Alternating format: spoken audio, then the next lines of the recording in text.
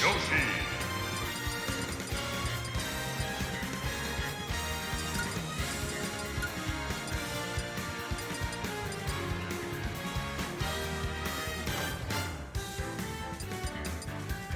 Donkey Kong.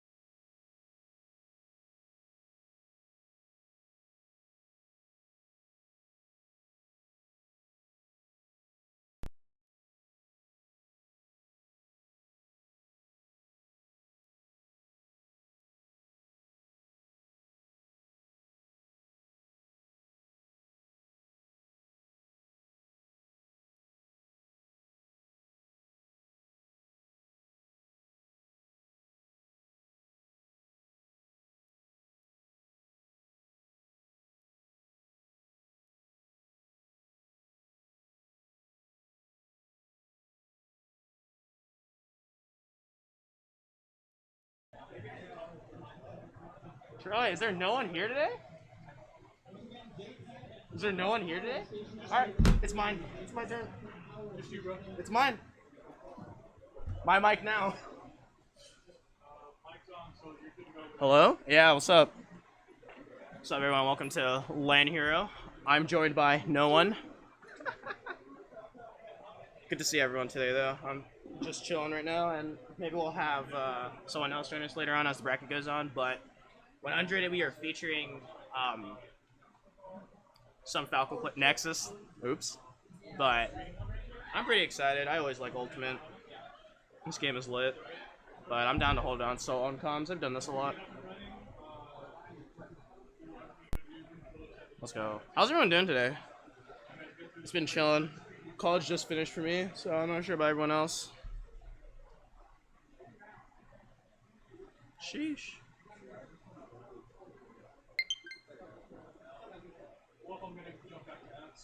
What? I'm gonna jump back to ads. Let's go. You don't have to plug it if you don't want to. Nah, I'll do it real quick. We're gonna do an ad jump because we can do that whenever we want. So yeah, this is typical. Y'all know what's going to happen. Eggy, thank you so much for making all these graphics possible. They look clean as hell. Make sure you take a look at them and make sure to follow them on twitter.com/EggyOnline. Yeah, what's up, Don Fun? Is that how you pronounce it?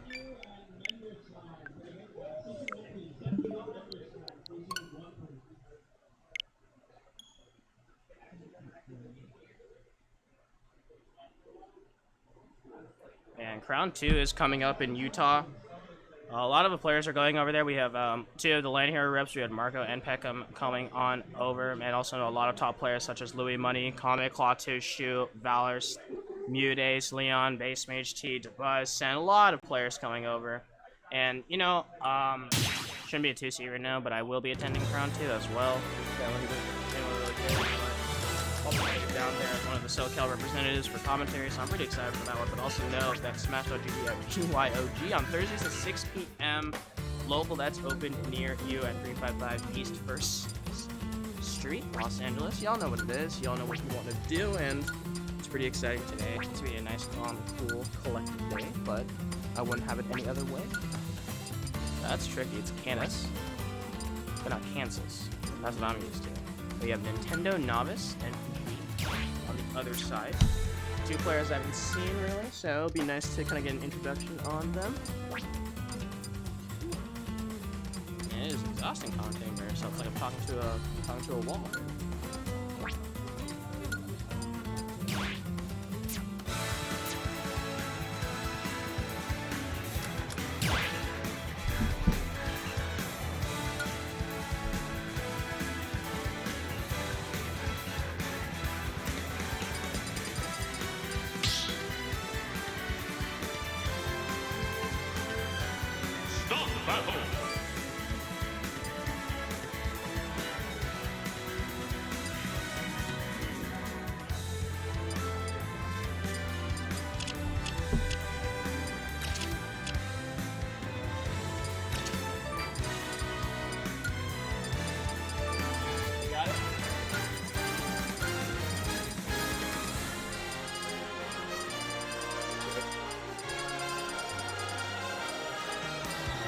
A lot of times.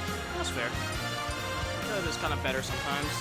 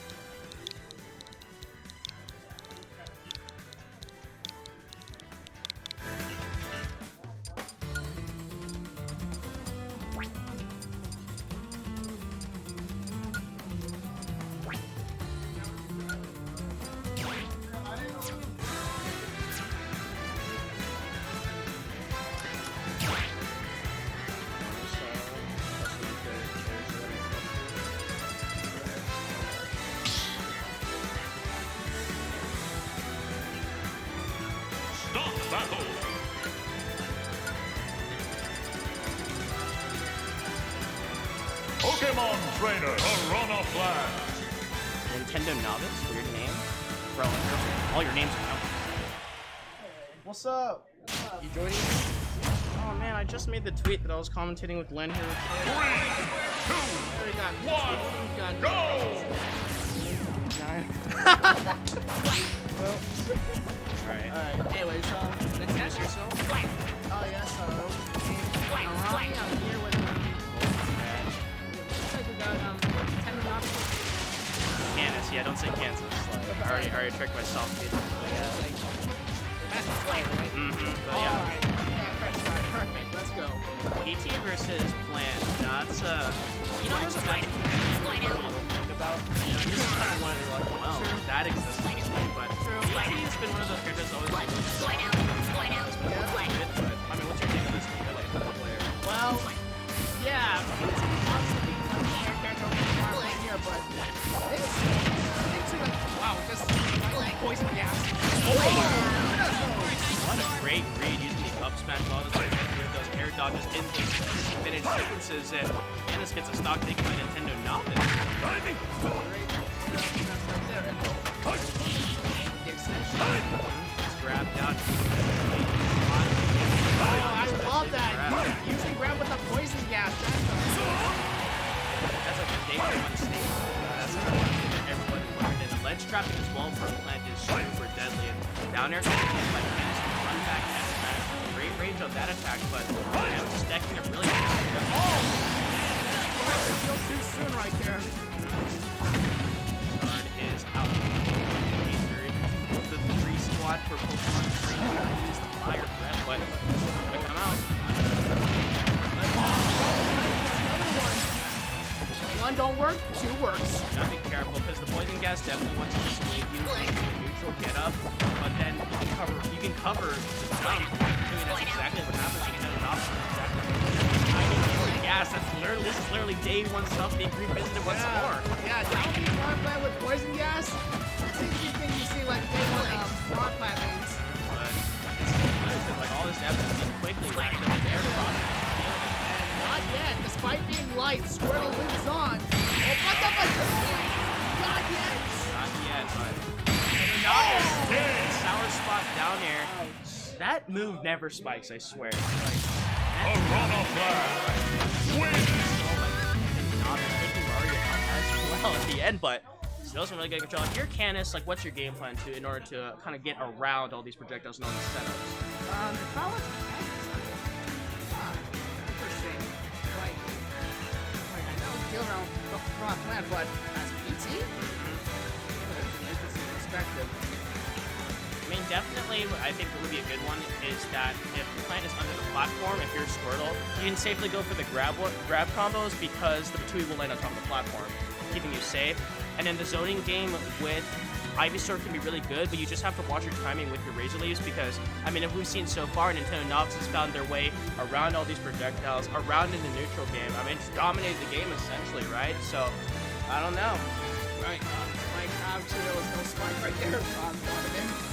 It was a bootleg spike. The bootleg spike. That move's gross. It never spikes. Like, good try. You have to fit the whole, pot. You have to smash it on the head. And it still won't spike. You gotta like fit their whole body in there. But Canis, hopefully we'll get a better game plan for the next. We're actually seeing a switch. No, yes, maybe. Back onto the runoff flag. Saw the corner. Pokemon Trainer. trainer. But you don't have to play if you don't have to. We still love you for whoever you need.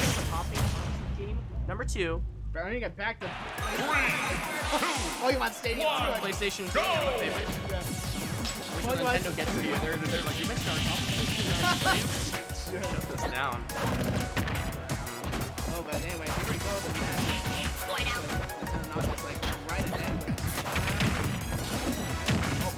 Grab to the ball. Oh, here we go. We could have seen like the beginning of juggling. Oh, they came out. Here we go. The City Leaves has the field defense. Really good stuff. Canis is continuing this game well. The trade working in the favor of Nintendo obviously just really good control overall. Another 3 try to trap the landing, but not going to fall. Oh, that jab was not consistent for Nintendo novice right there. That's up with the down special. Nice use to the side B. Could not kill him, but swapping in the middle of the yeah, a little bit of a panic roll from Canis as well. That's definitely not safe. Armor on the down special. He used out great on the roll. It's not big. Demon's not big. Not Bowser Jr. either. It's not going to kill any time, dude. Charizard with a lot of rage. He's in the least special for damage stacking The up. dash tag it. Not gonna be it. Back onto the stage, and up times use not going to kill. No, and here goes the special 1-4. That's the, I'm putting all my eggs in the basket. I hope this hit. That's a lot of rage. Now it's so used. Like, damage within that. Used for more pressure in the field. The back arrow from behind. I think it's interesting that the end line on it is insane. Oh man, but look at Cat. He's trying to really off the stage right there. Oh, here's the four. The best that they can. Trying to get those jab kills down. Finally lands a grab with a little more try. Made up the air dodge, but unable to go for the punch. Tatui used out. Nintendo novice can sneak afterwards. Punish down special in the gas used once again. Going for it, hopefully maybe a third time. We'll get the trick in. Here we go. Another grab use into a down throw up air. Yep. Simple Oh, going for the combo. out B, but it does not connect. Oh, gets the grab, throws him, tosses it. But Zooey, oh no. This might not be good for Ivysaur. Can we get a third? Third one! Oh. Yep, it's true. There we go. Gets the third one as well. Up smash, double and use. Trying to finish the stock as soon as possible, but Nintendo novice sticking to the the ground.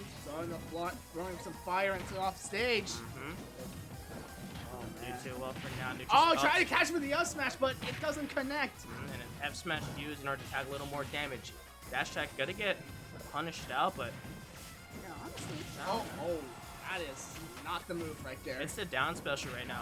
Candace has just a lot of hard time dealing with both Fatui and the down special. How many times we can hit with both those moves? Oh, it misses the punish from the Miss Jato. Oh, another flare blitz, but gets canceled out right away. And Fatui used great usage of the jab. Just want to get that guaranteed punish on the neutral. Get up, eats a Fatui to the and face. that's gonna be it.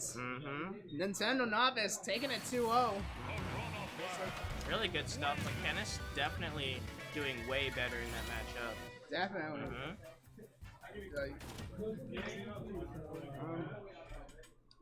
What's up? Uh-oh. Yo, Candace did pretty well second game. Like, definitely hella hard. Really? Well, he's doing really well, so good job. Oh, I brought out like 4 of my Oh, I got it. Yeah, I know it's a lot of pressure being on stream, but you do really well. Right. You too. Yeah. It's weird saying plant, but yeah.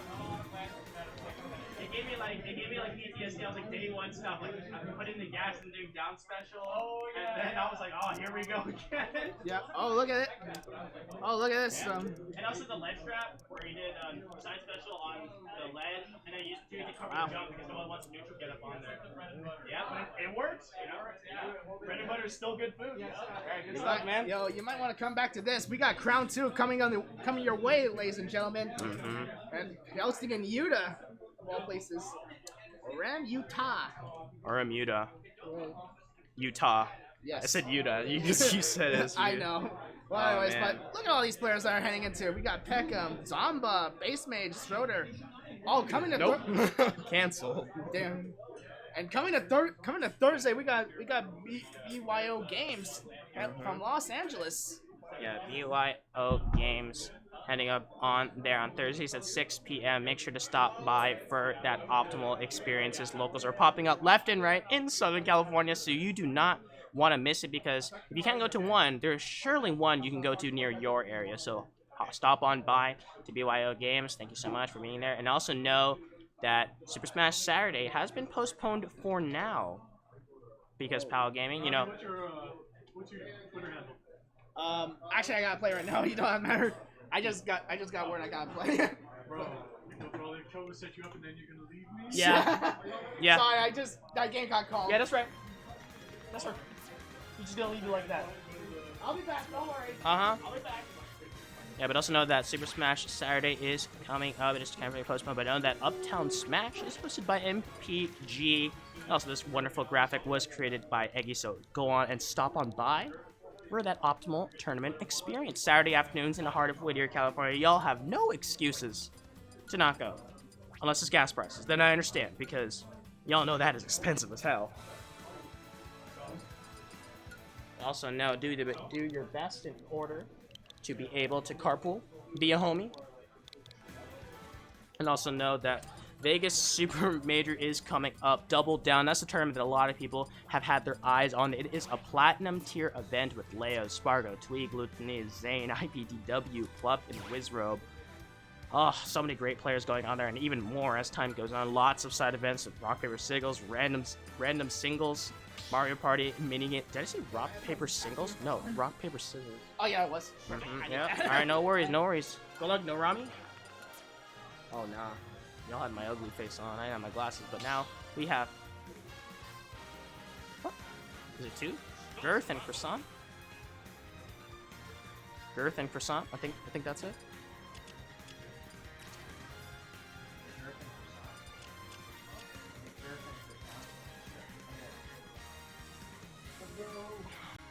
Yep, Girth and Croissant.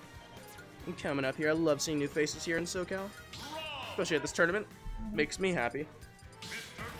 I love seeing new people, and I hear the familiar tune. It is the Rob versus Game & Watch. Two characters hated for different reasons, but we have both been playing against each other, and already starting off with the bucket, knowing that the neutral special was going to come into play with that laser, but Croissant stacking up damage really well, but Girth fighting back. Both these players can really rack up the damage against each other, but, you know, Rob has a huge huge model, so we'll be able to get hit with a lot of attacks, a lot of straight hits from Girth's end, but at the same time, Girth is relatively light, so really got to be careful because an easy gyro conversion near the ledge should kill. Great usage of the drag down up air and another parry. Both these players really one-upping each other in all these interactions that are occurring in this match. Really tight together. Great sequence by Girth. Dash attack does whiff out, but I love the usage of the faster aerial, knowing that if Croissant tries to pump something out like a backer in that earlier exchange, then it's going to beat it out. Oh, Bucket is online. You've got to be careful. Now here comes the Bacon being smacked out there. And speaking of smack, trying to use the down air, trying to end something fast, but now Croissant, got to play really careful. That bomb perfectly placed, because even if it was blocked, most likely just positive. And you got to be careful. Lots of explosions being sent left and right. Gyro's going to land, but another great parry, but the gyro actually stifles out that one in the spike from Croissant in order to fight back. And amazing stuff, but do keep in mind, if Girth is able to take the stock relatively fast, has a fully charged bucket, that should be really, really, really powerful. Croissant not going to SD just yet. F smash used, but the Nair thankfully lands, trying to use it again. But look at this damage being quickly stacked up. Down air barely peeks through the platform, and Girth healthy 31% and a fully charged bucket in hand. Lands the grab. Here we go, starting it off with, oh, just a 1-2 hit, but baits out the air dodge instead. Trying to land another sequence down, but not going to do it. Here comes the back air. Great usage of it. The second, and tries to catch it out with the up special. I love that pressure attempt, but here we go, trying to get something down. Neutral specials used on Croissant's end, knowing that the bucket is full. There will be no reflector, but you got to be careful because you're getting quite punished.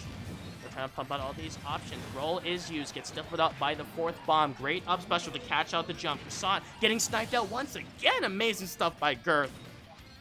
And now this is a deadly position with a fully charged bucket and a healthy 37%, barely stacking up to 45, and Croissant's got to do something fast, using it as side special, the rotor arms. Thankfully for Girth, it wasn't on the right side, so we'll be staying alive.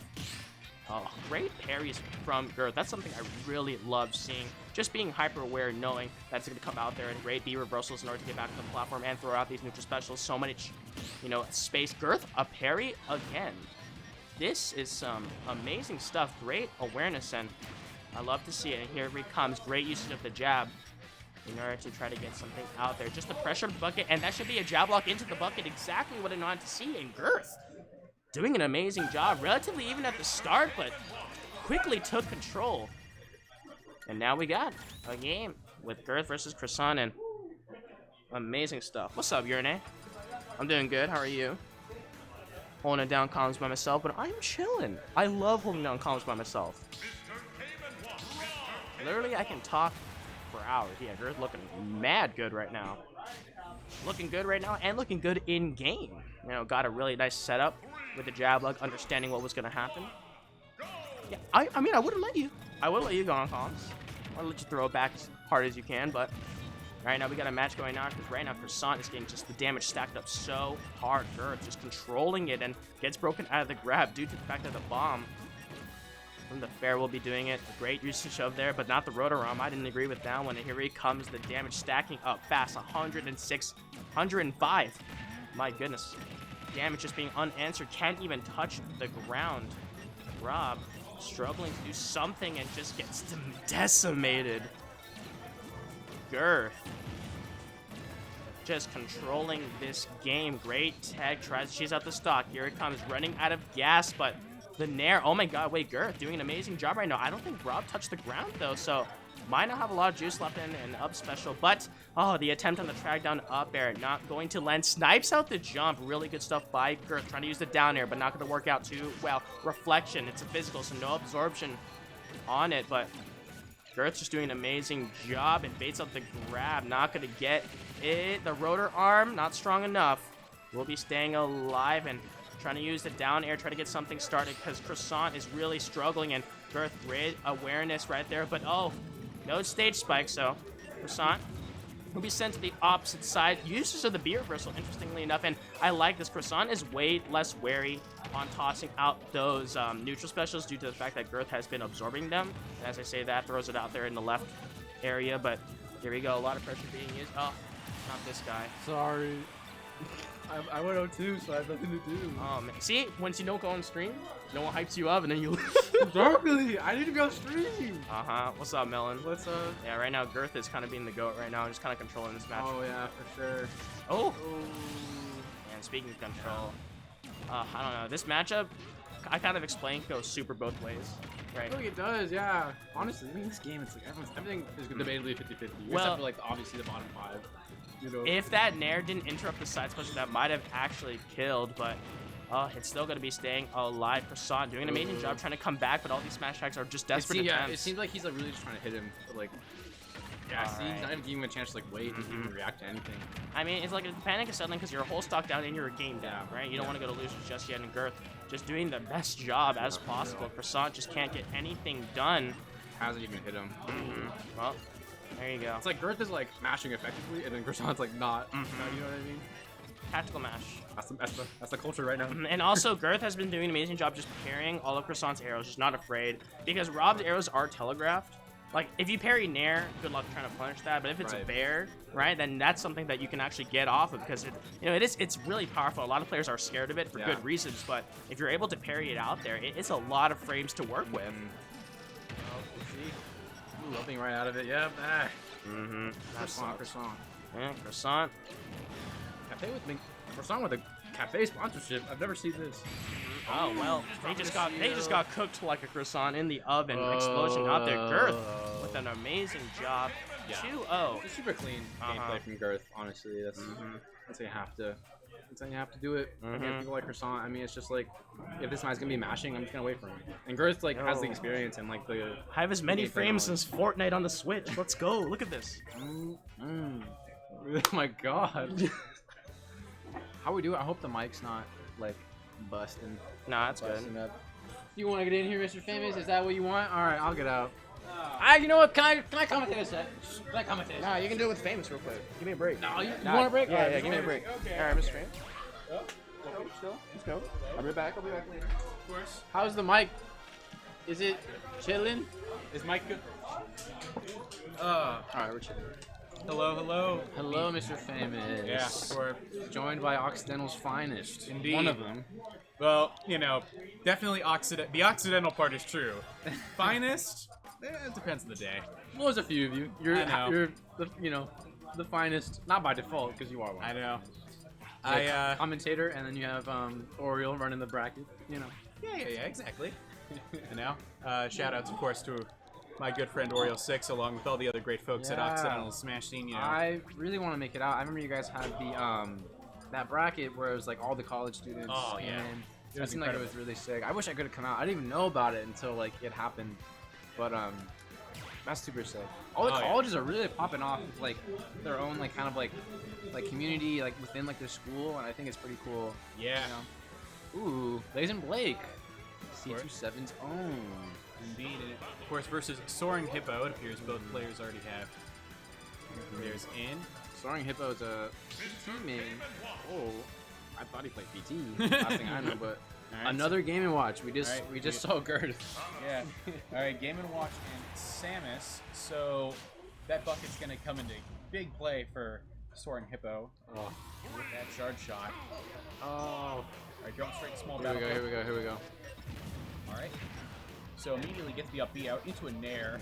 There are quite a few sharking aerials right there from Soaring Hippo. Very aggressive start right here.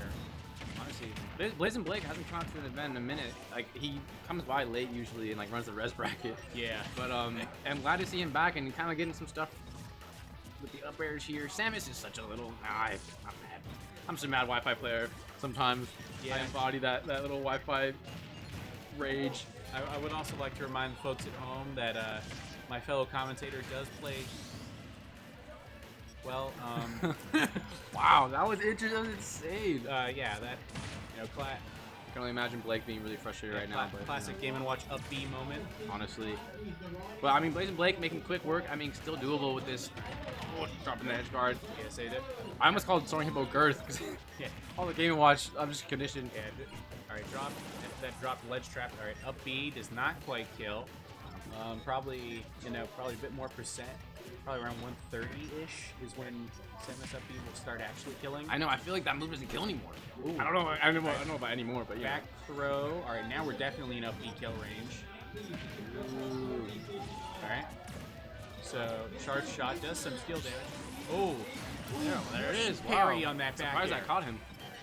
So that was a fantastic parry by Blazing Blake on the back air to get the screw attack. People are talking shit.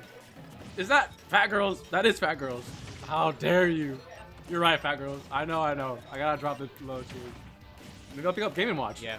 Although all I will say to Fat Girls is you first. But anyway, True. Fat Girls. I lost to a Robin today, bro. Please take it easy, Robin. wait, you. Oh, I lost to a Robin. I was gonna say, okay, then you've lost the argument. Oh dear. Oh dear. It's sad. Yeah. Shout out whatever Robin beat you. No shout out for him. I'm just kidding. Oh, Blazing Blake though. Gotta Yeah. make some. Oh my. Oh! Ooh, you hate to see. Fat SD there. You hate to see. Our good friend SH. All right, bro. All right, down throw does get a nair. Blazing Blake does get the ledge trap Baby here. charge shot with the F Or smash. Hippo right back off for the edge guard. Looking a lot better for Blake. I think maybe Soaring Hippo like kind of lost his composure. All right, down throw. Ooh. Doesn't really get anything out of it. Yeah. Well, looking not looking good for Soaring Hippo, but still doable. Oh. Yeah, that'll do it. Just barely killing. Yeah. So, Blazing Blake gets out to an early lead. So, So silly. I mean, we had like a completely different game in the beginning, and then Soaring Hippo. It takes one mistake. There's one mistake. But I mean, honestly, it's up to a good player to really capitalize on that. Blazing Blake, good shit to him for Alright. keeping his composure and like making it work. So, counter picking to PS2. So Soaring Hippo probably wants the PS2. It's a slightly bigger stage, so that definitely will help. Oh, we got a character swap Come back to the PT. Pokemon. I told you like- he played PT. It's what I remember. Definitely a little more doable. Does Kairos still play? Yes, Kairos does still play. No, he retired. He's washed. He's a coach now. Yeah, I mean, he is a Yeah, coach. and Kairos, if you're watching this, if you want to prove that you're not washed, you can come through next week. He plays Violet now. Yeah, see, we can run the Ditto. See, Soaring Hippo. I don't know. If this matchup's a little better. I think Squirtle definitely can like rush down Samus, kind of like close up that wall. But I don't know. Like, PT is a really solid character, but Blazing Blake has a lot of experience with PT. He plays Cujo, also in C27. They have a relationship, and they fucking they run it all the time. Exactly. So Blazing Blake, he's ready for this. But I mean, I don't know. Soaring Hippo kind of putting him work as edge guard here. I feel like PT doesn't have amazing tools against Samus's charge shot. Like unlike a lot of other characters where PT often will just switch to get an answer, I don't feel like there's a great answer anywhere in PT's kit for this, aside from maybe Razor Leaf or something. Yeah, you gotta like bait it out and kind of just either wait for it, just play it chill. But at the same time, he's doing a good job. I mean, Blazing Blake not really putting out a lot of charge shot. I mean, like fully charged ones, but he's mixing it up with the But of course, a classic answer to every problem is just a Charizard back air to the face. Yes. Oh god. Tries to do jab back air, does not quite get it. I guess, that is Ooh. Zard. The classic down B to charge shot though, gonna take that stock. Still kind of even here, honestly. I'm gonna say it. But I mean, I'm not counting out Soaring Hippo. Yeah, he's looking a lot better this game for sure. Nair, forward air. Oh, good B at a shield right there. Now that it's always positive, always. Yeah. We're trying to place that downer, but he's there. Ooh, Hippo. Ooh, Hippo. All right. Wow. Oh, does not quite get anything off that Razor. Hippo's not been getting a ton of extensions this game.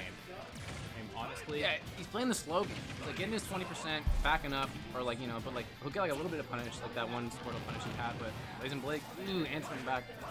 the issue is playing the slow game against Samus. It kind of feels like you're just doing what the Samus player wants. Yeah. Like, when you let Samus control the pace of the match, you're inherently just giving them a lot of power. Yeah, honestly. You know, especially with Samus having a ton of control.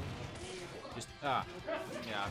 Of course, Blazing Blake right there using the weak shard shot into the grab to get that up throw. That Samus up throw, really good killer just at late percents. Yeah, honestly. Soaring Hipple's got to make something work here. He's down a game, down a stock. Squirtle up smash will not kill. Never. All right, now he's on Squirtle, which if he's looking for the stock, I wouldn't necessarily think is his answer. He might not find it. Yeah, see, there he goes to the Ivysaur. Ooh, just missing the up B there. Not really going to work for him. Yeah, but he's like, kind of just being patient. You know? Which he has to be. I think he really, I don't know, like you said, like Sonya was trying to adapt to Charge shot back air. Blaze's pace, but it's not happening. All right, Waiting bomb. there. Oh, good Pokemon change to get out of that. This forward air will not kill. I don't know. But it's going to set up an edge guard, and that's going to get set. It's say he didn't have a jump at that point. So Blazing Blake taking 2-0 over Soaring Hippo. The Game & Watch counter pick not really working. Was that how you think that's what he was doing? Hey man. Do you want to commentate? I don't want to take him. We'll do one more set. And then you can come. Yeah, shout out to our good friend Iceman. Yeah, Iceman, trying to get in. You know, everyone's favorite DDD player around here. My favorite. Yeah? My favorite. I don't know if he was trying to counterpick unless it. Volt is watching the stream, in which case, hi Volt, you're now the favorite DDD player. Unless D20 is watching the stream, in which case you're now the. He's not a DDD. He's a lead. There's a DDD hierarchy in SoCal. Sort of what DDD player is. I mean, if Volt came to more LAN heroes, maybe he'd be my favorite. But I don't see him here. I would say, if you know, like, so now we have, we got 3 players that we really got to get out to LAN hero. You know, we got Kairos to prove that he's still playing. Hockey to prove that, you know, he's a good me, and then we got Volt to prove that he's our favorite DDD player. Yeah. Because of course that's what it's all about at the end of the day, is the opinions of us, 2 talking heads, safely behind this countertop right here. Ooh, okay, couple things. We got Bring Your Own Games, hosted by MPG. The Thursday local in the LA area. This is a really good local for people in that area, especially on Thursdays. Not a lot of stuff going on Thursday, so I think BYOG is perfect. If you can ever make it out there, please come through. This beautiful graphic made by LAN Hero's own Eggy, and obviously JL being the super great host. Come through on Thursday, register. I'm pretty sure you can pre-reg now, but come on through. It's gonna be super sick. I've never been myself, but yeah, and of course, don't forget Super Smash Saturdays, hosted by Pow Gang. Unfortunately, right now, he's postponed. However, soon it will be starting up. So be sure to check that out. It's a classic series coming back. Honestly, I remember being at Smash 4 days. I would come through, and it was one of the first tournaments I competed in, and it was great vibes, honestly, and like it's just a great bracket. Pow Gaming and Troy, they do a great job. Please keep it in mind. And as well, we have Uptown Smash, the classic Saturday as well, Saturday afternoons in Whittier, California. God, we have so much Saturday. We have so many great things. It's the day. Saturday's the day. Everyone's free usually, right? I mean, you know. But I know I'm free. Yeah, me too.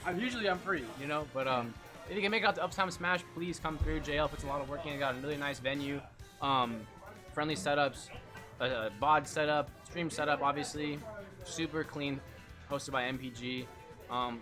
Yeah, and don't forget, of course, Las Vegas' newest super major, Double Down. It is a platinum tier event, and on the Smash World Tour, featuring the likes of MK Leo, Spargo, Tweak, Ludwig, Zane, IBDW, Plet, Up, Wizrobe, and many, many more. Fantastic side events. And registration, registration increases after tonight. I want to, right? Oh, so, snap. actually, no, it actually increased yesterday. Yesterday. Okay. Dang. Yeah, you gotta... Exactly. Use LAN Hero Tuesday's code to get $5 off. Yeah. Oh my goodness. It is the one and No, only... it's not. It's right. It's a wolf did it. Sorry. It is the one and only. Oh, yes. Folks. Holy moly. Things now, I know you're a big fan of Star Wars. Right over here. Aren't you, Melon? You know, personally, I'm a big Peter Oyniki fan. A fan of Star Wars. You know? Fan of... oh my gosh. Yep. We got Wolf Dittos, ladies and gentlemen. I'm- Maguka and Fresh. My breath's been taken away. They're taken away. So here we go. Oh my god. Now- Wolf ditto. Now Maguka, who's been the best player, who's been the best wolf in SoCal ever since Charlie decided to go away. He Honestly, yeah. yeah. Rest in peace, Charlie. Retired gamer. But Maguka really kind of filling the shoes, honestly. Yeah, absolutely. Okay, getting a quick 80% right here to Yeah. start the game. Fantastic. Oh, but Fresh answering back. With a quick 51 and 64. This is what you expect out of a Wolf Ditto. Very quick strings of up airs and forward airs and nairs. Oh, another nair and a down smash. Catching the mistech. Oh my Maguka gosh. will take first blood. Oh yeah. But Fresh still in this. I mean, put up that damage pretty quick, so I feel like he's maybe comfortable in this kind of matchup. All right. I've never seen these two players play before, honestly. Fresh, honestly, making it out to a local for the first time in a while. Really excited to see him. Wi-Fi Warrior. Recently sponsored by, is it Infamous? Yeah, Infamous. Congratulations to Fresh. yeah, good. And what a great first stream match to have against, like, Maguka. I mean, Maguka's a rookie, so it's not, you don't really know. Yeah, exactly. I mean, Maguka's only been coming to locals for a few weeks now. Oh, but he's been doing very well. Oh, of course, Fresh getting a good up smash. Yeah. Also doing very well right now. Quick 40%, 50%. Right. Love that Ooh, does wave. not quite get the F smash. I love the lead. wave with the F smash. I don't know if that was optimal punish there, but Yeah, but that was a good dash attack there by Maguka, and already, Fresh is on his last stock in this first game. that rock grab got right, kind of backing up with these F smashes again. Not really paying off for him. I feel like he needs to get some more stage control off of something else. Ooh, But doesn't quite get the shine though.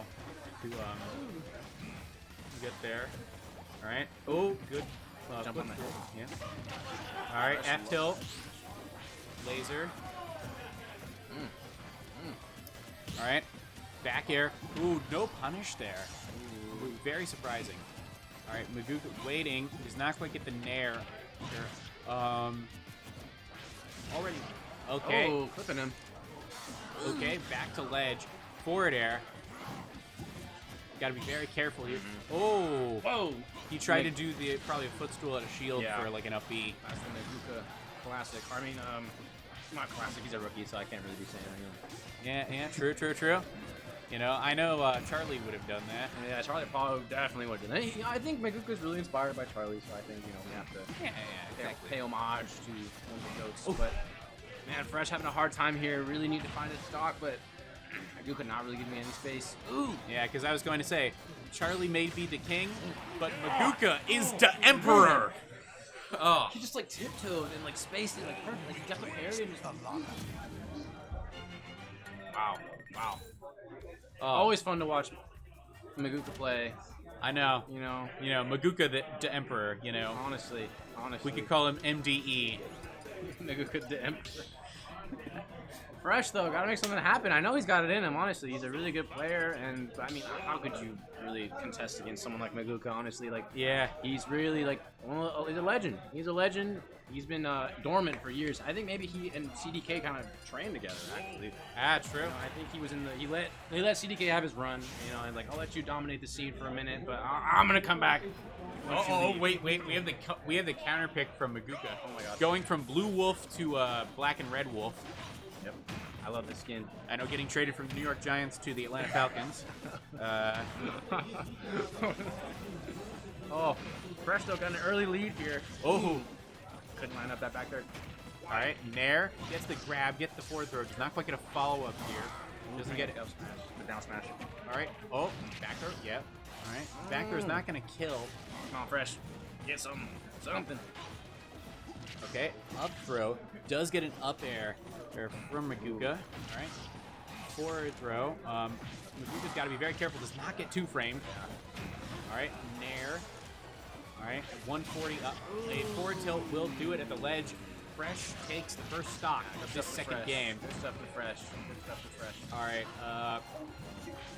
But I mean, it's a 90%.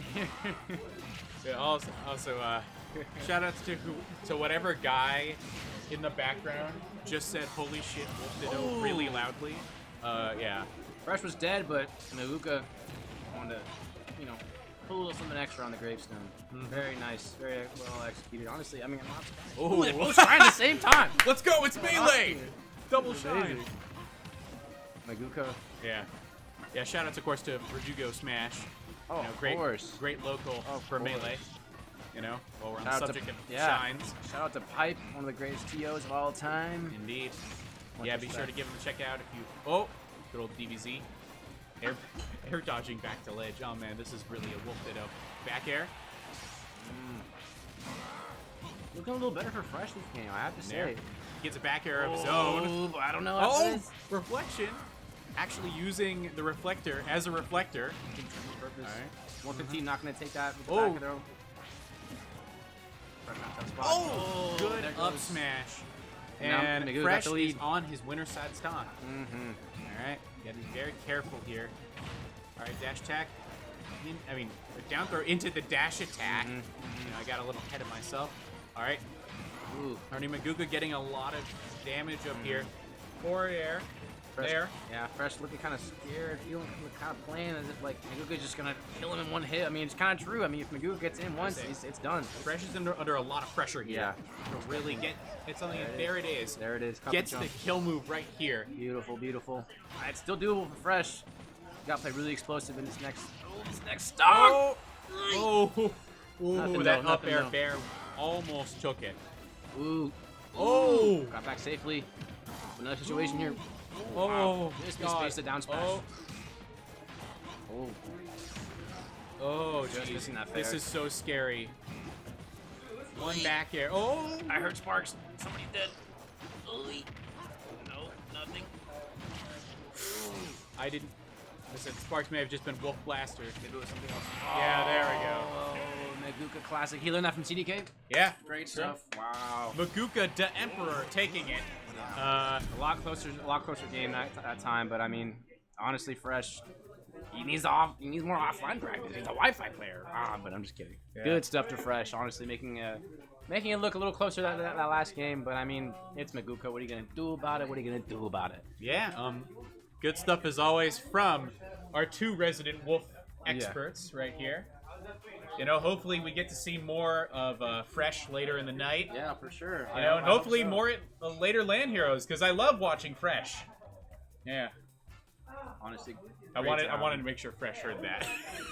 He heard. He probably heard. Yeah, exactly. I mean, to encourage him to come out to more LAN heroes. After a game, you're probably like you're seeing red, or you're probably really pissed, or like you're just like depressed for a second, you know. So he's That's it. one in one year out the other, you know. Yeah. You know what I mean, it's classic. Yeah, and but- by the way, if you know a player that should come out to LAN hero, be sure to tell him to come out to LAN hero. yeah. Tell your girlfriend, tell your boyfriend. Tell your Yeah, cousin. you tell your Tell uncle, your- tell your yeah. aunt, your mother, your father, Tell your brother, dad. your sister, your dog, third cousin, neighbor down the street. Especially if you're PR, you'll just Yeah. get more money. And if any, I was gonna say, if you know, to rank 5 in South Dakota, if you want to come out here at any time, we'll happily have you. Or you know, if you're rank 7 in Maine, I don't know. I think that probably exists. Come out. Of course, you can check out many things that are great here in SoCal, such as our own egg. Our egg. Eggy's got great graphic design work. Look at this portfolio here, doing stuff for MK Leo, doing stuff for Coney as well, I believe, and of course the LAN Hero Top 8 graphics, GLS Top 8 graphics. Hit them up. They're immaculate when it comes to graphic design, and they're always coming clutch. Always give you something clean. I mean, look at these beautiful graphics. They even do, you know, the PR rankings. Yeah, and of course, coming up is a great event, Crown 2 in beautiful Orem, Utah, featuring a whole bunch of great players, such as, I know, Karama, Stroder, Mutace, Leon, Ken, Base Mage, Shuton. Well, I mean, there's so many great players that are including LAN Hero's own Peckham and the marvelous Marco. Marco, baby. Yeah, he gets use of the adjective whenever he wins a tournament. But of course, speaking of tournaments, we got another one coming up. BYOG, hosted by our good friends at Mindplay Gaming, coming up in beautiful Whittier, California. This Thursday at 6 p.m. Check out smash.gg, BYOG, or start.gg, BYOG. That's right. Yeah. Thursdays, you know, there's kind of dry on Thursdays, so I mean, JL and the homies at Mindplay Gaming Yeah, beautiful coming in clutch. Boyle Heights. Yeah. It's a really, really cool venue. They got really cool, like, you know, viewing setups and everything, but once again. Oh, back to the match. Back to the match. Ooh, we right. got Morbid and Captain So, Pikachu. Wow. Pit So Bowser. Yeah, shoutouts to Maguka, by the way, going wild in the background with our good friend Wolfie and Demon and Zenyou. Yeah, Pit Bowser. I imagine Pit gets a ton of hits and Bowser gets one. Yeah. And it'll be even still. Yeah, exactly. You know, it'll count still for be even. it'll count for the same amount of damage roughly, I'd say. Yep. Yeah. Morbid. Oh, Really. wait. We need to see the music pick because this is important. Battle Reshiram Zekrom, is that going to be the pick? Somebody love his Gen 5. Because here's the thing, folks. First of all, in case you're wondering, my music pick on this stage is the Team Flare Battle remix. That's fire. That's such an underrated remix in this game. Route Yeah. 209 is probably like one of my favorites. Yeah, that's a like, good for friendlies. Like Route 10 is pretty good too. I love Route 10. Yeah. The remix of Solgaleo and Lunala fight and the Elite Four. All right, that was Steve. Steven. Yeah, that's pretty good. You know, I respect that. I gotta hear solid, it again. I gotta hear it again. It's a solid pick. You know. Oh, All right, my we goodness. got the Bowser. We got the Dark Pit. He is. Pikachu is going Pit. Captain Pikachu really putting in a lot of work these But days. it's you Dark know. Pit. It's not Dark Pit. Sorry. All right, so Pitu. All right, so fires an arrow, throws a forward air. All right, gets a nair, does not quite get. All right, there's the down tilt. That down tilt can be a big combo starter for the pits. He's really taking this. Oh. All right, forward air gets a quick 16. Of course, Pikachu's got to be very careful about this aggression here because this can just happen where Bowser gets 2 forward airs and the percents are even. It's unfair. Why can you pair twice in a row? Ooh, getting the Oh, up air. nair into up air. That nair is a very interesting combo tool to Bowser. I know. Because I love it. you get different things off of it depending Yeah. on what Which way hit- you're facing and stuff. and Yeah. what hitbox they get hit by last. It's very Honestly, interesting. it's ridiculous. Bowser, I don't know how his character got And- even better in this game. Yeah, From and Smash Forward. does not kill with the side B. The side B will kill now. Flying slam Ooh. or up tilt. Catching him in the neutral B. That was a very good pivot up tilt right wow. there. Honestly. And That's the kind of plays that win you the stocks, that win you the games, honestly. It's kind of crazy. yeah, all right. So nair, Ooh. another nair. And Ooh. this is the down smash, which gets the down throw there. Ooh, beautiful. from And Pikachu absolutely, Love to you know, see it. evens Love it to up. see it. Uh-oh. gets a couple nairs, and Going Bowser high, gets going one up. high. Bowser gets one up B, and a percent lead is now his. Ooh, Oh, beautiful. I love that. I say that's a very good reactive side B. Honestly. Morbid has appeared to take control of the match right now. Interesting how he opted for the Nair and that whiff punish and didn't go for the grab. Oh, gets the side B that He won't just built kill. like that. All right. Oh, all right. I forgot about that option in this game. Yeah, that's now a thing, folks. Yeah, like Pikachu's Waveland on top. Then Waveland, but he just got back up there to get the punish. All right, good back air, but an even better back air to take better that one. stock. One that killed at center stage as well. All right. Ooh. All right, gets the kind of the late hit of the nair. I love these waits from Morbid. He's really patient. I mean, I guess, kind of have to, but... That neutral B right there. All right. That was I can't quite Was tell. that stream? No, that wasn't stream. That was that was another match I checked. Some Once again, All right. not taking the stock. side B. All right. Love these weights. Morbid. Oh, and the F tilt will do it. All right, Morbid takes game one. So, what does Pikachu do? He's got the Marth. He's got the Dark Pit still. I mean, honestly, it seemed like the Like, pace of the match I was was gonna- really fast. And maybe It Pikachu wasn't needs to slow it honestly down or something. Pikachu wasn't doing that bad in the early game. It's just things got kind of out of hand in that second stock. Like, Yeah. that was the thing that really pivoted the whole game on its head. Yeah, honestly, it does feel like that. Like I don't know, Morbid had like a more like the mental was on his side. Like he had the weights, he had the patience. Pikachu also had the patience. I do think maybe like there's some situations where like Right. somebody has more patience. So in we that get this. situation. So we're gonna see the stage and the music counter pick. I don't Pikachu thinking real hard, as he should. Yeah, this is a big decision to pick the stage and then select the optimal track. Yeah. For I stress this enough, folks. I am currently in college studying music, and so oh, this is a dangerous move right here, leaving it to random. The whims of fate, folks. Which, by the way, Sakurai, I understand Persona music can be a little expensive, but like, What am I seeing here? wait, What am Falcon. I seeing here? For the people? the people, For the people. the people. I have never seen Pikachu. I didn't know this man had a Falcon. Well, I mean, I guess that's half the name. I guess so. All right, so Falcon using the Captain Fabulous skin. Oh, here we go. Oh my goodness. All right, down throw. Oh. All right, gets it down tilt. Love that down tilt. A lot of walking from Pikachu, you know, with the Falcon. Oh, gets 3 up airs there. Doesn't quite get anything off of it. Guys are 87, so you could probably get like up air knee, or you know, nair up air knee or something. Oh, or just a raw knee or Yeah, I something. was Oh saying, my just- goodness. Oh. Or you know, Wow. you could just get footstool.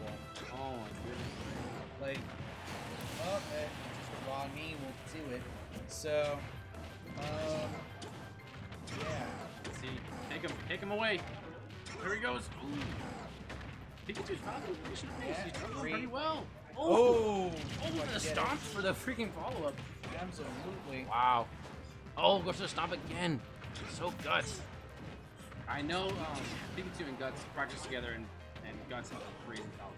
Yeah, which you have to specify Guts, Sorry, Guts with an S or Guts with a Z. You're a ninja. I don't know if Okay, it's Z or S. I think it's Z. Yeah, that's Z. right? That's Guts with a Z. He doesn't watch Berserk, so he doesn't. Exactly. But, Yeah, we always have to specify that for the viewers. yes. Oh my goodness. Oh my god. Go for the All right. side B. I mean, I should have gone to ledge, Alright, but you know. F tilt. We'll take that stock. So, Pikachu gotta make something work here. so Gotta get this kill soon, if not now. Nothing yet. I do like this pick though. It seems like it's working out for him in a little way. He's changing up the pace in some way. It's kind of helping him. oh, Ooh, good up throw. Nasty. All right. Bowser too fat. Not gonna guy from that back there yet. Oh, good a stomp stomp. right there. Best And is it morbing time? That's the real question. Oh my god, you're powering Morbid up by saying that. We're giving him the advantage. All right. So, Morbid Right, loves this- that Epsil on the ledge. He Yeah. loves it. the single jab right there. God, what's happening? Whips. Oh. Oh. I was about to yell that it was morbing time at the top of my lungs, but unfortunately, morbing time has been canceled. And well, actually, it is morbid time. What am I talking about? Yeah, it is morbid time. Yeah.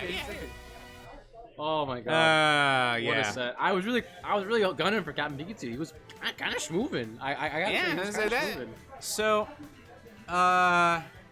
you know, I mean, Morbid, sticking to Bowser, I think in that situation, like he has more comfort, more in his comfort zone. I feel like, who knows? Real question is, when does Res Bracket start off? I think I'm gonna start Res Bracket in actually right now. I was literally just about to hop off.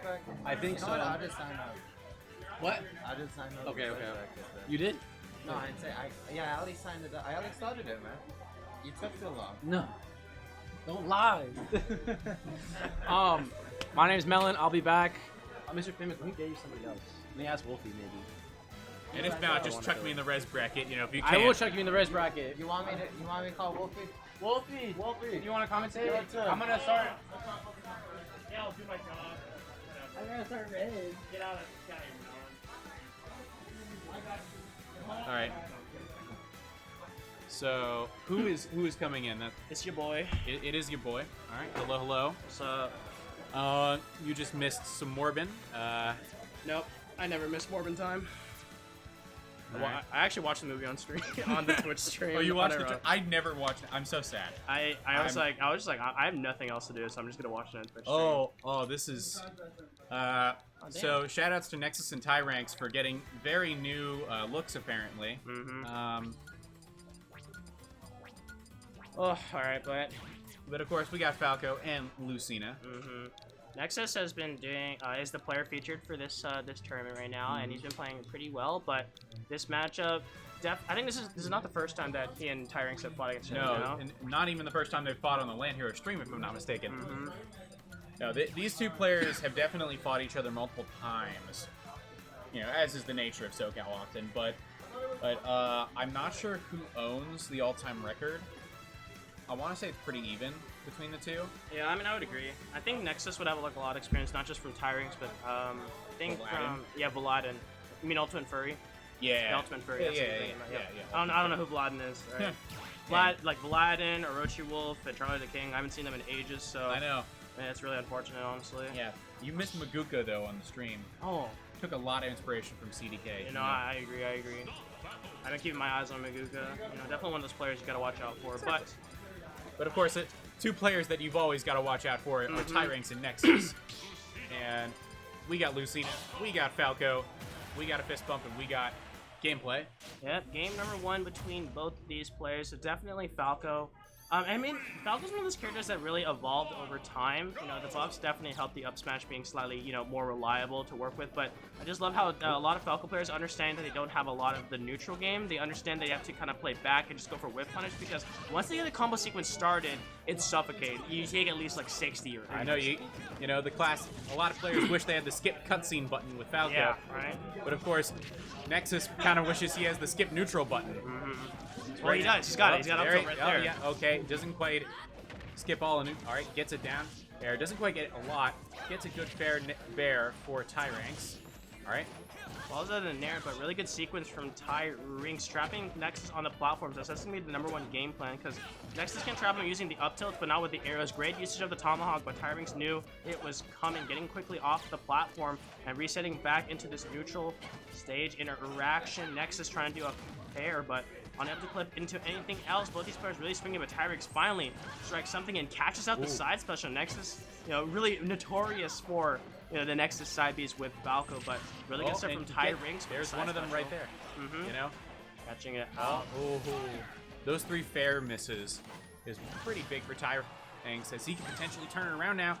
Oh, gets the fair, does not. Oh, the up B manages to continue the edge guard. Does not quite get the edge guard before Nexus grab ledge though. But catches out the jump. Great usage of the up air. But honestly, Tyranx with that edge guard sequence was really good, using the reverse hit of Dolphin Slash in order to keep Nexus in that disadvantaged state. But back onto the neutral game, this is where Tyranx should really shine in this matchup. Nexus being forced to approach and having lackluster neutral options will definitely make it worse, but Tyranx, I love it, just playing safe, not really swinging, you know, just opting to go back into this neutral game where, you know, they'll know that their character is way more, you know, oppressive, but getting so much mileage off of this Nexus at 60%. Oh, all right. Hey, Nexus gets the forward tilt right there. Forward tilt, not really a move you see a ton from Falco. Oh, but, you know, in some cases you gotta put him back in the corner, but the forward air, definitely a move you see a lot from Falco. Gets the kill, so, now both players on an even stock. Very, very close game right here from the start. But Tyranx definitely has the early lead right here. Gets a lot, almost ready to take another stock. You know, a good forward smash or just even a good edge guarding sequence could probably do it. Doing a really good job, and now trapping on Nexus at the edge. The ledge trap is going to be really deadly. Catching out the side B once again. These areas are so quick. Finally gets back on, but can Nexus escape? Yes, but Tyranx just firmly holding on to the stage control. Great usage of the down smash for the tech chase, catching it out on the back end hitbox, and there we go. Tyranx with a huge lead. Absolutely. Now, granted, this is nothing impossible to come back. Oh, that was almost really, really crazy from Tyranx. It almost went away in a flash here. I'm talking about like, oh, this is definitely, you know, not impossible. That Nexus almost just gets robbed out there, but you know, really good stuff happening going on now, and very good stuff. There we go. Trying to use this advantage save with that fair, clipping out the air-to-air interaction. Nexus opting to go for the ledge trap situation, misses out on the grab, and Tyranx great usage of swinging out these attacks, and good DI, stays alive. The back air confirmed, not going to land in the sweet spot, and Nexus, great Tomahawk. An option that a lot of Falco players don't really use, but it's really deadly because, you know, you can get conversions off those throws and just hitting them, you know, when they're out of that shield, and really good stuff. Indeed. Ah, man, a fantastic up smash right there. Their Falco up smash is very peculiar, and a lot of its weird hitbox places is, you know, but you've been seeing Falcos go for it more and more as a kill option, especially recently. Doing really good stuff, and Tyring's just going back to the neutral again. I love this adaptation from Nexus, often go for more usage of the blaster to try to, you know, snipe Tyring's out in the neutral, try to get a little more damage out there, but opting to go back. Tyring's doing a really good job just clinging onto this lead, but Nexus barely escapes using that drag down combo. This is what he's known for, finishing off with a downer, but bouncing off the ground. Tyring's quickly retaliates, but catching it out. Really good stuff by Nexus, though. And this could potentially, you know, be in a really good situation for him, just threatening with these aerials, those short hops. He catches up the jump with the up smash. Great stuff by Nexus, coming back. Absolutely well done from Nexus to kind of come back from that, like, early deficit right there. Yeah. I mean, it's just like one of the things you got to do. You really have to make any of those interactions when you finally get in count. You have to do it because, like, that's just kind of the strength. And if you're Tyrinx, you're playing Lucina, a character that really has to focus within that neutral game, within, you know, those stages of the game where you need to, like, have the great neutral interactions and force your opponent into disadvantage and catching them out when they have a poor recovery like Falco. But Nexus, a player who's able to find just a little bit, just a way inside the defense, the chink in the armor, and then boom. They're able to, you know, propel it forward and to get even more out of those small interactions, because exactly what you have to do. And now we're hopping onto PS2 on game number 2. A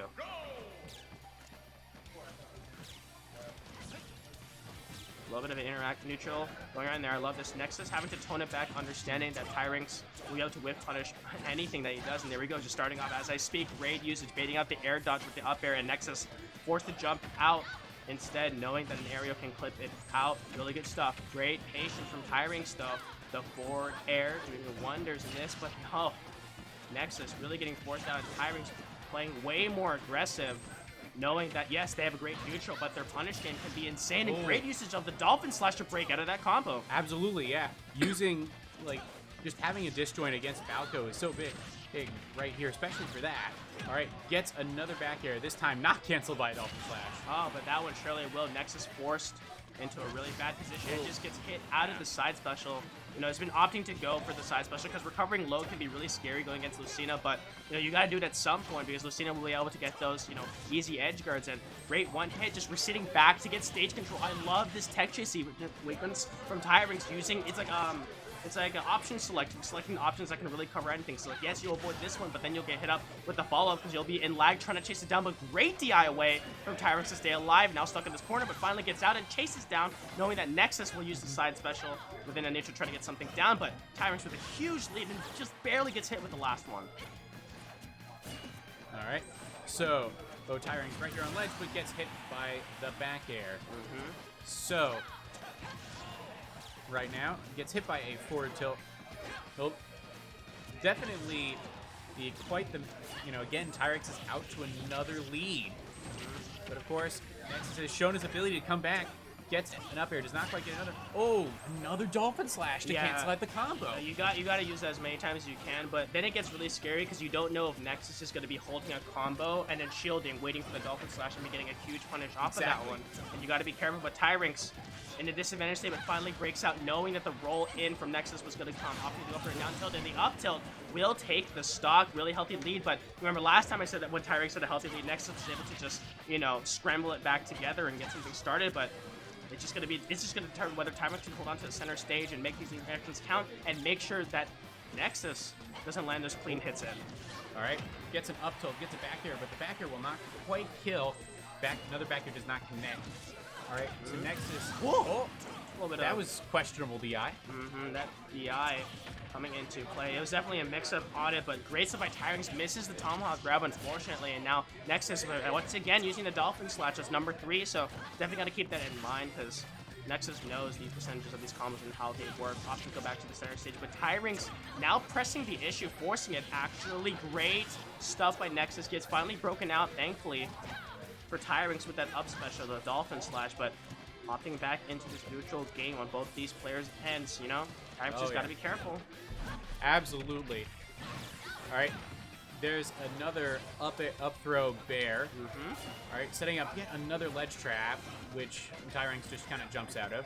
Yeah, it's really scary, though, because Tyrinx knows he's at least, at worst, no, at best, 2 interactions from dying. At worst, the next up tilt should confirm into a kill. Yeah. So definitely having to play really safe. And here comes the down tilt. Was expecting to roll in, but Nexus this time waited, knowing No, that Tigers is watching out for it. Forward throw. Here comes the ledge trap.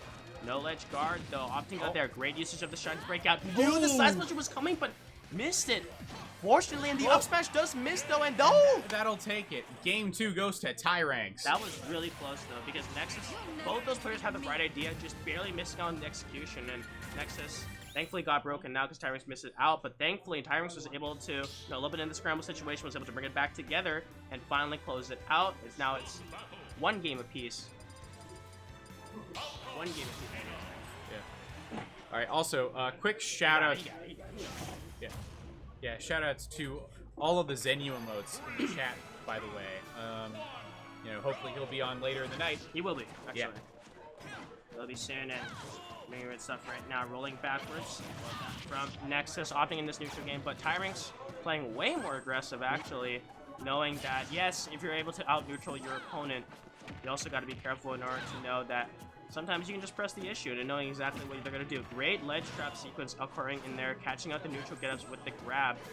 Nexus getting back there, swinging, but gets a grab. How much can Nexus do? Great use. I like the back here, though, knowing that couldn't get the bear, was trying to bait for the Dolphin Slash, maybe. Exactly. Just forcing, because, like, you just threw out the bear, because, like, it wasn't even close, but it's just the movement, because your opponent's looking at your character, so you got to be careful, but Tyranx, unfazed by it at all. Look at this huge lead they have in mind, and there we go, getting it started with this combo sequence. Tyranx getting hit up quite a lot. Yeah, there it is again, just going for a single nair. Yeah. Oh, well, there we second go. one surely will I say land. that now Thundercat's ho. All right, so uses is a blaster, gets grab, nothing off of that. Down with the dancing blade, getting that stacking that damage easy and fast. 54%.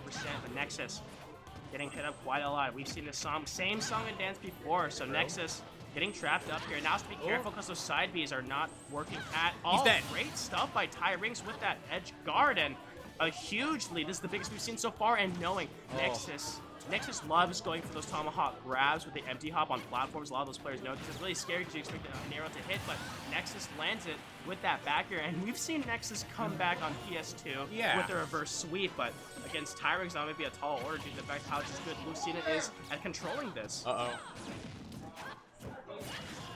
right, there's another up B. All right, gets an up throw into another back air.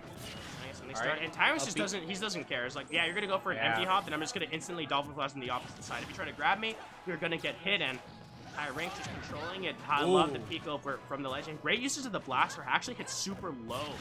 That was a really good crouch right there, and this might be it. Oh, no, it's not. Not gonna die just yet. All right, Up back tilt. throw. It was actually the recovery frames from Lucina landing on stage. She actually crouched down a little bit, so the up tilt, the reverse hitbox actually mixed. So that's a huge opportunity, opportunity just going out the window, and we go. There's the forward air. Yep. And that will take it. Tyranx goes 2-1 over Nexus in a very exciting set. Yeah, and Nexus not happy about that one, and trying to hit the forehead, but he's not happy about that one, but obviously really hitting himself on that one. Literally. Yeah. Yeah, don't do that. I used to do that a lot when I was a kid, but... Yeah. Oh, Kairos, funny you should come in the chat. People were asking if you were retired. So, are you retired? What? No, someone in the chat was asking this earlier. I don't know why. Like, this was... Yeah, exactly. Like, that's what we said, but apparently someone thought you were retired in the chat, and we were very... We had that reaction. Bro, I didn't even see that. No, by we it was myself and Melon. Nah. See that's your problem. You're looking at Twitch chat for accurate information. Twitch chat do be spreading misinformation on purpose, right? Yeah, me when I purposely spread misinformation on the internet. So congrats to Kairos at the Arcadian, coaching Demon, and they did win the entire tournament. That was really good stuff. Yeah, Kairos. Kairos, if you have a Medify, you can plug it right there right now. Oh, speaking of Demon, hey, look who's on the stream. Demon versus Cyro. Talk to Demon a little bit about this matchup. So it should be really interesting because Demon has a really good positive record against Nexus in the Bayo versus Falco matchup. So Cyro, definitely a different character, different playstyle. So I have to see what Cyro does, but it could be a little bit of trouble if Cyro decides to go for the Roy instead of the Falco at the start. Absolutely, yeah. I mean, granted, Cyro is going to be pretty aggressive no matter what. But even so, like, you know, we will see Demon and just do kind of demon things. Like, I can't imagine his game plan deviates too much from. Oh wait, for a hot sec, Halberd was the stage selected, and I almost got very excited. But no, we have Pokemon Stadium too. Also about Cyro, his tattoo on his left arm is like so sick. On his forearm, Yeah. the dragon one, that is absolutely that's a banger. Yeah, of course. If he moves his arms up, you know. Okay, so you're confusing anti-Nexus. That's the other Bowser player. Nexus is the Falco player here. Yeah. All right. Falco, of And course. I was right about that. Remember we talked about how it's just a winning, it's just winning for Demon, and Cyro knows that. So I'm gonna go for the Roy, which is a much harder matchup, for Demon to deal with, and Demon definitely knew that there was a possibility. And actually, I like how Cyro employs the same neutral ideas as Falco, opting to play back, not rushing in, and looking for an opportunity. But Demon, being on point with these punishes. Yeah. And already we're starting to see it. We're starting to see a bit more conservative punishes than we're used to seeing from Demon. Only going for stuff like, just this up air side B, the up B side B fair, I actually think it was, especially the first one, it was actually a DI check. Because after a little bit of sequences, I noticed it was actually, wow. There's actually a sequence against Yurne, where Yurne was DIing the Bayo combo, I do believe, differently, and he was able to fall off to the bottom.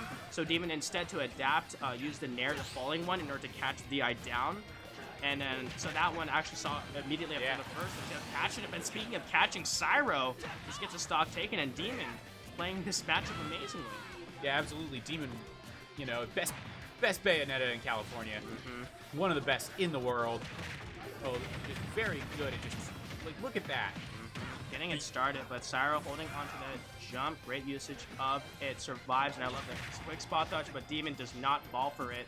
Yeah, Demon, the great battle between Demon and Cyro's left thumb is just, already Demon has appeared to be winning so far.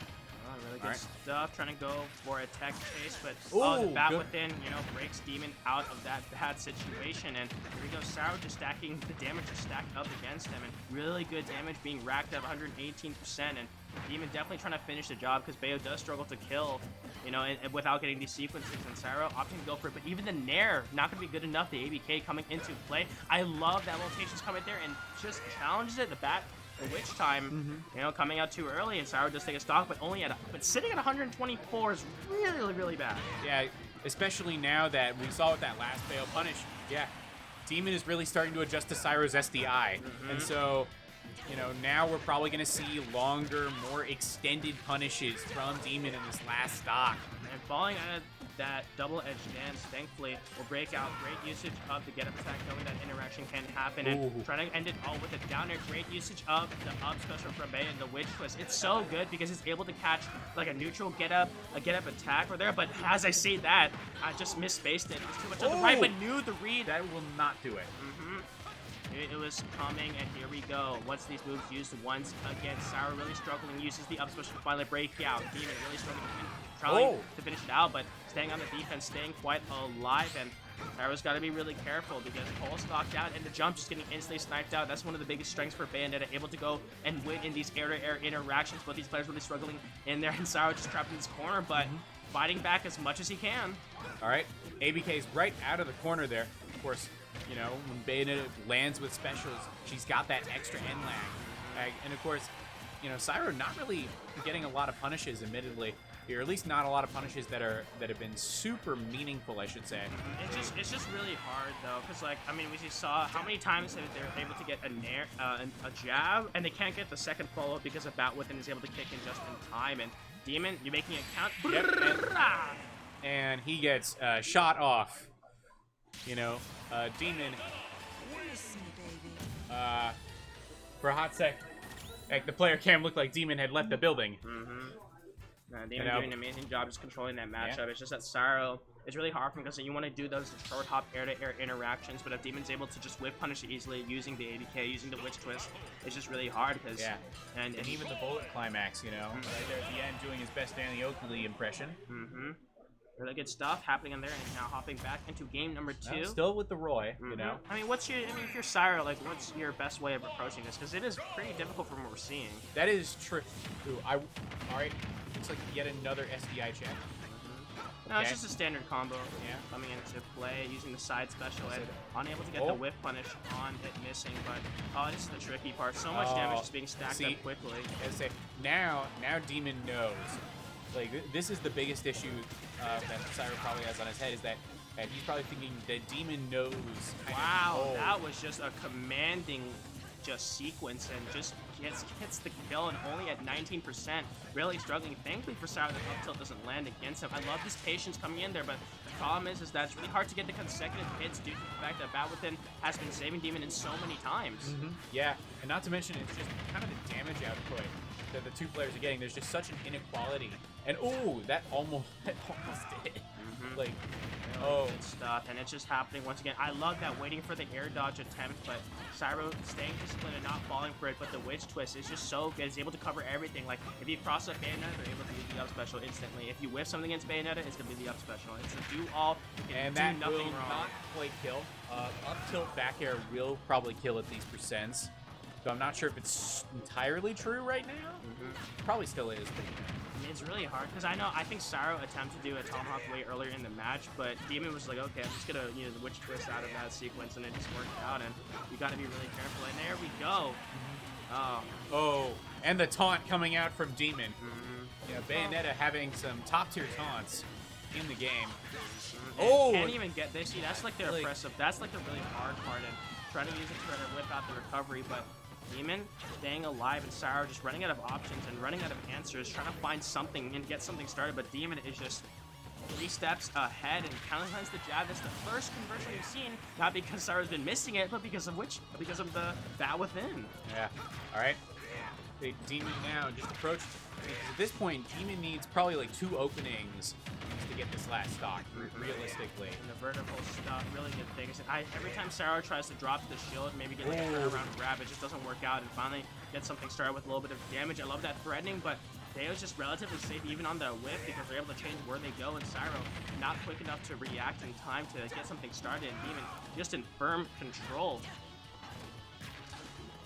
I love that. Needed that. Really needed that. Syro absolutely was just waiting for the Bat Within because it's been failing for how many times, and finally baits it out and gets it when it matters the most, but barely. Thank goodness that Demon didn't get a huge punish off of that Syro. Staying alive, and Roy can definitely still win this. Yeah, this jab is going to kill. No. I say if it's at the ledge, it would have killed, but now jab will definitely kill. Staying alive, one hit of air, not to the land. That could be really deadly. 63%. Tries to go for an early, counter to try to call out the recovery, but not gonna happen. That back air will kill. Yeah, not gonna be the sweet spot. Demon takes it 2-0. Gonna be good enough, and really good stuff by Demon controlling that match. Yeah.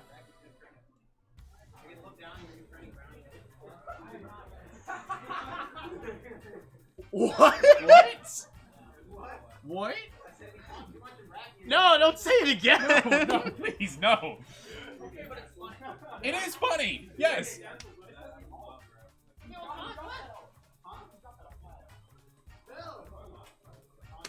There's no way he said that. What? Well, I mean, nah. Now here he is doubling down, and of course you can also double down by going to double down in Vegas. Nah, I can't. I will not repeat what was just said. I refuse to. Or Demon one. Yeah. And of course you can also wave dash over to Wave Dash over in Oceanside, California, August 6th and 7th. You can go smash.gg/wave-2022. Sign up for Melee and Ultimate, hosted by all of the great tourney providers down here in Southern California. And of course, as always, we are a stop right here on the Smash World Tour. This local consistently, right here, we, every week you can get points right here. So of course, if you're thinking, man, I want some points at the Smash World Tour, hey, come on out. Come, do come. Yeah, Mega is here. Yeah? Yeah, Sarah almost got it down, was able to get like the reads consistently, but the problem is that you have to get like 3-4 interactions without Bayonetta being able to whiff punish, without Bayonetta being able to stop it, without Bayonetta, you know, baiting out something. It was just too close, and unfortunately, you know, Sarah got finally something rolling. That the read with the F smash was really good, but unfortunately wasn't able to, you know, pull it in for the demon, just kind of picking it back together and doing really good stuff. Carolina around Grand Prix, no, it's just the what he go what Maguka just goes by. Whew. Yeah. It is I hot mean, you in can this also second. go by Crown 2 in Orb. But of course, speaking of Maguka, Maguka is coming out here, and of course, his opponent is Marco. And remember, and now a reminder to the folks at home, Marco is only the marvelous Marco when he actually wins events. So, you know, if he wins, if he gets top 8 at this event, he can use the term marvelous Marco, but you know, as long as he's not in top 8, he's just Marco. All right, so we have, folks, we have a hot set alert. We got a hot, right?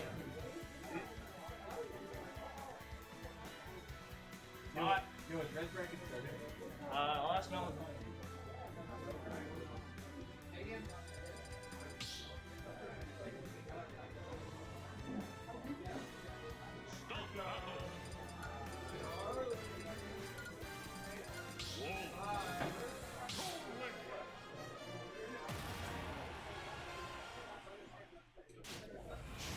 All right, real quick, we're gonna, you know, while we're currently in the middle, we got Wolf and Toon Link right here. A couple forward airs coming straight up from Maguka. What's the status on?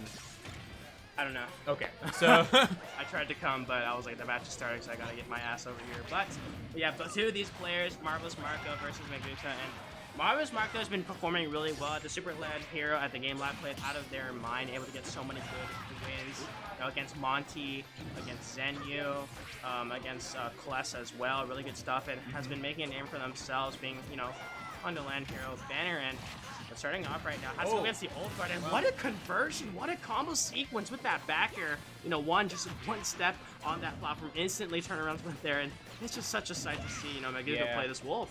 absolutely, be very reminiscent of Charlie DeKing's Wolf right there. But of course, there's Oh, what a bomb conversion, something that Marvelous Marco has been really getting down to the T, and we'll be getting it in there and just evens it up quickly, just stopping it any chances of rolling out of control. And now we're back to this neutral game where Marvelous Marco should be able to, you know, really get something started with the boomerang, and as well as the arrows, the quick ones, bring out left and right, and he's finally get something. But Maguka, really good stuff, but the up B watching out a little more. All right, bomb, up air, trades. Yeah, that was really good, but The down smash won't kill. not the strongest attack, but great usage of the F tilt. It actually has a hitbox coming from behind to try to get something started, but and that wow. will not kill. Not gonna kill just yet, but yeah. Maguka voicing their opinion while dying at the same time.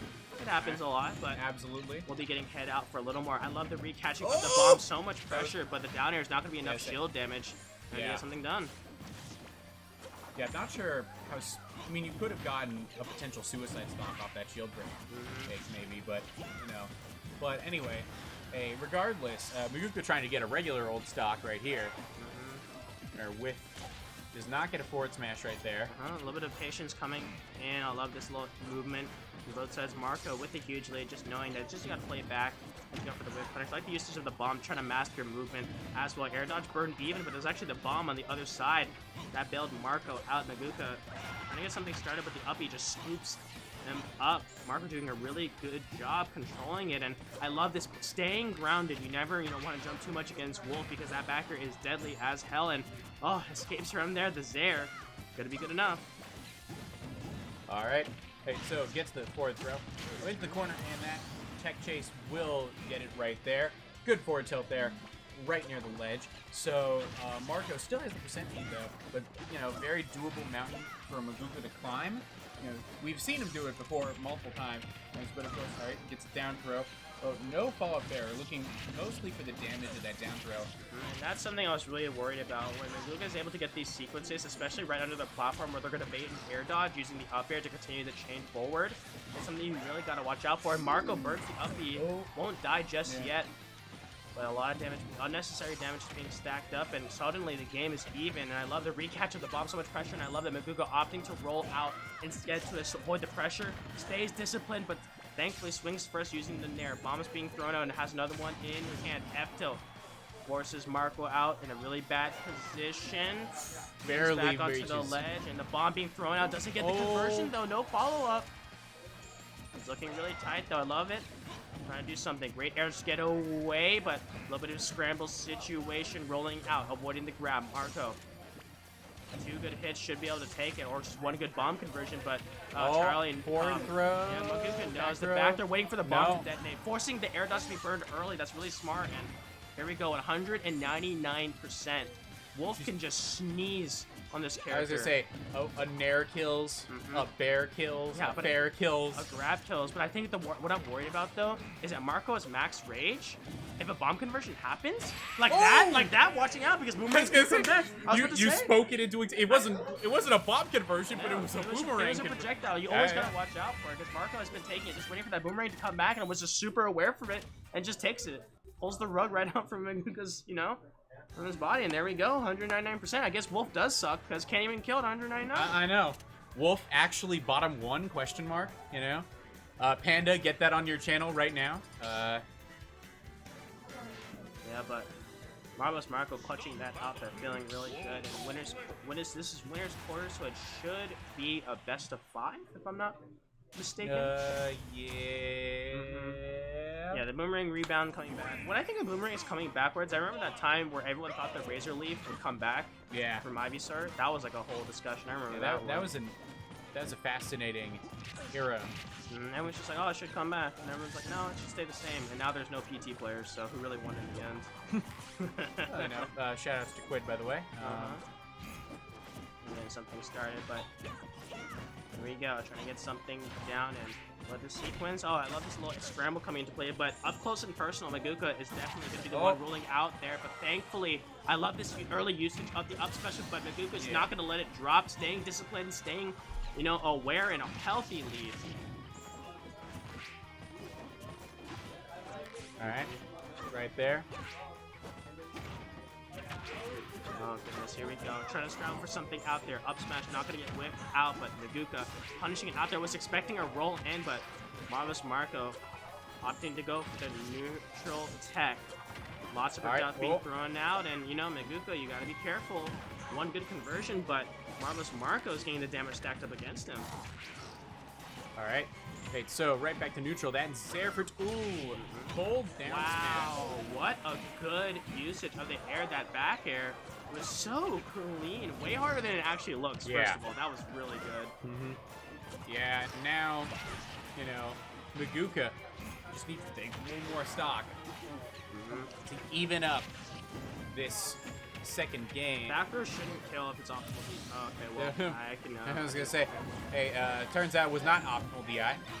Well, maybe it was fresh and it was all the way at the edge, so definitely still alive. But great usage of Marco. Oh, look at this, doing an amazing job. If that down air landed, that would. Oh! Holy moly, Marvelous Marco! Like Truly living up to that attitude. Yeah, literally pulls a magic trick out of there and just gets it. Just ends Maguga's life with that amazing stuff, and here we go. Game 2, definitely now doable, and using the F-tilt, I love it. Here comes the boomerang, not going to hit on the way back, but a lot of damage coming down. Maguga really struggling to put an answer into this one. Opting to go for the lasers, but not going to land too much damage. I love the usage of the bomb, too. The landing, easy, 49%, man. Marco doing an amazing job controlling it backwards. I love just turning around, seeing if a spot does food come out, but Maguga is not going to fall for it. Ledge trap situation, but not going to land. Here we go. A lot of things happening, but missing the fair into bear. It's a really tight window, so you got to be careful. And Marco, back with the projectiles. You got to be ready for this one because last time you were able to win Boomerang coming back. Now you got to opt for it. You got to get those conversions down with those projectiles. And here we go, being thrown out left and right. Gets an up tilt into an up air. A lot of damage being pumped out. 92%. Marco trying to get something started. If Marco wins this, it'll be a huge comeback. But Maguga Trying not to let it slip away. Yeah. And we're seeing how Maguka's playing right now. He's just sticking his center stage in the platforms primarily. He just, you know. He knew the jump was really good. coming, but All right. Maguka also knew the roll was. It's such a tight set. Oh, back air will not kill. Back air is not really a super kill move for Toon Link. Not in this window, at least. Oh, Gets the throw. forward throw. Not gonna kill just yet, but you gotta be careful. I was just about to say, you might want to. Oh, he's still alive! He's alive? And he has bomb. He has bomb. He should be able to make it back, yes. And even if it did, oh my god, Marco is just being We were ready alive. to, like, you know, talk about game 3, but hold on a moment. Game 2 ain't over just yet. And game 2, not over. Gets the grab. And Quick DI check. Gotta no. throw the bomb, though. It's gonna explode. Oh, wait, no bomb available, actually. Finally has it. And here we go, recovering back on, opting to go for it. The bomb broke him out. The bomb insurance coming in handy. 182%. Is Marco gonna repeat it? Gets No it. way! And history repeats itself. Marco. Oh, man. That's a huge. All right, so Marco, you know, I said he needed to earn the marvelous. He truly is marvelous, Marco, ladies and gentlemen. He cheated. Whatever. Yeah. He cheated. He used the hacks to stay at 180% plus to win, but really good win. Oh, beautiful, beautiful, beautiful, beautiful. And the hug. They hugged it out. How disgusting. I know. Showing actual emotion in a Smash tournament. Get out of here. Yeah, 1 second. All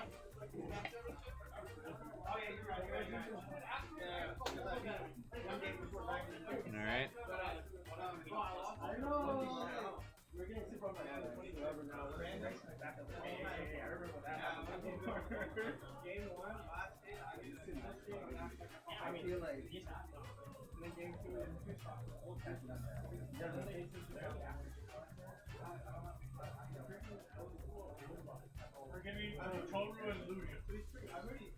Alright. Toro and Loot. Alright, so right now, don't forget Iggy. Alright, do we... Alright, we gotta keep going, or is red bracket started? I will check. Alright, folks, we just got a quick break here in the bracket while we're getting the next set and everything together. Don't forget to check out all of our amazing partners. Shoutouts to all the great people that keep going here. Maguka should commentate. I agree. Maguka would be a fantastic commentator. You know, maybe not as good as CDK, but you know, definitely definitely a solid commentator. But of course, hold on.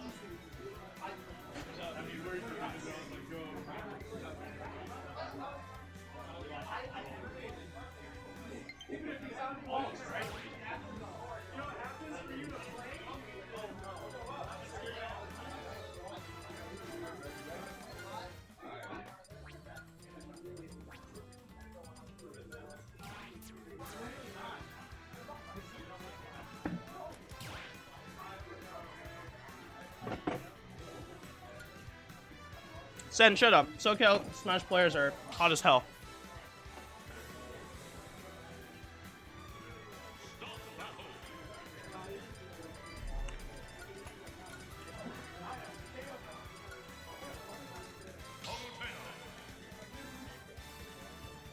Ah, what's up, y'all?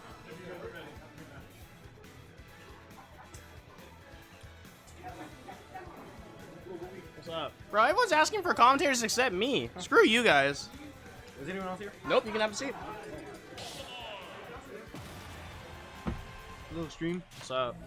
Man, I be busting my ass. Everyone's just like, nope. We want this guy. We want that guy. See me in Canada. All right. Well, you want to introduce yourself? Yeah, I'm Girth. A couple of you know me from chat. Your name, maybe? Yeah, Girth, we watched your match against that Rock. You carried every single back here. You know, like, let him know. You know, I ain't gonna take this from you. And then the bucket, I was like, oh, you got the job. Like, I already knew it was over. But we have, I don't even know these names, man. Toru and Lucian. All right. Toru and Lucian, you know, both these, I've seen these people play before, but haven't really, you know, gotten the time to really commentate their matches. And Palu versus Olimar, it's a matchup that I actually don't have a lot of data on between these two. What do you think about it? I think it's definitely even, just because Toru can, like, you know, do nair loops and such. But it's like, he's pretty light and small. So that kind of goes into it, right? Like, he can't do nair loops as much. And she kind of struggles with getting Pikmin off. And that shows the whistle as well to escape the back airs and kind of just happen in that little area. And tries to get an up smash down for the combo sequence, but unable to get it. Air dodge is burned, but we'll be getting back on. Ledge drop not going to land. I really love this movement. Toru trying to close out the stock, but Lucian hanging on for as long as they can, but the dash strike finally takes it out. Alright, both players here on the second stock. Really coming into it. Both these players really swinging right now, and Toru doing an amazing job. Look at this, coming in there. Baits out the whistle as well. Lots of damage being stacked up, and knowing that the purple is coming. Thankfully, the whistle breaks out of the back here, but still really good. Toru gets the Peckham off and finally does so, and chose the edge cancel on the platform. Doing a really good job. Already here, Lucian stuck at ledge, wouldn't get it out. Now, I'd be careful, because if I'm Lucian, like, I'm like, yeah, the whistle's been working, but when is Toru just gonna wait? Wait for it, just does down throw, wait, support, and it hits a back air, and, you know, it won't be enough time for Lucian to really do anything. I love this sequence coming now. Great usage of the parry, and really good discipline by Toru, but Lucian mixes up the options, and now opts to go for more Pikmin, throws it out there, but the dash attack is so good, and the air dodge not gonna work out. Lucian gets a stock taken, and Toru with a pretty good lead. Alright, Lucian here needing to close up this stock because he's getting this percent racked up on him, and he still hasn't taken out the second stock. Lots of damage being thrown out, and just On gonna the be an spike, easy yeah. spike. Yep, you are a astronaut, but I'll send you rocketing down towards Toru. It looked really good for Lucian at the start, at the beginning of the match, but then Toru was able to really kind of bring it back together and able just to really, you know, control it, because Toru did win against Peckham, I believe. They went against Peckham in a 2-1 fashion, so doing an amazing job further into this, but we'll have to see what Girth doing. He's being handsome against you.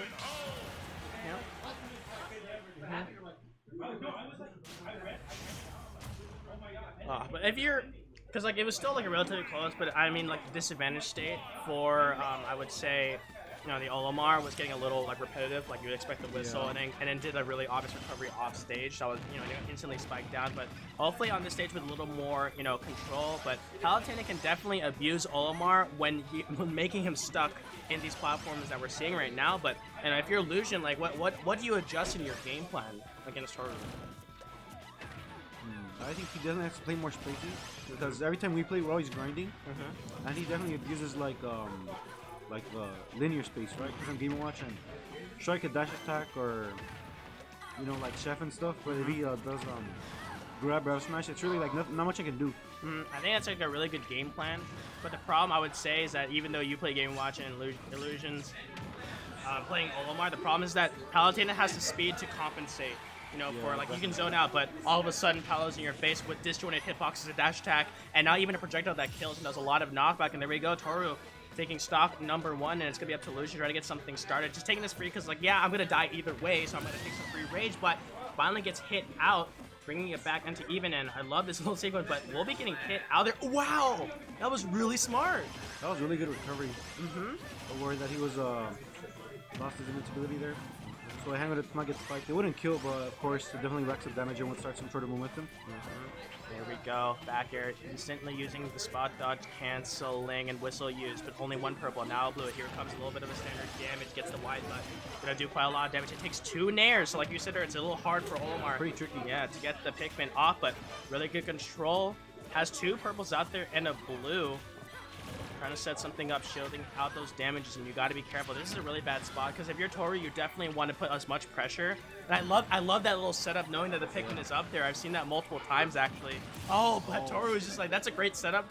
Enjoy, enjoy a simple sequence where I did, and there we go. I love that. Was so smart. I love you, Lucian. I love you, man.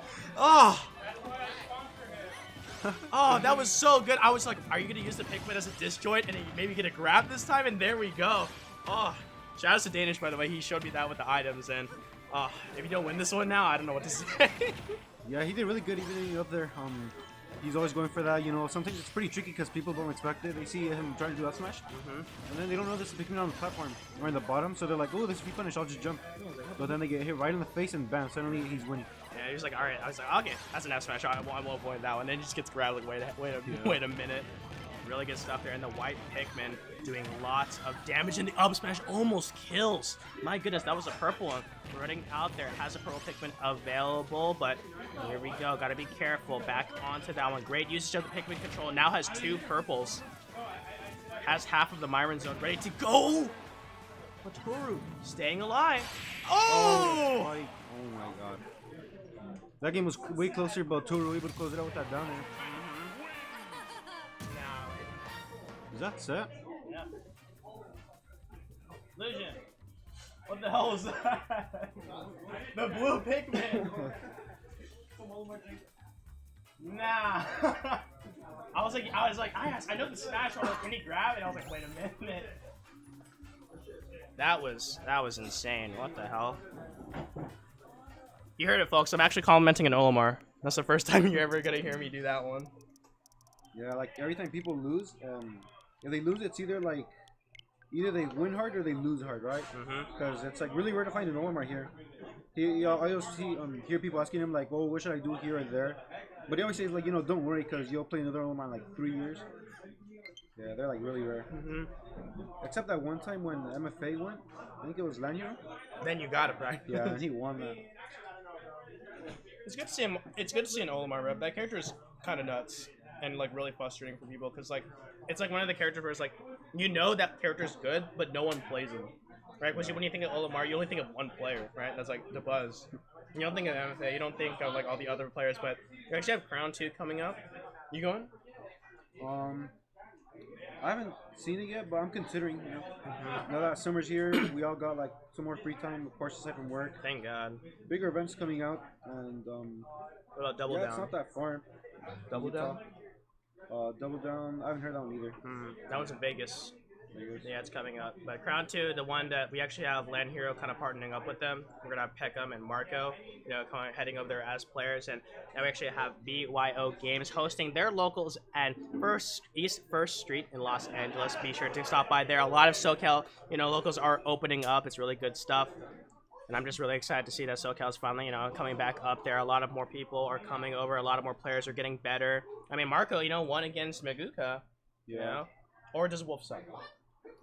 Well, I think it was just like playing around. He's like playing with his foot a little bit. Maybe got a little greedy. Marco capitalizing. Living up to 185 and 190. Oh, 190. Yeah, 190 first game and 185 the second. And I'm like, well, you're just gonna have to hold that one, man. But we actually have, coming up next year, we actually have Troy from PAL Gaming helping us out with the stream right now, but he's also hosting the Super Smash Saturdays on PAL Gaming. It's a little bit of postponed, so signups are coming soon, so keep your eyes out.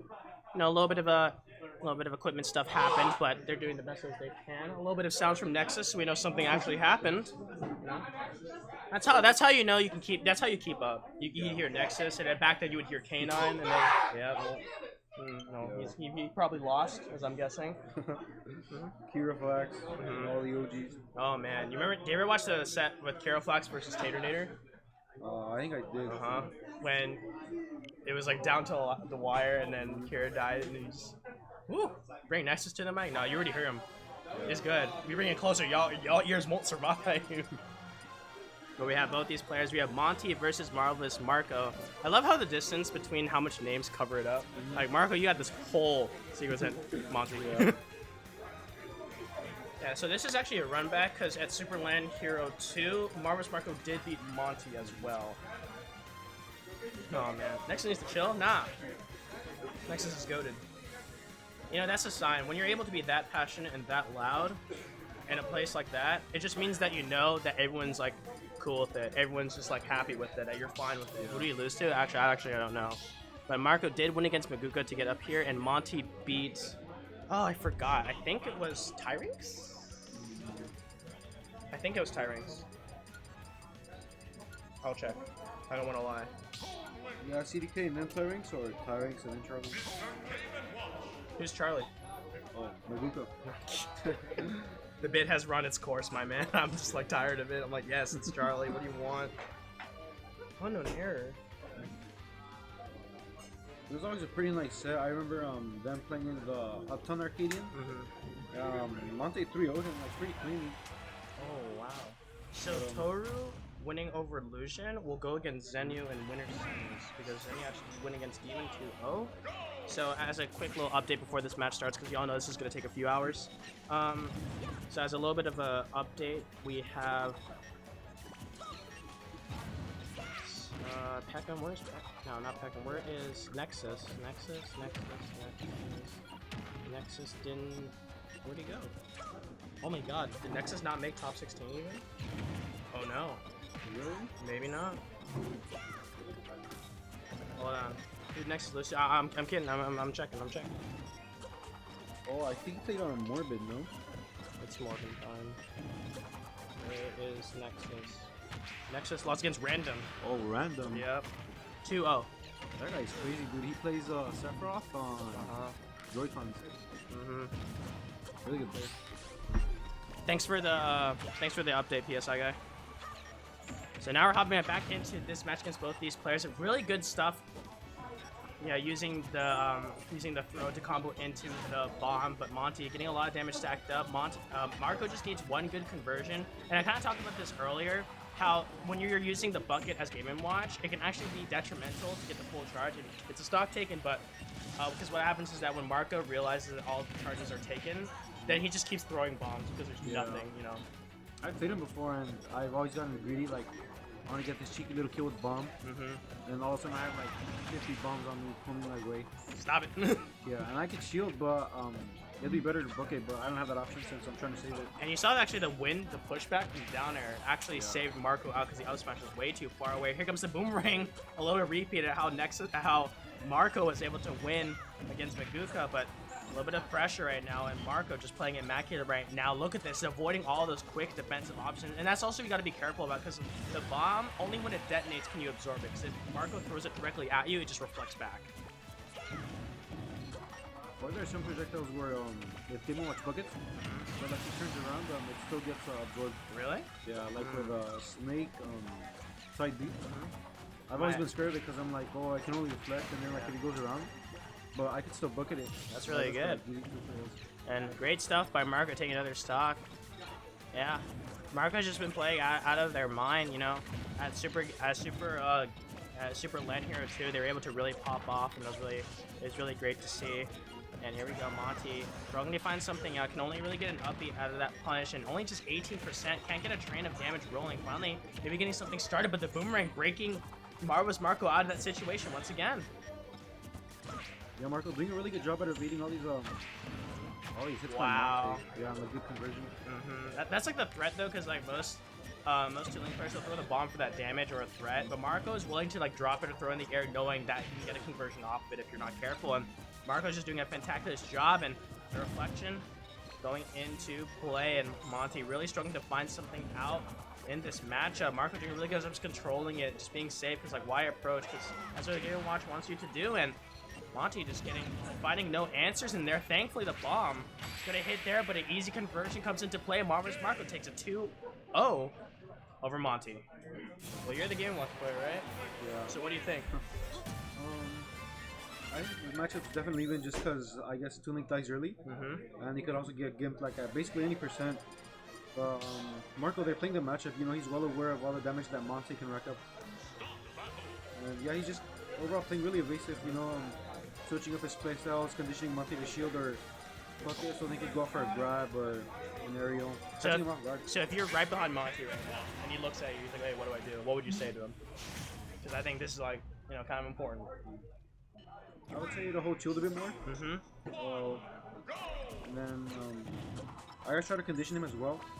Make him think you're gonna approach or see how grabs. Catch him off guard up there, and he seems to spot dodge a lot. Evading a lot of grabs, so maybe a couple of jabs for the spot dodge really will work. And then work with that to condition them, because then they'll start spot dodging less, and then we'll be able to get more off of it. Alright, I see. That's really good stuff, and Marvelous Marco getting combo for a little bit, so Monte, definitely the no platforms is helping in there, and there we go. Great usage of it. I love the delayed up special, knowing that the boomerang was going to hit, and maybe Marco was going to try to make a move. There's really good awareness in there, and Monte, they're really good at trying to control it, but I don't like missing out those little bit of conversion right there. I love that walk from Marco in order to mix it up, but Monte doing a really good job getting the damage with the ups, with the bombs, I should say, but really good things, and everyone gets a grab. Reverse it downwards and grapples back onto that one. I love that Marco doesn't panic, doesn't roll into anything, getting back onto stage. I love that delay, great tech, and reverses the up special as well, knowing that Monte will most likely go back onto the stage. Great shielding out there. I love the jab, knowing that one solid hit, it might be a lot too much pushback from the up smash, so it's not going to let it happen, trying to use those up smash to try to fade something out there, but Monte not falling for it just yet. Great dash attack to break, and out there, and great usage of the down air to cut it off, but Marco holds on to it, and great discipline to stay alive, and so much damage being stacked up. Yeah, Marco, he's doing a really good job of, getting away from those downers, but he didn't escape down. Now he's down to slack, and interesting pick from Monte, going here to FB. I guess in his mind, sure he missed out on all those platform extensions, but, he's able to juggle pretty well, and he has nowhere to land. And then, so definitely I can see why Monte would pick it. You don't want to get those, like, the platform extensions like you're saying, but at the same time, Marco is comfortable playing on the stage because now it's going to be way harder to avoid all of these projectiles. I have nowhere to really mix up your landings, and the bucket is just not working because now Marco is just waiting for it, and here we go, Monte just getting stacked with the damage fast, but really good stuff, keeping it relatively in his favor, but all these projectiles just raining down, stacking up damage fast. Throwing that up there, taking away second stock. It's really hard because, like, you would think that a lot of Ting players would be dissuaded from using an up air due to the fact that the key from down air, for Game Watch can be really threatening and usually will win out. But, Marco just using it in those rare moments or even just in a confirm and just to finalize it out and just not falling for the roll. Again, Monte really running out of hamsters. So quick up B, gonna get the ground in. Thankfully, we'll take the stock. Really lucky break there. I think it was definitely a misinput on Marco's end, but this is a golden opportunity because of Monte. You're not going to get any better than this at this point. Yeah. Pretty big misinput here as they're both even in stocks now, but not even in damage. Marco taking the lead. Having these damage back on him, but... Secret grenade just lands like saying, like, hey, you landed a hit on me. Eat 20 damage. But it's really good stuff. Marco just doing a really good job of Monte finally getting something started. This is what he's been looking for this entire time. But I love the bomb being thrown upwards and Monte doing a really good job controlling it, stopping it, and evening up the damage fast. But Marco has been just getting these simple 1-2 punches in order to get something started. Lots of bombs being thrown out there, and tries to get a reflection started, but it doesn't come out in time. Trying to wait it out. Usage of the up special to extend the damage further and force to land. You got to be careful though, because if it throws the bomb upwards, it'll completely cut off, and you can't be careful charging up those smash attacks though, because Marco has been landing those conversions with the projectiles. Yeah, Monte has to be a little careful here. He could die to a bomb up there, a bomb back there. Gotta be careful and opts to be safe about it. Great parry, but not close enough. I don't agree with the smash attacks being held because Marco's not going in. He's not drifting, and he's waiting for a projectile to hit and then getting conversion off that one. I love the run backwards, but Boomerang is out once again. Monte shielding, being really safe at this point. Drag down Nair, not gonna land anything. Stuff? Yeah, go ahead. And doing the best as they can with the projectile, the reflector coming into play. Marco doing a really good job, just waiting for. I love he's actually hiding in the smoke of the bomb to make it so that Monte doesn't know what is going on. No kill throw, unfortunately. So it's gonna be really hard. Monte chasing for it. Oh, he got beat. Yes. Takes it. All right. That was really close. My goodness. Yeah, I was kind of feeling for Monte there. You know, he kept trying to get a bomb or a backer going, and he would double jump a lot. I was worried that, you know, maybe Marco would do his classic upper jump read, you know, drifting across stage, hoping to get a hit. But Monte taking game number 2. It's best of 3 though, right? Yeah. It should be best of 5. This is top 8. All right. Mm-hmm.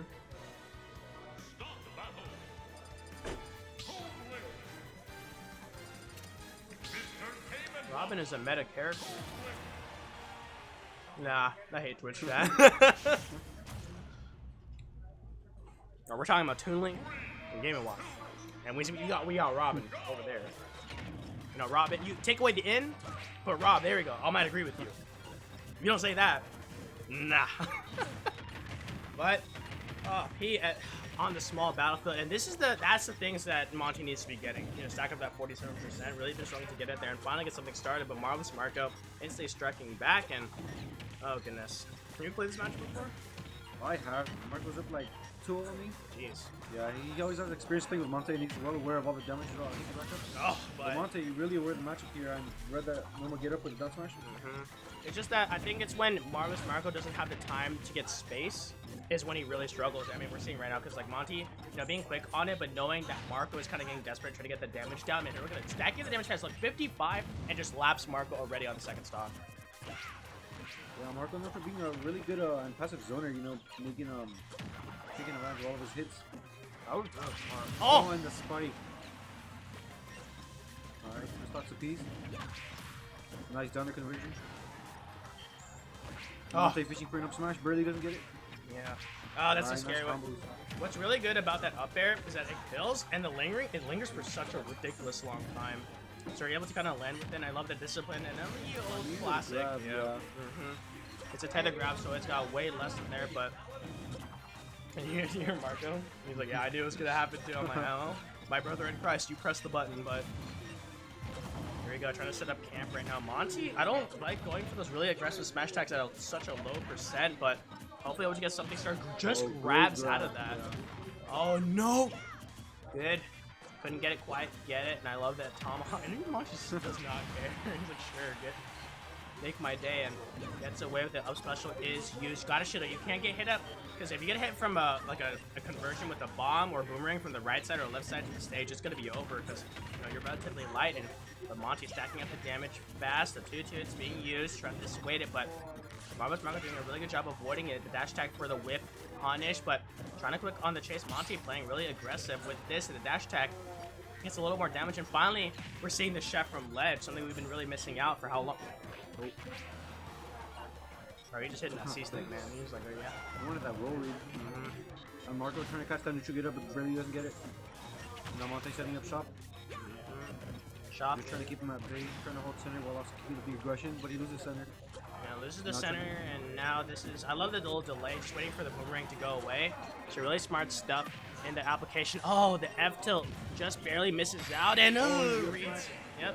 You only need one. You only need one read, and that's gonna be that for Monte in match point, looking much better, really adapted from the last game, and then this one just looked phenomenal with the control. You know, it doesn't even look like it didn't. He's playing like game one never even happened. Yeah, for sure. Weird roll from Marco there, costing him the game. And I think Monte's really pumped up, you know, has a lot of momentum going to game number 4. I think he could take it.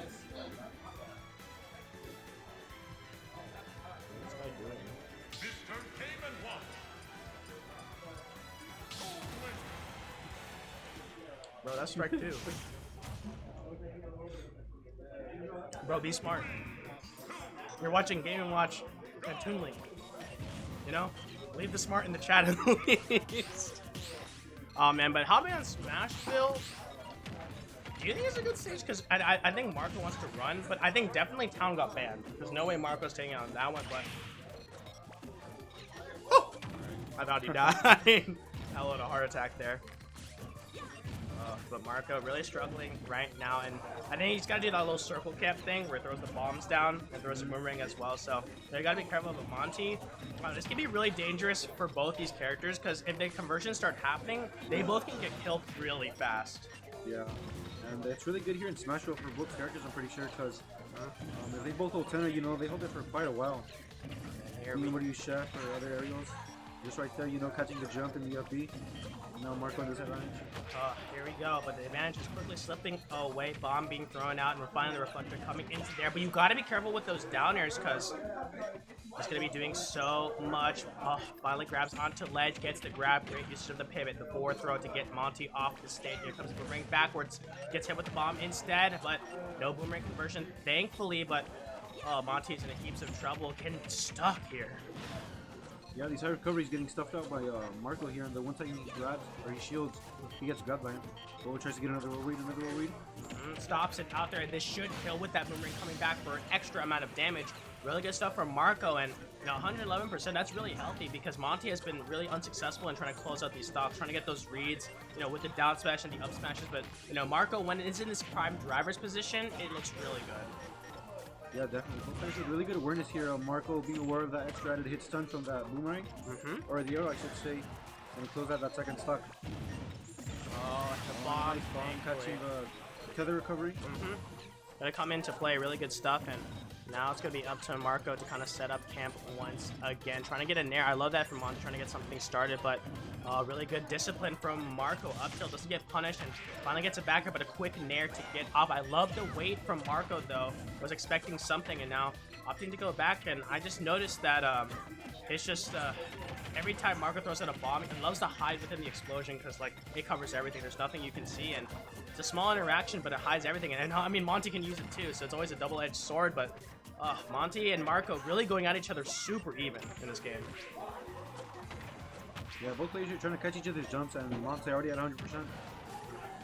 Really good job. Finally gets one tick, and really unlucky there, yeah. Up smash finally hits. The first one in how long. Couldn't get the bomb conversion, wasn't expecting it to hit, and throwing out the arrow. Waiting for something. A little bit of a scramble situation. Here comes the arrow once more. These projectiles being thrown out. Tries to use a hero spin, but not a huge punish, though. Thankfully, it wasn't an F tilt. And Monte was ready to throw. Gets a conversion and gets the air dodge. Air dodge read. Air dodge read himself. Don't need an air dodge read when you can cover both sides with down smash, and Monte doing a really good job in here, and I'm trying to get something started, but breaks out thankfully. Projectiles being thrown left and right, and the up B is being used. It's like a pattern. You see 3 projectiles being thrown, and you see Monte go up, down, 3 projectiles. You see him fly up there. But there we go. Marvelous Marco stacking up the damage fast. Air dodge not available anymore, but drifted too far away for Marco to chase. Really good stuff, but here comes the damage quickly stacking up. You can't get too afraid. Oh, wow. It actually flanked and now gets a bomb conversion of their own. Thankfully has enough time to shield. So close. Gets it out there. Great usage of the back air. Almost caught the jump with it, but the boomerang being tossed out. Wow. There's not a million %. Monte holding it up there, hoping for Marco to drift into it, but not gonna fall for it. Trying to let a conversion down, waiting for the bomb to explode. Has to, yeah, waiting for the bucket, but let's go of it a little too early. Gonna eat some free damage, and that's gonna bite him back. Yes. Yeah, he takes it. It was actually really close. You actually saw Monte do the air dodge and try to survive a little more, but it actually ended up killing him there. But this is a really interesting set. Yeah. 2 cornball characters, but I'm excited. That's very tense, you know. They're always like playing at high stakes, throwing out smash attacks up airs. That's like scary for both of them because they could die like incredibly early. Oh, Syro beat Meguka. Oh shit. Let's go. He's out. He's out. Maybe he's washed. No, I'm kidding. Hey, you gotta get washed in order to be clean, you know. Okay, hopping back on to Smashville, we have game number 5 against these 2 players, and the winner of this one will be sending into winners finals, which is a really important slot. Both these players have been playing super well, but whoever strikes blunt first should be able to dictate the pace of this match. And we're already starting off. Marco getting stuck in disguise, but coming backwards like a bomber, just throwing everything down onto the ground. But Monte looking really good right now. Gets near the backer, trying to step out his jump. I guess something started perfectly spaced so that the up special will not hit. Really good stuff from Marco, trying to get Len to grab down, but lots of end leg on it, so to get punished out, and great usage of it. The bomb barely doesn't land, but the 2-frame using the dash attack. Oh, once again, going for the kill, barely misses out, but no, it should die because of the how low Marco had to go, and Monte gets the first stock, and that's super important. Yeah, really good edge guard by Monte here. Marco tried to get a little sneaky with that recovery, but he pulled out the bomb too late. And Marco knows that he has to go for something fast, but the invincibility from Game & Watch's up B makes it really hard to get the reverse up B that Marco loves going for, so you gotta be really careful with the roll away. Bomb explodes both of them, but Monte still sitting super healthy, throws out the bacon once more, but the roll away breaks out of that little interesting situation. But Monte getting head up with a lot. Marco trying to close this out, was expecting a roll, but not gonna fall for it. And here we go, Monte once again, little by little, chip by chip, getting the damage stacked up. Oh, nice grab by Marco. Barely doesn't kill. It's alive. Now sitting in disadvantage, trying to get a recovery. Has a bomb in the air. I read the attempt, but not gonna kill just yet. Bomb should land in about 1 second, as it does right there. But the dash to catch it out there. Almost reads that attempt. Almost rolled into it. Almost rolled into that. Oh my god. Barely misses both of them, but gets a really good grab. Tries to swing out there, has to go super low, reverses the up B to try to catch Monte, but not falling for the up tilt, not gonna kill at all just yet.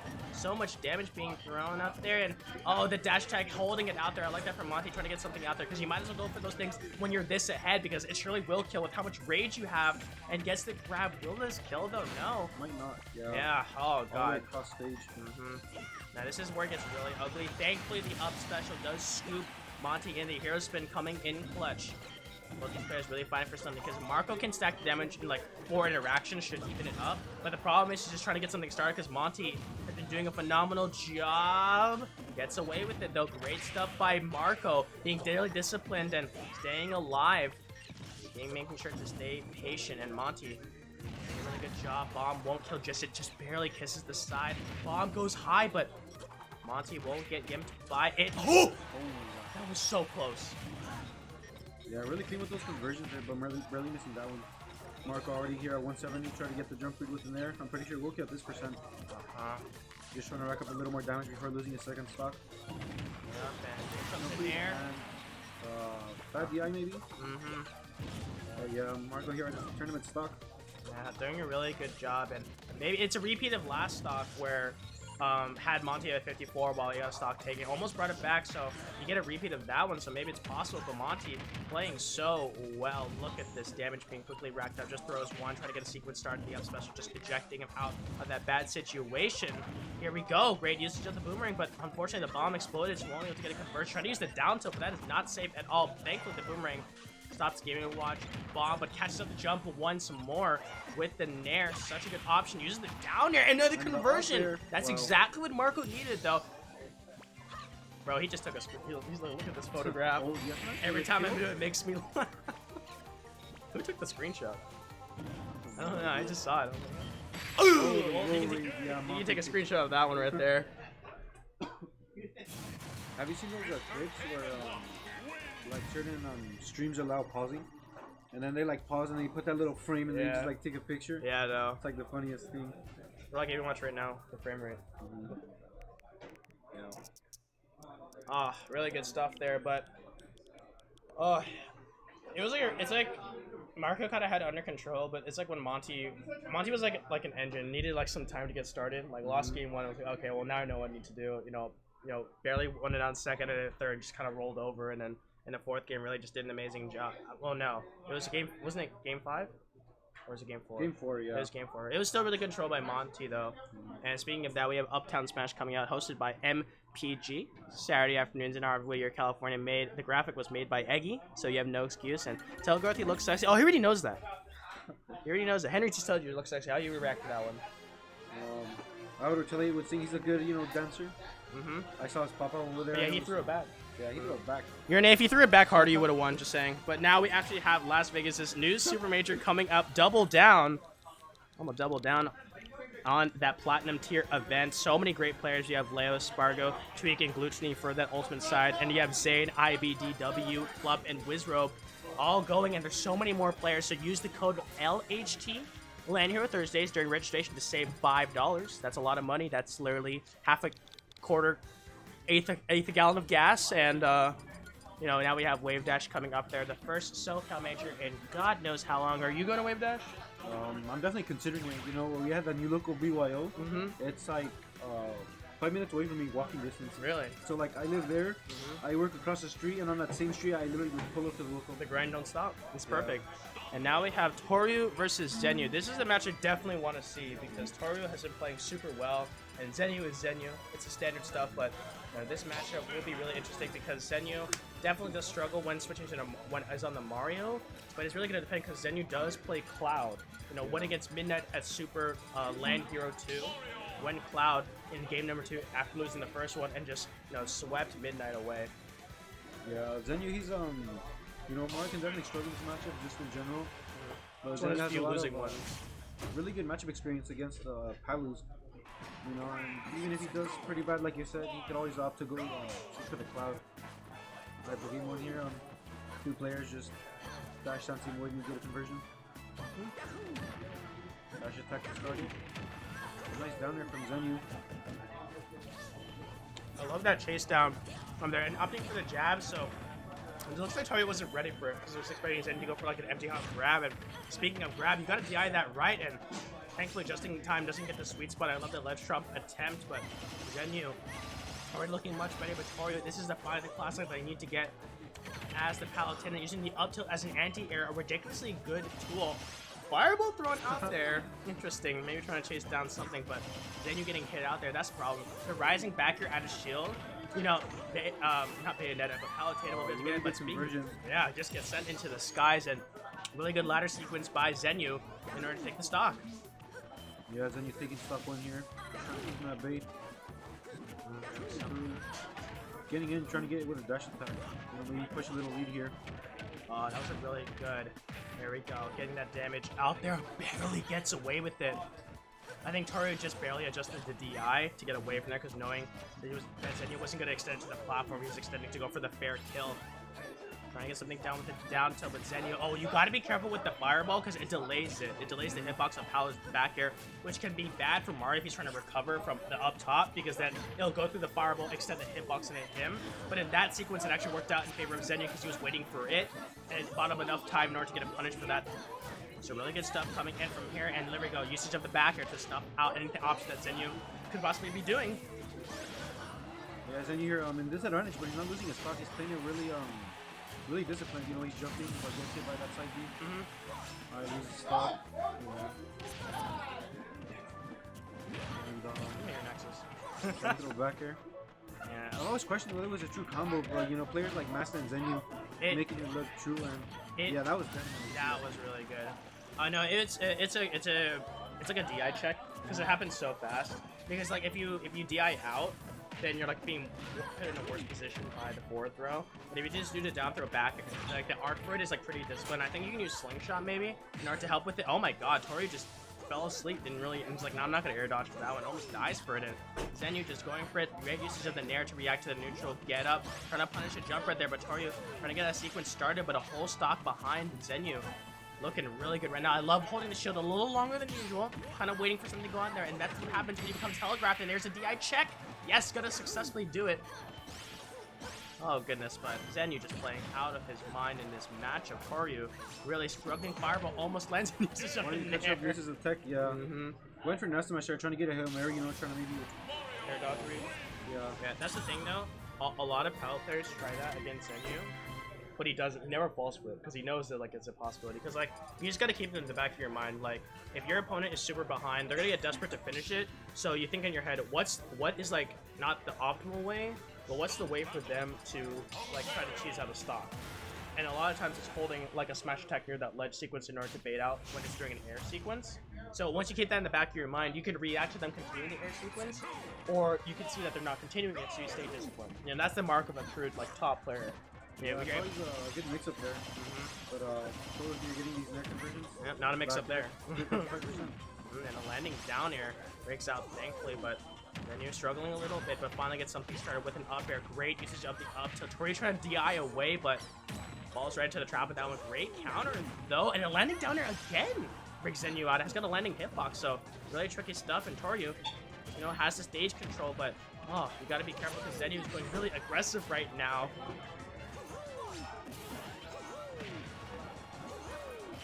Yeah, then you're getting around with these nairs, you know, pushing a lot of advantage and also sets up protect situations. Oh, and great usage.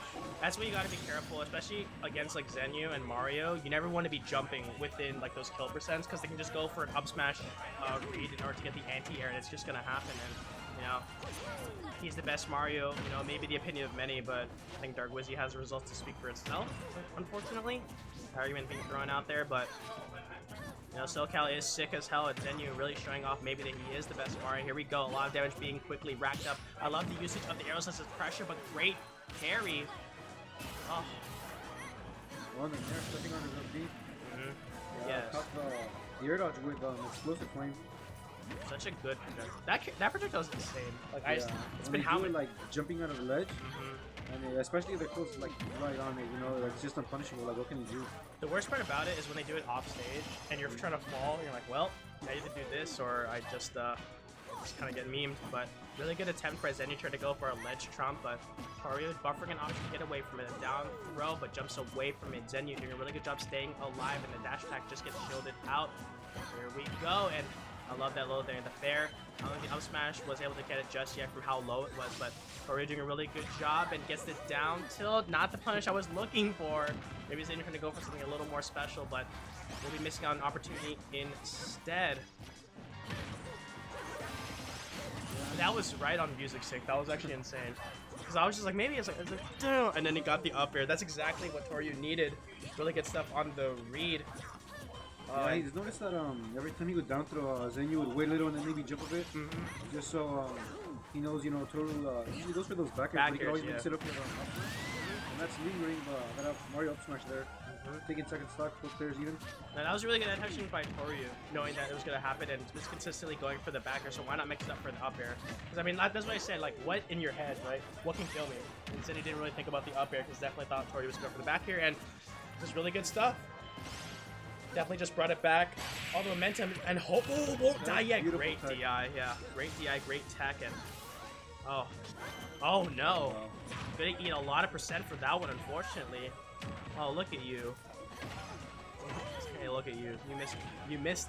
You didn't spike me. Now you missed an F smash. Now you get 102%. Now Zenyou here pushing advantage. Now in the lead. Should have gone for the head. Unironically. But yeah, that's great. But the dash attack, thankfully good enough to track down. No! Unfortunately, won't be able to get the grab. Zenyou knowing full aware, but the side special not gonna kill just yet. It is Callous baits out the air. Dodgy so barely gets it. Well, yeah, Zenyou there air dodging and increased his hurt box. Barely hitting the blast zone, and yeah, totally takes game number 2. That was so scary though. Zenyou's been doing really good on his DI, you know. Making sure Turtle doesn't get those down throw backers because that definitely leads to bigger sequence, you know. Down tilts, air dodge reads, grabs with the neutral get up. Yeah, but I think it was the read using the up air with the down throw that just changed the whole momentum of the game. Yeah, he definitely caught him there. He was like, he will do it a 5th time, you know. Alright, game number 2 here. Then he starts with the combo. Quick 33. This definitely can be a stage that's like really good for Zenyou. He loves freestyling on here. Like, you want to look at the set and look at that. If you just, bro, you just tried to end that man's whole career. He's like, yeah, congratulations, you got that one game off me. And just goes for a spike. Thankfully, we'll be saved by the platform. Here comes the 4th throw. Now I have to tag on the platform. Thankfully, but the nair not gonna land. And now Zenyou definitely wants to like dash in enough so that the nair will whip, and then he can instantly just do up smash instead of having to read the cross up because he won't have enough time. So really good stuff, but now it's just struggling to land. Toryu doing a really good job staying disciplined. Great cross up the shield, but Zenyou stuffing his suspension. That's exactly what I was talking about, because even if Toryu was going to do a nair, try to do a whiff punish, the invincibility on Mario's head will just kick into effect. Yeah, I forget that move has invincibility, you know. Yeah, it's like why? I was trying to, you know, maybe catch it or with Game Watch time. I'm like, you know, maybe I could beat it. But then I remember and I'm like, oh god. Wait, never mind. Your character has an invincible up smash too. Yeah. Oh, screw you. Never mind. It's just, I guess more of a visual thing. Because with Game Watch, if you hit him while he's in there, Then you see that little bubble pop. Oh! He doesn't have one. What do you have? Those moves? Barely doesn't kill. Good recovery by Toru. Yeah, that was really lucky, thankfully. Like, if that was Smashville, from how low the bottom is, I think that would have killed immediately, but Toru staying alive, cheating death, but great awareness with that falling up air. Trying to get the fair and one for a ledge trump thing, but I think the teleport tried to come out in time, but it's looking really bad for Toru right now. Force recovered there, with fireball being thrown out. Here goes Zenyou. The jab gonna get punished out instantly. Toru definitely wanted to just do the one jab and stop, but I think it was the shield lag. Gonna work out in their favor, and Zenyou in firm control of this game number 3. Oh my god. Is this a custom combo? Custom combo! It's a custom combo! Oh, wow, never mind. I got sad now. Oh. He delayed it there, and maybe try to get an arrow three. Oh, well, yeah, he is just smacking. He's opting for the bigger ones that don't need too much, but it's definitely way more damage. Bro, you know. Is he dead? He lost his double jump. Nope, we'll be staying alive. Dodge not gonna get called out, staying alive. Really good stuff by Zenyou. And yeah, Zenyou sitting here comfortable. He doesn't mind being on ledge, gets that funny footstool in the up smash. One is way funnier. Yeah, gets it with that up smash. The whole reliable Zenyou looking way better. Like, that was just control. Was it a 3-star? Yeah, I think it was. Yeah. And Toru just getting like, I think Toru definitely got overwhelmed when that combo happened. He's like, what the hell just happened to me? And I surely won't do it again. And then he's like, okay. Yeah, it's like Mario may struggle to get in, but once you get those conversions, it's like not much you can really do. Really good the idol from Toru. Rarely didn't get spiked. I think like almost 3 times. But yeah, the damage definitely got racked up, and he was able to close it out with that. Up smash is just like such a good option, especially because Zenyou will face reverse away from Toru, which threatens both back air and up smash. And if Toru does dash attack, it's easily reactable with a with an up smash, and anything that really does is just easily reactable. But I love that Zenyou trying to mix it up with a DI in all of a sudden early on, but Toru just reacting for that one, just getting a little bit of more damage. Racked up onto your PS2, looking a little better, but gets grabbed out there. Oh, but oh my goodness, Zenyou just caught into the DI. Definitely, I want to continue the sequence, but thankfully Toru breaks out.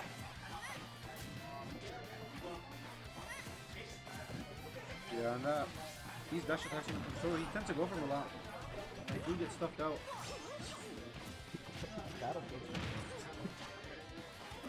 Yeah, I mean, this could be a really good stage for Mario, but without Yoshi's, there's Battlefield.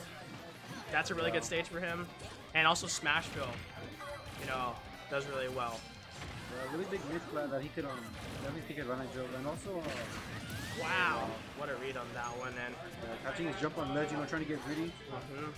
Trying to grab space instead of grabbing ledge, and now up in the lead. Still 20%. That's like, I think, the number one thing I explained. Oh goodness, but here comes a little combo sequence coming out from here. Look at this combo. My goodness, that's a DI check. Yes, wow, yeah. That was a DI check, and Zenyou just takes just like that. And it sucks when that happens, because literally your stock just evaporates. Great stuff by Toru knowing that the roll was going to come, trying to close up the stock, but you just cannot feel good about that happening to you. Yeah, for sure. Now, Toru, down 3 stocks to 1. Yep. Just trying to think of what to do here. Yeah. Alright, good escape. Thankfully, the lingering hitbox with dash attack, not good enough, though. Zenyou staying alive. Great usage of the up B, knowing it was going to come. Here comes a down throw. Wow, another sequence. No, the tech, good, thankfully. Oh, but he caught the trying to get off the platform, but thankfully the side special should kill. But Toru, a whole stock down, definitely possible because this character can stack up damage and kill extremely fast. Wow, Zenyou barely missing now. Alright, Toru here. Trying to get maybe a fair to dash attack or some air loops. This is the hard part, because then you can just kind of play back and just wait for a kill confirm and just kind of keep bringing it out there. Yep, that's how you get out of it. You have to DI hard out in order to escape that down throw back air. Zenyou getting away and just holding out with these options. Now Toru has to be careful, because he is one good up smash away from this dying, and Zenyou knows it. That's why he's positioning, facing away from Toru in all these sequences. Oh, great grab though. Staying alive. Fireball being used out. The down tilt, knock at a 2-frame. Gets the grab. DI's hard out. Chases down. No dash tech available. No air dodge available. I should be saying. Recovers back. Great conversion. Down tilt back air. Closes up the stock and closes out this game. Oh. Almost got gets caught with the jump. Yeah, got caught slipping, and here we go. 2-frame with the dash attack. Gonna use the narrow. Great recovery from Toru. That's something that Toru's been consistently doing. Remember last time was a regrab and use a teleport in order to get away from it. Toru holding the stage control. That's all you gotta do at this point. It's all you can do, because Zenyou will just easily kill you. Trying to use the down to try to bait out, saying like, hey, I'm gonna do something. Or maybe just trying to get something off of it. You gotta be careful that that's not safe. Reads the crossover with the Nair and shielding it out there. I love it. Knew this time Tori was not gonna snap to the ledge. Yeah, it's really bad situation for Toru because he tends to approach with Nair and dash attack. But those moves really punishable, especially Zenyou here, you know, knowing what he could do if he gets hit. You got the funnies going on. Yeah, and it might not be so funny because Toru is just stacking the damage fast, using the teleport. I love it to just reset back quickly so you can get your double jump backwards. Really tight situation right now. Oh, there we go, Zenyou. Air dodges early. Not gonna kill just yet though. Oh, but can Toru finish it? Wait for oh no! Oh, maybe he couldn't hit that down air ball. That was a really good thing, but it was just a huge throw though, because like you had Zenyou off there. You know that Zenyou's really good at recovering. You know, Zenyou has been avoiding the spikes consistently, and unfortunately you pay the price for it because like that's the thing where, especially against top players, when these people go against them, they're like, oh, I got this, I got this, I got this, and then you overcomplicate it in your head. Like if I spike him right now, I can get the comeback and I can win, but unfortunately it's just not gonna happen. Yeah, but it's one of those things with momentum. You know, it can really help, but it also, I guess it builds panic. You know, you're like, I'm doing good, I'm in the lead, I was down so much, like I can win this. But then they get so caught up, you know, maybe like Toru, they almost hit that down here. It's bro. Oh. Yeah, but you know, maybe in the heat of the moment, he was just like so nervous or so like in the moment that maybe he missed a flick of his C-stick, you know, to that down air. Well, I think if you're Monte, you're also really happy. Yeah. Because you don't have to go against Powell, you have to go against Zenyou's Mario. And Monte has a really good record against Zenyou, but I do believe Zenyou will pull out Cloud in this match. There's no way you play Mario in this. It's just not. It just has not worked out for him ever. He's pulling out Mario in the Mad Lab. I need to get something to drink, so I'll be right back. It's hot. And yeah, Wolfie being right about that. You know, he definitely has a Cloud going for him, but I'm not sure. It's like it's one of those things, right? Where I think if you guys saw that invitational at Uptown, Zenyou, he got hard 2-0'd by Monte in their first 2 games, and then game number 3 he went Cloud. And sure, he got a bit closer, but I think he just failed to adapt, and then Monte was able to take the set.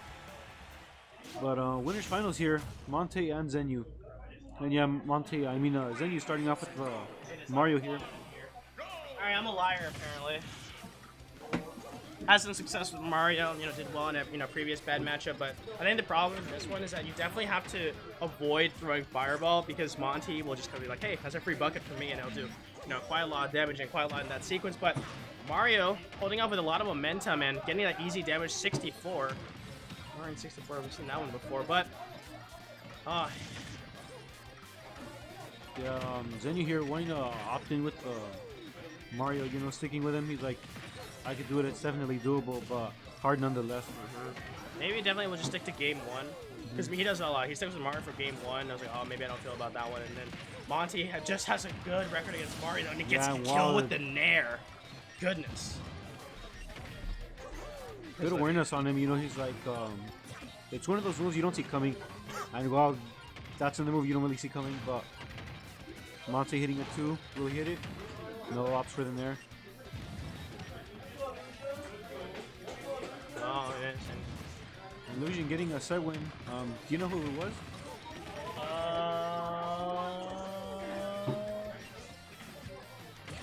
I'm about to find out. We're talking about the match still. Oh, that should kill though. Down there. So definitely one of the. I mean, you're a Game Watch player, so you should know this. But like one of these weaknesses for Mario, like Mario trying to land is really hard, no? Because like how many disjoints you have with Tutu, and then also as well killing with Nair though was kind of seems like, oh, you got to be really careful. But and also if Mario tries to run in, Game Watch is like, oh, that's cute. I also have an up smash that does ridiculous stuff, you know, that you have, and I'm literally you but stronger. I think it's a good way of putting it. But Monte doing a really good job controlling this Smash Bomb thrown out there. You can't cling onto the ledge for too long because boom, you're gone. Yep, stuffed him out right there, taking the second stock. Goes for the double back air. Zenyou, please don't jump. Oh, alright. Monte having to go back to center stage. I think he tried to go for the up air fair because he knows that he's so well behind. You need to get something star right there. And up throw up air. Every time I see, yeah, just try to end it all with a Smash 4, like DI check classic. But the up special. When Game & Watch gets a throw into an up special, it's like not even funny. I'm just like, what the hell is that? But Monte just says, hey, that's great. Why don't you go ahead and die? Yeah. Cloud? Cloud, maybe. You know, I think he'll stick with it one more game, but I think after game 2, if he loses, then it's an option he'll definitely pick. So, Sarah beat Meguka. Guts won over Demon 2-1. And it's going to be Illusion versus Random, okay? And remember, Random did one against Guts. With his, oh, wait, there's 2 Guts. Okay, Guts with the Z is out. Guts with an S won against Demon. 2-1. And Says their set has been going for 20 minutes, so I'm assuming that's the one he won. maybe just now. Okay, with Illusion? Yeah. And I guess Illusion will have to go against Guts with an S. Why is there 2? You know, come on. Put a number at least. Make my job a little easier. Yeah, and one thing, it's like good that we're brothers, right? Because we're able to just like grind smash, you know, go for stuff like money matches to maybe get us like more streaks into it. And we'll do these things where it's like, if we're in the lead or something, like I play Game Watch, so he'll play like Cloud or something, and I'll get mad, right? Because like his Cloud's not good, right? But Okay. it's like, You hear that? You hear that? That wasn't me. That was him. That was your that was your brother No. actively shading. no shade, but like, you know, it's like we know each other like down to the wire, so it's like we know our habits, and then him being faster with like a sword, right? He's definitely like stuff me out and win, and I kind of do the same. So when he goes Olimar, like just to like rub it in his face, I'll go like Ike, you know. It's It makes definitely Olimar favorite, but if you get like caught up in all of the juggle situations, then yeah, it's like really hard.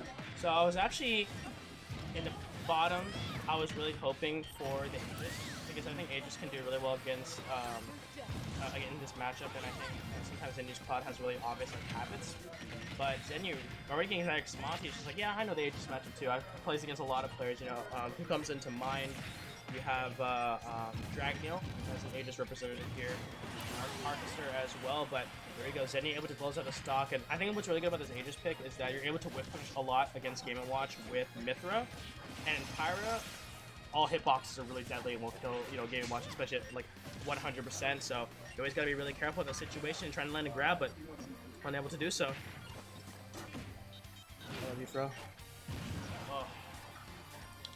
There we go, trying to get something down, barely missing out in that sequence. A lot of arrows being thrown out, crossing up the shield. I'm surprised that Monte didn't just go for an easy uppy at a shield, but we'll see how it goes into there right now. A lot of pressure being applied. If Zenyou can get a lot of damage stacked up and potentially get a stock, it'll be really good for the momentum. Yeah, definitely. I don't think you're getting in there. You know, he's just a really good player. I mean, a really good duo. You know, any good pit throw would definitely beat a Game & Watch. It's just up to Zenyou, you know, a matter of like being able to push his advantage and making sure Monte doesn't get in. Oh, and what a great read on that one. Because I mean, also know that this isn't the first time Zenyou pulled it out. Remember, went against Kless in a run back at a LAN hero and beat Kless 3-0. Yeah.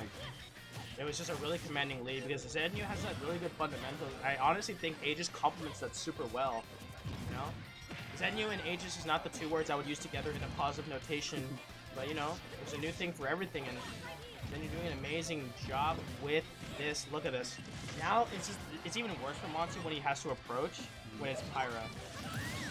Yeah, he's really making it work, but that's the thing that, you know, knowing that Monte would do the up B, so he went high, but really didn't grab onto the ledge. Trying to read something out there. Oh, it was the correct option. Aware of what was going to happen. Landing the damage out there, breaking the bomb, using the aerial, lots of damage. That shouldn't have. Oh, Wow, wow. he died, Your character sucks. Yeah, he wouldn't have died, but since he was like high up, High you know, up in the air, he yeah. caught his jump, and then all the way down, he just blasted When him. I die to that, it looks so corny when I'm in the like the blast. I'm like, why is that allowed? Right?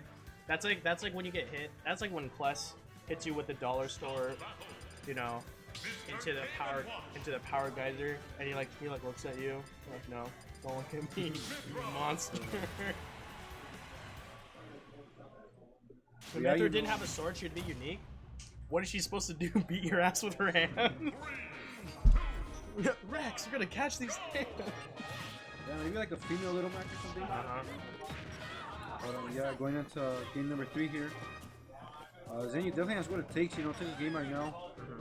That's Maybe gonna- see if he could take another. You know, the thing with Pyro and Mithra, they're really good, you know, but with all the good characters that have really good stage control, comes their, like, you know, maybe questionable recovery, right? It's like one chef, one down there, one jump read, and your whole stock is gone, but, you know, Zenyou here trying to keep center stage, so he makes sure so that doesn't happen.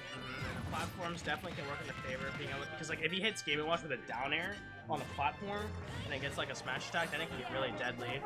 And speaking of Pyra and Myth or Dragnail is here. Would you like your quick opinion, Dragnail, on this matchup? Because you are the expert. I have the Game & Watch expert here. And I'd like to see on the other side for this matchup, and almost catching out the air dodge with there, and you know, Monte throwing out these quick burst options with the dash attack. It's like Ike dash attack, it hurts. Yeah, it's definitely really strong, and kills, you know, it's a 90, but that upper also taking it. Alright, switching to Mithra, you know, Mithra. Yeah, it's fine, man. They all sound the same to my... Yeah, potato. You know, just trying to stay away, trying to wait for maybe an overcoming from Monte, and yeah, just like that, he gets the equip 25%. Oh, that just Really went good right stuff. over that. Yeah, Monte pancaking with that down air. Really good stuff there, and honestly, this is, I think, the biggest strength between the Mario versus Cloud. I think that Aegis is so good because it's the whiff punish potential, right? Because like we saw that Monte miss, and then instantly Zenyou was able to get a 3-hit combo, and then when you're on Pyra, then boom, Monte just kind of explodes. He was unable to like close out the stock. Thankfully, the dash attack will coming into play. Oh, great switch in order to get away from that sequence, and Monte opting to go for the stage control, and I like that. But Zenyou's just kind of comfortable. He's like, yeah, I'll stay back and wait for you to do something. But the bomb into the grab, 150%. Monte really struggling to close this game, to stock out, but finally does as I speak. Ugh. Yeah, the fair takes it there. Zenyou's doing a really good job, you know, switching between both characters, using each of their strengths in a good use. But Monte, you know, not having any of it, getting that quick second stock, and now he's up in there, down there. Oh, look at that, trying to use that pressure. And I love that how Zenyou is able to willing to stay back in the corner. You know, that's one of, because like Game & Watch loves when you run against them, because their frame data can be really deceptive alongside their animation. There we go, final lens grab, 82%.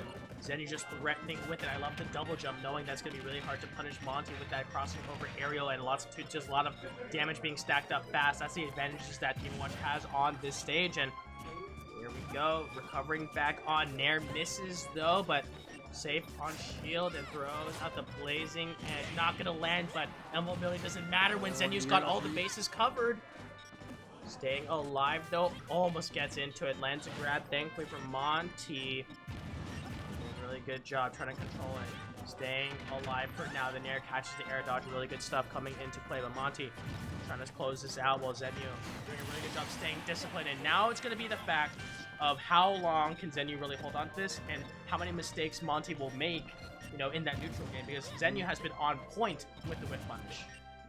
Yeah, definitely really good, you know, they're knowing that Monte either lost his jump, you know, so he's either forced to air dodge or, you know, take the up air, and of course reads the air dodge and gets an F kill, taking up the second stock, but Zenyou here needs to recover and get hit by the chef. Yeah, losing his stock. Switching to Mithra. Both players here just at an even tempo. Monte gets a nice lead. Speaking of tempo, this is exactly what Monte needed, and the landing there. Thankfully, the multiple hitboxes coming into play. Grab finally lands into the 2 up airs. Nice damage being stacked up. Zenyou, great usage of the dash attack in order to break out in that neutral area. Shields just drops in time for Monte to punish. Gotta be careful though. I think a few more interactions and we're gonna see if Pyro just comes out immediately. All the moves should be fresh at this point. Oh, that aerial does so much damage, so much knockback. Weird clank. Gotta play there, and that's we gotta be careful. Back air. What a DI! Great DI from Monte. What a DI to come in from Monte, but is it gonna be enough to take this game? Zenyou. Alright, yeah. Pyro here really menacing. Got it. Yeah, he catches the run in, up B. Zenyou takes it. That was immaculate DI first of all. That was insane. But second of all, I think the problem there is that Monte sometimes gets too impatient when he should be playing back.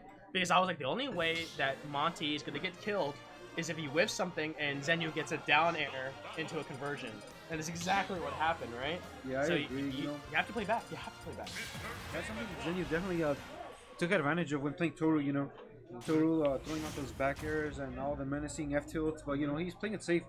He's like, I'm comfortable sitting here all day, and I forced him to Take your approach. bag off. Just put it under there. Yeah, be a little more comfortable. It's hot here, man. But hopping right onto Battlefield, and look at that Nair train hitting up to a 46%. This is the hard part that Monte definitely has been taking advantage of, getting that 49% started. But Zenyou at the same time has been doing relative to the stage. So we're gonna have to see how this really works out, getting the Nair started. Look at that damage quickly being stacked up, and now Pyra is available. Monte with no jump finally gets back, but reads it. Oh my god! Oh, just barely misses out, and Monte. Oh, good. I'd be shook. Almost the up smash comes out. Does the up smash beat out Game Watch's down air? Is it enough? If he does it at that technique clanks, definitely beats it on startup right there. Goodness, here we Right back there. Oh no, you gotta be careful. You have to switch over. Yes, exactly. That's what I was hoping for. You gotta switch there, get it baited back onto there. Pyra is now out. Monte crossing up with that Nair, but not falling for it much. Zenyou trying to control something, gets the down tilt, but Monte is too light. Oh, I love the air dodge bait. I love the spot dodge bait, but you know Monte also has another spot dodge right under that one with the up special. Yeah, reading that air dodge with the shot, gets the upper to the up B. Oh, a nice air dodge, but he catches it. That's like the tricky part with Game & Watch. They throw it an option, but they're ready for the defensive option you do to avoid it. It's like a checkmate position. You know? Yeah, there's so many times where I've thrown like 1 or 2 shots, and then he got continue, but I'll get like a down smash read. It's really helpful when a good mix-up when your opponent sees that maybe you're spamming it too much. Yeah, that's the FP, and untechable. One Wow. thing Monte taught me, you know, every time like when you do a meta fight, he always tells me like don't put yourself out there, you know, unless you know it's untechable when you hit them. But Zenyou, they're getting that back air. Yeah, doing a really good job. Zenyou, definitely not impossible though. Pyra and Mythra can stack up so much damage, but speaking of that, what I love is catching the jumps with the Nair. You know, it's such a good option for Monte to use because it has such like a good hitbox, and it just leads into more attacks to quickly stack up the damage. So, really doing a good job. Yeah, Monte, you're already at 54%. You know, Zenyou's a bit down, but not by much. But yeah, Monte, not letting him have it. Watch damage. Hits goes for Hail Mary side B, but not doing anything so far. Down smash to read the roll. That was really smart. I was expecting a second one, but Zenyou not panicking that option, but the bomb explodes early, so it's going to do a lot of damage. Speaking of another bomb, it's going to land. Get up. Nice parry, get the jab. Alright, he can close it out right here. They're going for these bombs, you know. Oh, barely misses that up smash. Get the eye from Monte. I think it was Monte's DI was really good, and it was also the outside parts of the down air, so it wasn't going to hit there, but really good stuff, and the down air comes in time. Zenyou. Yeah, you know, Zenyou knowing he could, oh, it's a dog, yeah. We're going to game number 5. That was really good stuff. Adaptation by Monte. This is what I was afraid of. If Monte has enough time to adapt against like Pyra and Mythra, then it can be a little bit of struggle, but Zenyou definitely taking notes from that one. Do you recommend that he goes back on Battlefield, or would you maybe think of a different option? I would say definitely a different option. One where Zenyou has like more range to, you know, just stand there menacingly, right? Because, Cal just got picked. oh yeah, Kalos. It's a pretty decent sized stage because right there, you know, Zenyou trying to play on the offense, but you know, the passive aggressiveness, you know, standing there like, well, if you do a dash attack or if you do a grab, I can whiff you with a grab or a dash attack myself, but you know, I couldn't really do that there in Battlefield because the stage was so small, really close, and then Monte tries to go for something, and Zenyou's not in line or in bad spacing, then he definitely gets punished. There we go. Back onto the footsies, and oh, here we go. And I think the avoidance of the platforms, I think that was the big part that kind of messed up. Because like Zenyou was able to get a lot at first, but then Monte just took full advantage of it, you know, in game number 4, and now hopping onto the Pyra. Oh goodness. Yeah, one thing, because I think Carlos, so it's a really good thing Monte has going here is those platforms right there, because you know, they catch a jump read, you do a jump fair, like it instantly blows up, so it's like that's actually, that sounds really toxic. Wow. Yeah, I played random. He was Sephiroth. I had like no rage. He died like at 80, I think. Yeah, it really catches you off guard, and if you have bad DI, then it goes really badly. It's just a really good option because I mean, just thinking about it, it just puts pressure on you. Because you're like, oh, now he can do this as a mix-up. So really good stuff in there. But definitely, we're actually seeing Zenyou abusing the fact that there's no platforms on here. Great switch to get away. Oh, had to do that. And not enough range. Instantly gets punished out. Too much pushback on that F tilt. And Zenyou with the lead. But the trend has been how long can he keep it, right? Yeah, you know, it's every time they're both in leads. They always tend to take each other down pretty quickly right after. Alright, Monte here. Wouldn't be surprised if he takes the stock right out by Zenyou. Doing an amazing job. Here comes the up air and the up special. Oh, great. Yeah, he read that side. He was stuck in there for a second, so he's like, I could definitely get this down there. And especially that Zenyou, when off stage, when switches to Mithra, always goes for the side B high to avoid like the ledge trap situation. So now Monte being aware of that was really good adaptation. Up B's early and gets the air dodge, taken away for a little more damage. Yes, Zenyou gets checks it out so much going on. Monte not to get fully dead, but is aware of the air dodge and the side B early. Thankfully it trades. But Monte keeping the stage control. Pirate is out quick down here, but great turnaround grab in response to it. Monte trying to hold on to it. Air dodge used to get away from the up special. So really good stuff. Nair once again catching the jump. It's been the name of the game so far, but the aerial clips out Monte. Another one clips out Monte. You got to be careful. Yeah, stuffing with his high recoveries here. Monte also trying to go for it by spamming those uppers, but it hasn't been working. Really good evasion by Zenyou, and he gets out of B. He's not dead because it's Kalos, which I think helps Monte, because this was Zenyou's counter pick. It helps Monte, but the progress that Zenyou has been able to make within the neutral game is definitely like favoring him. And if he just needs to land that one more hit, then it surely will spell the end. But Monte doing a really good job just surviving with it. Great DI, great usage of the up special as well. The jumps from Zenyou have been consistently being called out. Wasn't aware the platform's keeping it trapped in. They were talking about the instant explosion you were talking about earlier. Yeah, it's a weird pick now that I'm thinking about it, because Zenyou with Mari here, it would help Aegis. It's like pretty linear recovery. You can't really go under, but that dash attack will definitely go through. Both clears one stock apiece.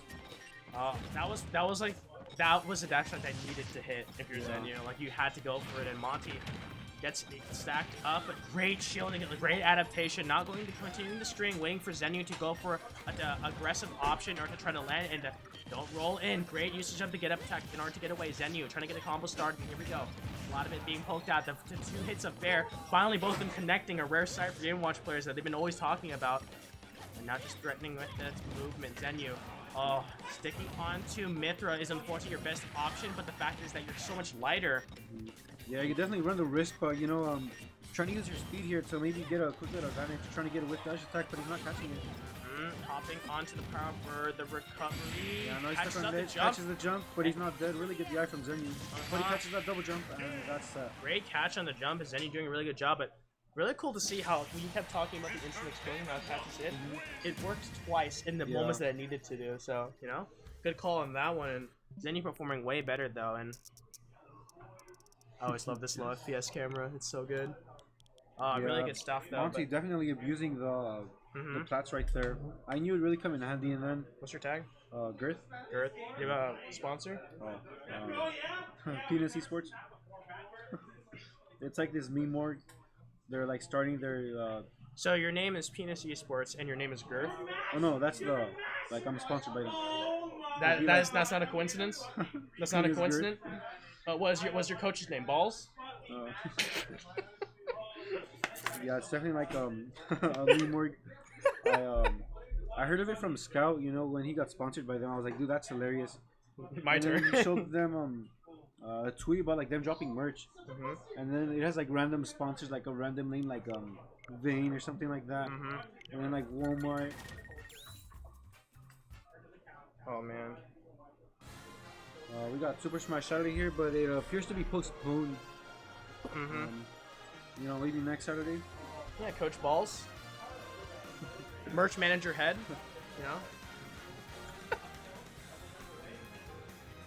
What's your doubles partner? Shaft. We got Uptown Smash this Saturday, hosted by MPG. The Teal there, Jail, he's a really good Teal, Oh, we got a hot set going on over there. And right now we have Tyrant and Toru up next in losers quarters. So both these players have been playing insane. And this is like the most quote-unquote honest match we're going to be getting. Yeah, I can see it. Yeah, because it's going to be Lucina versus Palu, I believe. Oh man, but both these players have been playing. Tyrese has been playing really well. Toru has been playing really well. Both these players have been like super well, but unfortunately, only one of them we'll be able to, you know, move on from here. Tyrings is the Lucina, right? Am I wrong? Yeah, the Lucina. Okay, good. And Toru, how long has he been playing? No clue. Because he's not PR'd, but he's definitely been getting really good results. So I'm assuming he's definitely new, and he's on the come up, you know. But Tyrant's been in the scene for a while. Definitely has a lot of paddling matchup experience, you know, playing a lot against Dragneel, Midnight. Players on the come up and SoCal. Name a bigger trend at this point, man.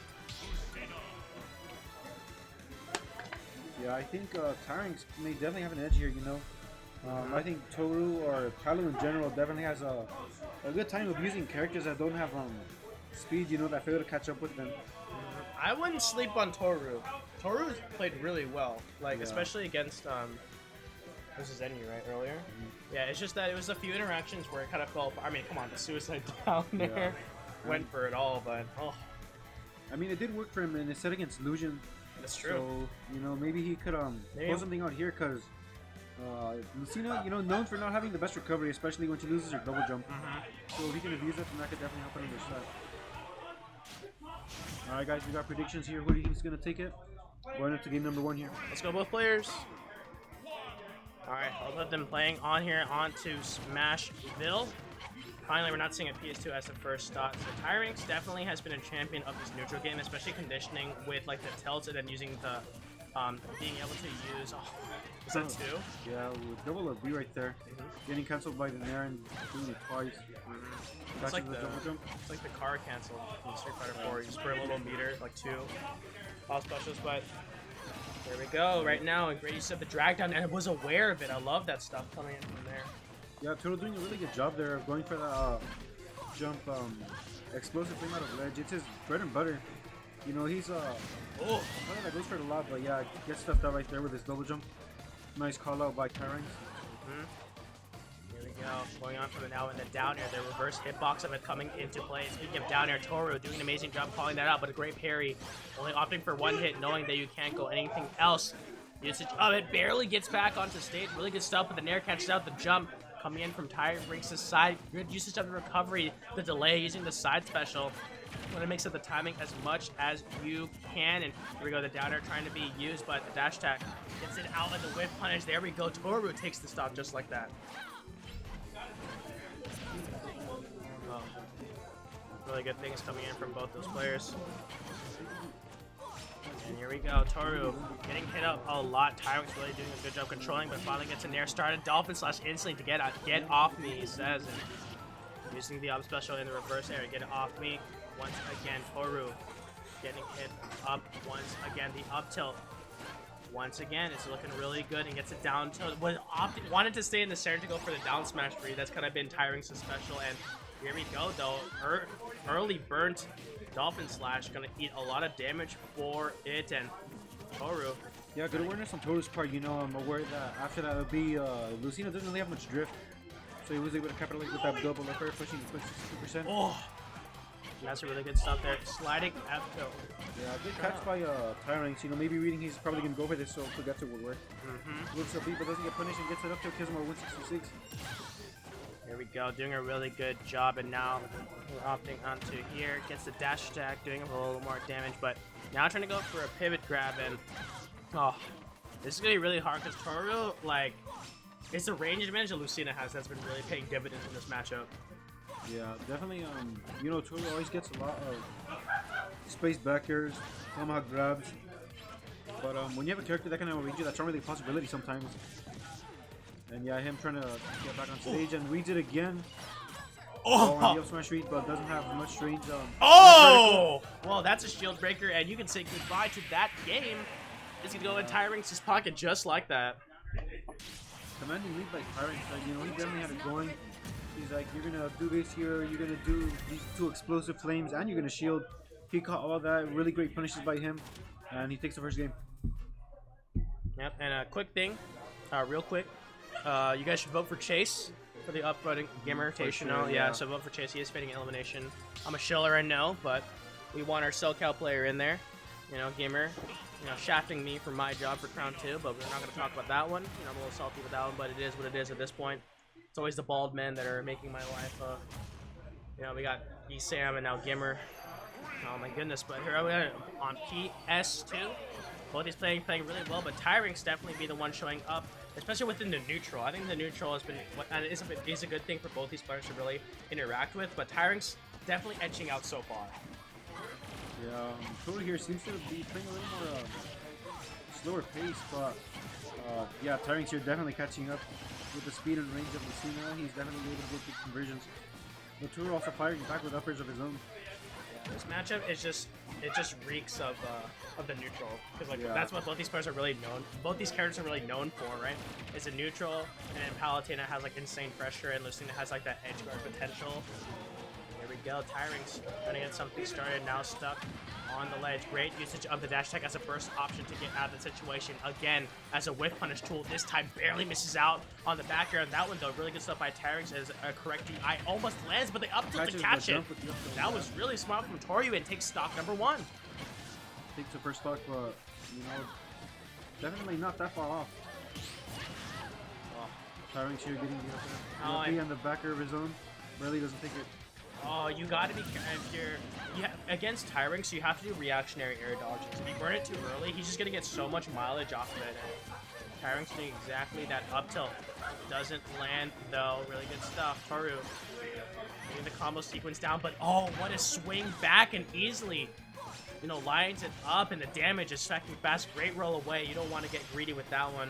A lot of damage being thrown out there in the platform. The roll just enough to avoid the up air. Yeah, good awareness on Tyring's on, you know, taking in, because he was aware that up air covers everything, especially if Total times it right. But that last bit of the invincibility gets it going so that he doesn't get hit. And now he's in the lead. Yeah. But you gotta be careful, because I know Tyring's is definitely saying I might be in the percent lead, but I know exactly what Palutena can do, right? They can just make that stock, like the percentages disappear, like I'm saying right now. And I love the discipline from Tyring's to hold off on the air dodge on the first interaction, but you know, Toru reacts to that one by just doing a nair instead, you know, not opting for a slower option. Here we go. The back air, no, didn't cross up Tyring's enough though, so won't be able to get anything down. Oh, the spot, the quick defensive option with the spot dodge not gonna work out. Doing a really good job though. Oh, the landing is successful. Oh, baits out the Dolphin slash the second one. Does it a second time? Oh goodness, and the dash attack once again. Alright, but yeah, the close explosive flame, you know, that one's a little harder to punish because it's like, you know, Tyler's really inside of it. Oh, and That the unstackable. Yeah, Total taking stock number 2 right there. Oh, Total trying to get the... Yeah, me too. I always flex like that one when I'm doing that. Oh, trying to go for a shield breaker, but didn't fall enough, and the nair is falling out of it, not working out. Trying to get it dragged. Oh, wow, really good stuff. And I love down and tries to get the air dodge read, but you know, nice directional air dodge from Tyring's here, but he catches the jump. You know, they're both even at one stock apiece. I love Tyring's, not afraid. Just like, yeah, I know you want me to be DIing into the stage so I can get stage control, but I'm comfortable being off stage because number 1, you have not edge guarded me at all. Number 2, my Dolphin Slash has been on point in order like to get off me or just get onto ledge. And Tyring's, oh, rare thing. I think definitely was going for the sliding F tilt, but the dash attack coming out instead while beating a little punish with that one, and that leads to more being there. It's hard to imagine. This Ultimate is such like a volatile game. That one mistake literally led to 68%. Yeah, the momentum boost, you know, Total getting one right now, and he's definitely in a big lead. Really doesn't miss that rope punish, but he's definitely keeping center stage, and he's doing a really good job. And I love that. Tyring's trying to get the Smash. tech punish. Oh, big opportunity, but thankfully Lucina has a good enough air drift to get away from good air drift. It's close here. Toru can definitely take a game right here. And Yeah, what a read. Yeah, great read by Toru. Taking game number 2. What have we seen that before? Toru reading jumps with up air, right? Did it against Zenyou, now just did it against Tyring's. Really good stuff happening right there. And I always love SoCal streams because you always have non-PR and PR players who don't come to the tournament. They start talking, you know, shit in the chat, which is funny, and then they start doing side bets too. Yeah, that's the norm here, you know. A lot of people getting like they're really toxic, like they're not even playing him, they're in like a competition. Yeah. Like I want to bet 10 on this player, 10 on this player, you know, I bet he won't win. Grind don't stop. You always gotta compete. What's up, Javi? Bro, you're not even in bracket. Bill. Alright, better kickstart in there from Tyring's here. First blood. And Smashville has been the stage that Tyring's won last time, so a little bit of a repeat that one. But I think Toru. Oh my God, Tyring is dead. Shut up, PJ. PJ, chill. I'm trying to do my job. Okay. Season lose to Scrubs, but he lost to me, so I don't know what to say about that one. But no, really good stuff happening over there, and I love the air dodge baits because now, from how fast Palutena can really rise up, it gets really hard to reactionary, you know, get away from the area, especially from like the multi hits that are coming out there. It can be really deadly. So really good stuff from there, and Tyrinx being in the back seat, a little bit of holding there, and knew that Tor was gonna hold it there. The down smash, not space enough though, and I love that waiting for it, and I love the air dodge bait. That's what you've been talking about earlier, and it finally comes into fruition. Yeah, there's just like a lot, you know, that Pelican really do there, right? If you miss the air dodge or you air dodge right there, you can do up smash, F smash, or that frame smash, and right there in the the card cancel up. Card cancel up B, that's insane. And are you grabbing onto the ledge? Get smacked away. He was too little, maybe you know, drift to the left. Yeah, he had no choice but to press ledge, and Tyrinx definitely punishing him for it. There we go. That's now yeah, I think Toru is starting to catch on. Yeah, other games he wouldn't punish it. He either get hit or he wouldn't be able to you know, capitalize off on. I think Toru was just like, Toru was just like making sure, like, are you really like gonna keep doing that? I'm like, okay, now I want to capitalize. If you do it too early, then Tyrinx just be like, okay, now I gotta adjust that for the next game. But yeah, Tyrinx has awareness for him because he's like, you know, maybe I shouldn't be going for this too much, especially at higher percents. I love the usage of Nair from Tyrinx because definitely, if you're Lucina, you want to do a retreating Nair at least to make it as safe as possible. But falling through the platform was also really smart. Doesn't matter how well or bad you space it, and the DI up. Oh, Toru was just off on the punish. Yeah, Toru trying to maybe catch DI again. You know, both players are really good at punishing each other. Right? They'll do these evasive moves of air dodging. Yeah, that wasn't close enough for the projectiles to come out, so gonna get the punish. But Tyrinx looking so comfortable on the stage. Yeah, puts you on a lot of stuns, so you know, Tyrinx definitely catching that, but Toru catching the double jump. High recovery. Jinx, you owe me a Game & Watch match. Don't do that, never mind, I didn't mean it. Maybe trying to catch a regular tech and do Bro, the just, there, you know? Just tried to do some like lavish stuff, you know? Wrong character. For a second, yeah, wrong character. Oh goodness. And gets the burned air dodge. That's gonna be good enough, thankfully. Yeah, if you're Toru, you're like, oh, thank goodness I caught that one. And definitely was hyper aware of it, because that's what Tyrinx did the last time it escaped. So we'll be holding on to this one. Quick spot dodge in place. Not gonna come out, but finally trying to get out into this area. Oh, the set switch didn't come in time. You know, especially out of jump. It's really helpful thing Palo has, but if Toru makes it a bad habit, which he has. That was a really good use of the platform, and the Nair to finish it off doesn't punish the air dodge though. Yeah, Toru's doing a really good job of that. He notices that you know, Tyrinx has been teching in a lot. He got the upper that time. Not good Doesn't enough. get the up smash though. Yeah, that's the second up switch that's missed, and you gotta be careful. Thankfully from the Nair from Tyrinx, good enough to break out that situation. Side switch used. Oh, I was looking for a back air. So up air won't kill just yet. Burned air dodge almost clips it with the air of Toru's own. Oh, great recovery by Toru here. Good read on the roll and reads the aerial. Yeah. You got to be careful because I know Toru loves jumping, but if Tyrinx is above you, the up tilt is going to win in those situations, and that finally pays off. Really close match though, so you know Tyrinx can't be comfortable. For sure, you know, how to really jump every character. Tyrinx being aware of it, like you're probably gonna jump, and even if you shield, I could. Bro, there was so many needle memes just like coming up. Yeah. Right. But what's also coming up is game number 4 right here. I think Toru can definitely bring it to game 5, but with the way Tyrinx has been playing, you know, it's really insane getting all these jump reads, tech reads, and overall good punishes, you know, especially the bad habits with explosive playing to retreat on the ledge. Tyrinx is definitely catching that. I love the early back throw. Just kind of waiting for something, but great tomahawk on the side of Tyrinx, but oh, look at this, getting hit up there. Oh, I just love that Toru is really aware, trying to get a punish by baiting an air dodge, but it's just not ready for the next step, because, I don't know, maybe Tyrinx, it's like we talked about, the air drift from Lucina is pretty deceptive. Yeah. Oh, but a read on that one. Yeah, missed recovery by Toru there. Tyrinx definitely thinking, you know, maybe he might use this when he goes for enough smash. It wouldn't hurt because it's not really punishable. Especially if they grab ledge, and yeah, he definitely got the stock there. Really. Getting a couple of up tilts from Tyrants. And trapped on those platforms has been really going against Toru, but great usage of the back air. Now we'll be able to finish it. Oh, really slow there. It's gonna re-grab ledge though. Oh, Toru. Oh, he definitely had the spacing there, you know. Definitely had his double jump, so he was able to drift to the side. Unlike the last time where he was forced to grab ledge and get the F smash. Good recovery by him. If there's a trend for Toru that I've noticed already, now I think we both noticed so far, it's being able to read jump with up air.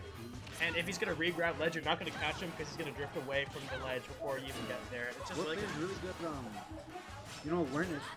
Right, like right there. Really good. And reads the get up. It's not spaced correctly, so it won't land. So Tyrinx with a huge lead right now. And that's the adaptation that these players can have. And Toru just looking awfully lost. That counter lasting, for as long as Skyrim has existed. How many games there are, but oh goodness. Toru finally gets something trying to close it out, but Tyrinx has been consistently stacking the damage. Yeah, it's really good to see on his part, for every missed nair or missed F Toru gets, it's a really big punish, 20-30%. And right between. Oh goodness. Tyrinx takes it 3-1. Marco beat Guts too. That's really good stuff by Tyrinx though. That was a really good match, and Tyrinx not too happy about that one. But now we're gonna have Marco versus Tyrinx. Is this run back? I don't think they played. No, not yet. No. Okay. Well, we got Chase in the chat. What up, Chase? You're my goat.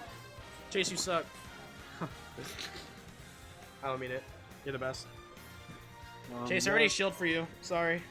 I already said Marco that you got a vote for taking Chase. it over Guts, right? Yeah, he's the the Ike player, if I'm not mistaken. Who? Guts. He plays Guts? Ike. Yes. Yeah. He has a lot of matchup experience against Mexican, and it's like really stuffy character, especially when he can't get his things going.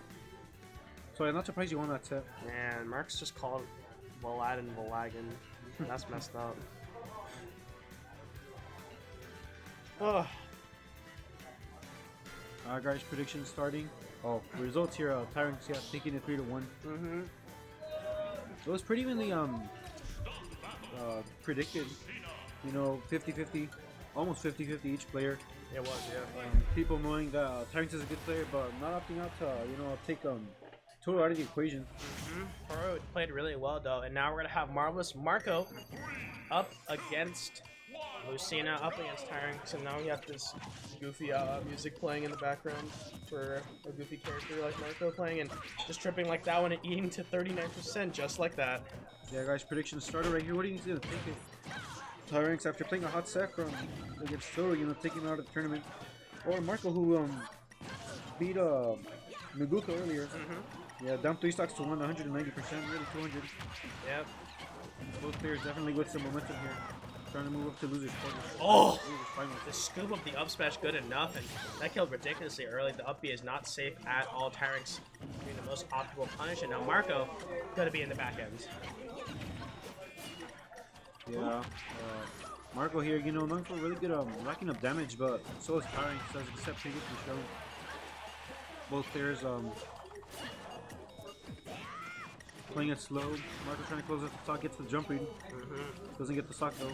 Yeah, no stock available, but thankfully the bomb actually made it so you can do an aerial earlier, and bomb placed on. There's so much traps, but Tyrinx gets around all of it. Yeah, having that sword really helps, like when Marco was playing with Monte, he doesn't have much range, but he definitely catches that conversion off of a bomb up air. Really good confirm that kills that percentage. It's very reliable. And yeah, throws it out of the ledge because he knows it's a really good move.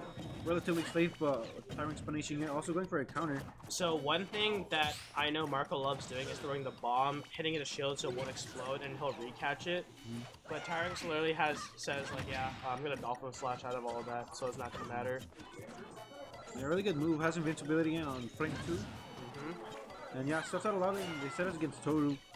So I'm not surprised he's opting for it a lot. Like I said about the bomb one, the interaction there kind of paying off, and great usage of the Tomahawk. So much pressure being exerted by Tyrinx. Oh goodness, and really good stuff for Tyrinx playing out of his mind. This is the PR Tyrinx. This is the guy I remember. Yeah. Marco here trying to play it a bit passive, but he's also playing passive aggressive. You know, he understands that Tyrants is in the lead, and he keeps getting these little tilts, grabs, up Bs, and if Marco starts falling, then you know he could die pretty early to a Gimp or an F smash or tech chase F smash. Another punish once again. The most optimal one in the down air. Not gonna land the roll in. Now Tyrants knew, but the punish wasn't available just yet. Lands the grab with the back throw. Yeah, good turnaround grab from Marco. Tries to reach the neutral get up, but gets punished. And air dodge is burned early, but delay on it. I love that from there. And using the down air, knowing that the jump was gonna come. Yeah, it doesn't necessarily kill, but it does a good 15-20%. Definitely brings him closer to kill percent, so he could pull out a bomb and get him. Tries to go for the jump read. And almost shield poke through too as well. Here we go, doing a lot so far. Bombs coming down though. Re-grab onto ledge. Nah. He got hit by the bomb, so he regained his reachability. Oh, there we go. Good awareness of Marco, you know, knowing that Tyrants got pretty aggressive there.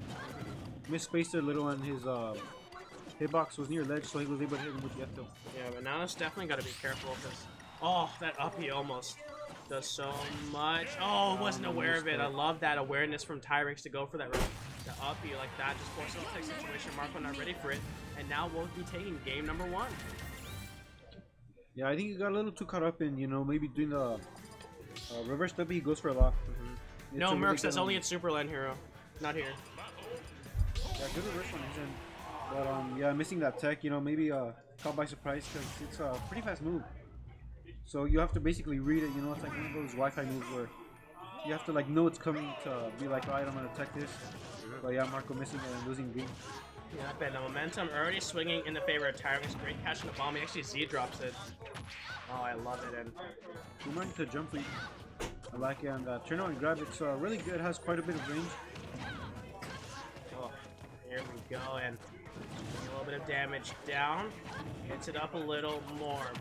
Marco doing a really good job controlling this match much more efficiently, and Tyrants has been the king of Smashville in all the sets we've seen so far, so it'll be interesting to see if Marco can dethrone that, but so far Tyrants solidifying that role by just controlling this match to the T.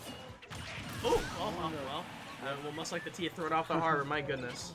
Yeah, really good jump call out from Marco. Knows that Tyrants tends to be jumping a lot in these situations.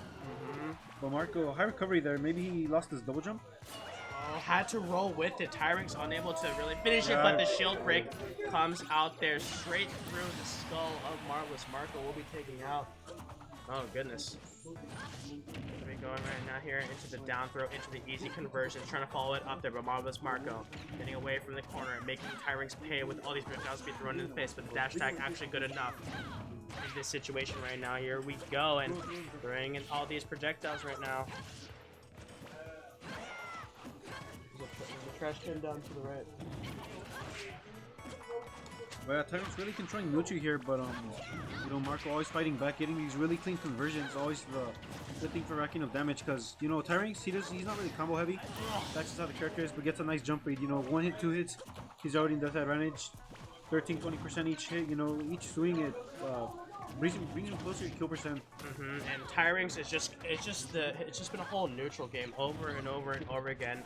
Like, it's just the fact that Marvelous Marco really struggles to get the conversions down due to the fact that Tyrings is doing an amazing job controlling. And I love the usage of the dancing blade to hit the bomb away. And double jump. Marvelous Marco got sniped out, and Tyrings at match point. But my goodness, I've never seen Tyrings play this well.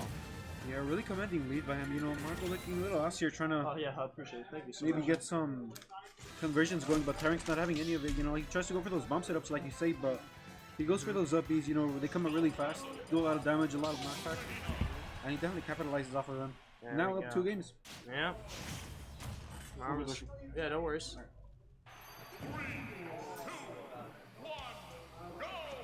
Yeah, but now popping into game number 3, potentially the last one. Tyrants has been playing super well at this moment. Playing the best as they can. Oh, early burn, air dodge, great wall jump, great counter as a counteracted to it, but both these shenanigans happening out there. Great awareness from both those players, though. I really applaud that. And here we go. Hero Spin gonna get punished out with a dancing blade. Boomerang thrown out as a safety, and I love the peek over. Not gonna be good enough, though. And here comes the boomerang once more with the Zair as a compliment to it. Oh goodness, here it comes. So much damage being stacked up. Great usage of the tower to get away in the down airs. Those consistent down airs they've been doing from jumping high is not working out. No, that Tanks is being super aware that it's coming, but the up air right under the platform. This could be a potentially good plan for Marco, though. You want to be needling under those platforms. Gotta be careful though, and reversing the up B, try to catch Tyrings, but Tyrings not falling for it. You gotta be really careful with those downers though, Marco, because you're getting caught out, and that's the 4th one. Getting hit up there, but great pivot grab. Doing an amazing job at Hero Spin, just being whiffed out there and doing a lot of damage. F-tilt use as a quick get off me tool. Tyrings doing a really good job. 142, 150 to DI. Good enough. He's being aware, and boom! Closes it out. Doing a really amazing job. Both these players really showing it out, but Tyrings controlling the neutral so well. But Marco fighting back really hard in this game number 3, knowing that his back is against the wall. Finally gets the boomerang combo they've been looking for. Great use of the Nair, the quick reactionary to the neutral get up by Tyrings. Nair used and drifting away, but the sliding F tilt from Tyrings is good enough in order to catch it out. The Zaire combo is used 1-4 for that guaranteed damage and pushback. Oh, but a whiff, huge whiff coming in from Marco. Gonna get hit up with a 2-piece, and I love it. Instantly scrambling for the stage control and using the downer to delay it, thinking Tyrings think he was gonna land, but there we go. The only Tyrings will be landing on is Marco's up air. Marco looking much better in the annotation game. Jump being snuffed out the down tilt. Oh, stuck in disadvantage. You gotta be really careful with those downers. No, Marco. Oh, reads the roll with the up smash. Lots of damage being thrown out in the back air. Not gonna be safe because even though it was across, the Tyrings was aware. Great awareness by Marco to delay the recovery. Finally lands it. Air dodges actually to get rid of them, to hold on to the bomb, but we'll be dying for it, unfortunately. And this is such an even game. Tyrings playing super well, but Marco adapting even better. Downer used once again. He's gonna land it. Here we go. A nice little sequence from Tyrings. Love the little mixing and movement there. And connections are being made. Up airs are poking Tyrings from the underside, doing a lot for Marco. And the bomb's being thrown out. Not close enough for the conversion, however. And here we go.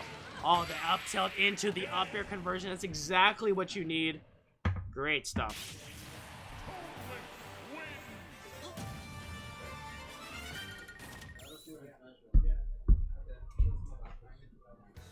I'm telling you, man, I'm so good in solo con. I'm so good on solo con. I'm doing this shit. I see it all the time. So I'm just like, yep, here we go again. Back to the game, lab. Back to the game again. Oh, dude, I'm so excited for Pokemon Scarlet and Violet.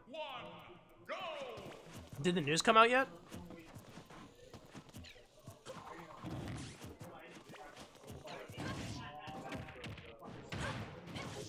Did the news come out yet? Oh my god, wait! That was really good from Tyrings, though. I love those little sequences in order to get that nice amount of damage possible. And oh, there we go. You gotta be careful, though. The second up air, unfortunately, will miss.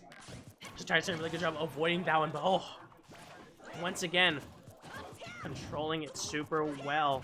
While these arrows being thrown out there, but the Nair on the shield, not gonna be good enough. And Tyrings doing an amazing job controlling this game. Look at the stage control on the center, and Marco instantly scrambles and gets away with it! Tyrings got his stock taken, robbed away. It's the few interactions that Marco needed, and oh, it's gonna pay off. Marco was in a huge disadvantaged state there, but it was always those few moments where you mess up, and Tyrings now has to try to close it out, but does so easily. Yeah, it's weird hearing music. You get a nice little nature effects instead, Javi. Oh, here we go. Reads the roll. Oh my goodness, what an amazing stuff right there. And Marco gets thrown out there. Great usage of the defensive options, but Tyrings is ready for it. Oh, he's sharking under this platform. But he's got to be careful. That landing back here looks so good. Oh, I love the empty hop into the up tilt. Marco thankfully let go of shield in time to get that parry, and these projectiles being thrown left and right. Great air dodge to get away with it, but Tyrings really doing an amazing job controlling it down. Doesn't want to repeat the stock number 1. Whereas in a few interactions, got the stock dropped away. Great usage of it. The delayed up air, not going to land though, but the up smash quickly catching out Tyrings' landing. Already I'm back. What's up? How'd it go? It went alright. Did you win? Oh no, that was rude. No, did you win? Then what? You back? Oh, yeah, but I'm Girth, bro. Of course I won. I hope. Has a bomb placed on there. Great pressure. Oh my god, just like threads the needle. Yeah, this game's like pretty even compared to games previously. Mm-hmm. Oh, trying to put him in a tech situation. Oh, great. Oh, the scramble coming in when the defense was coming. And here comes the boomerang for additional damage. Tags it on. Marvelous. Marco doing an amazing job. Gets away with the bomb. Bites him in the back, but thankfully won't die for it just yet. Marco clinging on for dear life. Has a bomb in hand. Great usage of the recovery. Stays alive. Doesn't finish it in time, though, but thankfully the Dolphin Slash will be good enough. That shield's looking really small. Be careful about a shield breaker. That could potentially end it, but the edge guard instead. We're back to last stock again. Oh yeah, he caught him right there. You know, Tyrant's doing a really good job of capitalizing off of his, attacks on hit stun. He did a fair right there, and he got caught by it. Gets it with the bear, takes his stock. Oh, and the down. You gotta be careful not to get hit by that one. And I love that attempt by Tyrings, but eating that damage is just not worth it. 68%. Like 3 more interactions with Marco to land the hits, and it should be it. But Marco's doing a really good job with it to stay alive. So many swings are being taken, but Tyrings knows that he just needs to force Marco off stage in disadvantaged state, and thankfully the bomb explodes just like that in the trade. Both players keeping it really even, you know, they keep trading, hitting one hit, one person goes down after the other. And speaking of one hit, 8% difference. there we go, gets a conversion. Gets a jump, and oh my god. I wanted the up air to happen. Yeah. Maybe I wasn't aware for that one, maybe it would have hit, but that would have been really good. Marco hits it up with a bomb and snipes out the second one, and we're going to game number 5. Marco on the way to get a reverse sweep. Really well played by Marco there, you know, all those bombs, setting up ledge. Really good job of converting on all of them. Didn't convert on the 2 bombs to get the upper. I wanted it. I was like, oh, it's gonna come, it's gonna come. But instead, Marco will be bringing it back. This is to go into losers finals where Zenyou is waiting. You know, but all these game 5s, that's what I love to see. Tyrings, trying to keep the composure down because I'm gonna be real. Stopping a reverse sweep can sometimes be really hard. Yeah, like you win the first 2, you feel comfortable, then oh, it was close. Oh god, it's getting closer, right? Now you're back to game number 5, and Marco playing extremely well, and Tyrings definitely thinking about what stage to pick at this point. Like, I mean, all these stages can definitely benefit both of them, because especially from how much he's been sharp right there. Get the hell off the Lilac Cruise. They're going for the most neutral stage, everyone calls it. You know. Is it the most neutral, or is it just the most comfortable? Because everyone just kind of started picking it. So everyone's like, yeah, we'll like just a go bit here. of both. You know, Marco here definitely has more of an area to play passively, but also Marco B3. He's on his way to do a reverse sweep. You gotta know. You gotta find out more. True. Yeah, game 5 here, and yeah, Marco, no hesitation at all to start, you know, throwing out these boomerangs, arrows. In summertime. Just to rack up quick damage. In summertime, you gotta get that. It's time for camping. Time for a set up of 10. Oh, and strikes first blood, and instantly, that bear is not safe in space. So that's the thing. Like, what really kind of sucks is that because Marco since plays really passive and projectile heavy, it's really hard for Tyrants to get mileage off of doing retreating aerials. Has to go aggressive with it, and has to swing super low due to Marco's size. Oh, but the bomb usage from Tyrants trying to use the Dolphin Slash as a way, and oh my god, the usage of down air because of the wind box pushes them away. That was really smart. Yeah, really good down air. It's even laggier than Game & Watches, but since it has that, you know, like big push right there, it was able to knock him off, kind of like an electric, where it's like, Yeah, there actually, shield, it just like pushes you off. Yeah. Go and grab the ledge. You can hold that one. Oh, the trip coming into play, but wasn't aware with it. Up air, Stowe's missed though. Stuff on the platform, no, that aerial, that back air from Lucina. Doing so good. Here comes the bomb. No conversion off it just yet. Thankfully, the down and the sweeping arc was good enough to catch in the front side area. Roll gets red out immediately. Tyrings doing a really good job. He does it again. Surely Marco will not do it a 3rd time. He does it a third. He does it a 3rd time. You'll never expect number 3. Yeah, it pays off right there. You know, Tyrant's not catching it. Swimming right, like he won't go for it, and he gets his conversion right here. You wouldn't be that dumb. Psych. Really good. And remember I talked about how the F-tilt kind of reaches from behind? It actually pays off there, and Marco holding it from behind and just gets the conversion when you need. That's the frustrating part about playing against these zoners, especially the ones that can get conversions off of their projectiles into aerials, because you just run into one and you get hit with the conversion into another, and now Tyrinx. Now we're back to square number one, just at the beginning of the game. Yeah, basically both players doing a really good job, you know, keeping it really even here. Both players just trying to fish for certain hits to maybe pushing that advantage and keep going. There we go. Marco here definitely not wanting to approach, you know, he's like, you're playing by my terms right now. You're playing my game. I just like that there would be times where Marco doesn't approach, but knows like there's opportunities where like he can box with all of his tilts and stuff, but you gotta be relatively careful though, because Tyrinx, you know, you kind of cut out the middleman there. He's like, yeah, you're gonna come to me now instead of having I have to work towards you, but both them playing this really relatively safe neutral game, and I'm using the speed that, you know, that Toon Link kind of has with his little feet. Yeah, Marco now in this slight advantage, you know, he's understanding that Tyrinx is can't really do much here, and yeah, getting hit by all these bombs. Stuck on the platform, almost read it out there, and the up air is coming. Oh, but the sliding F tilt, easy. The bomb trade, will it benefit? Barely makes it back. That Really was insane air dodge recoveries by both players. Coming in clutch, make sure they're living just a little bit longer, racking up damage, maybe even taking the stock. extra And, damage, using the boomerang to come back where its bomb is into air. It's going to come back down right now. Yes, the trade favors for Marco in order to get that stage control. I would be careful about using the bow though. A lot of lag there and not too much benefit. I'd be really careful because Tyrinx, that shield on Marco is actually looking a little small. A quick shield breaker with this much rage might do something, but Marco staying alive, drifting away, but tries to go for an empty hop, but it's literally like it's like a snake cosplay, right? You know, you whip on my shield and I get a conversion off of that with a kill, and using it down there, it messes up because of the wind box. So good for Marco. Is it luck or is it skill? It doesn't really matter because Marco will take that any day.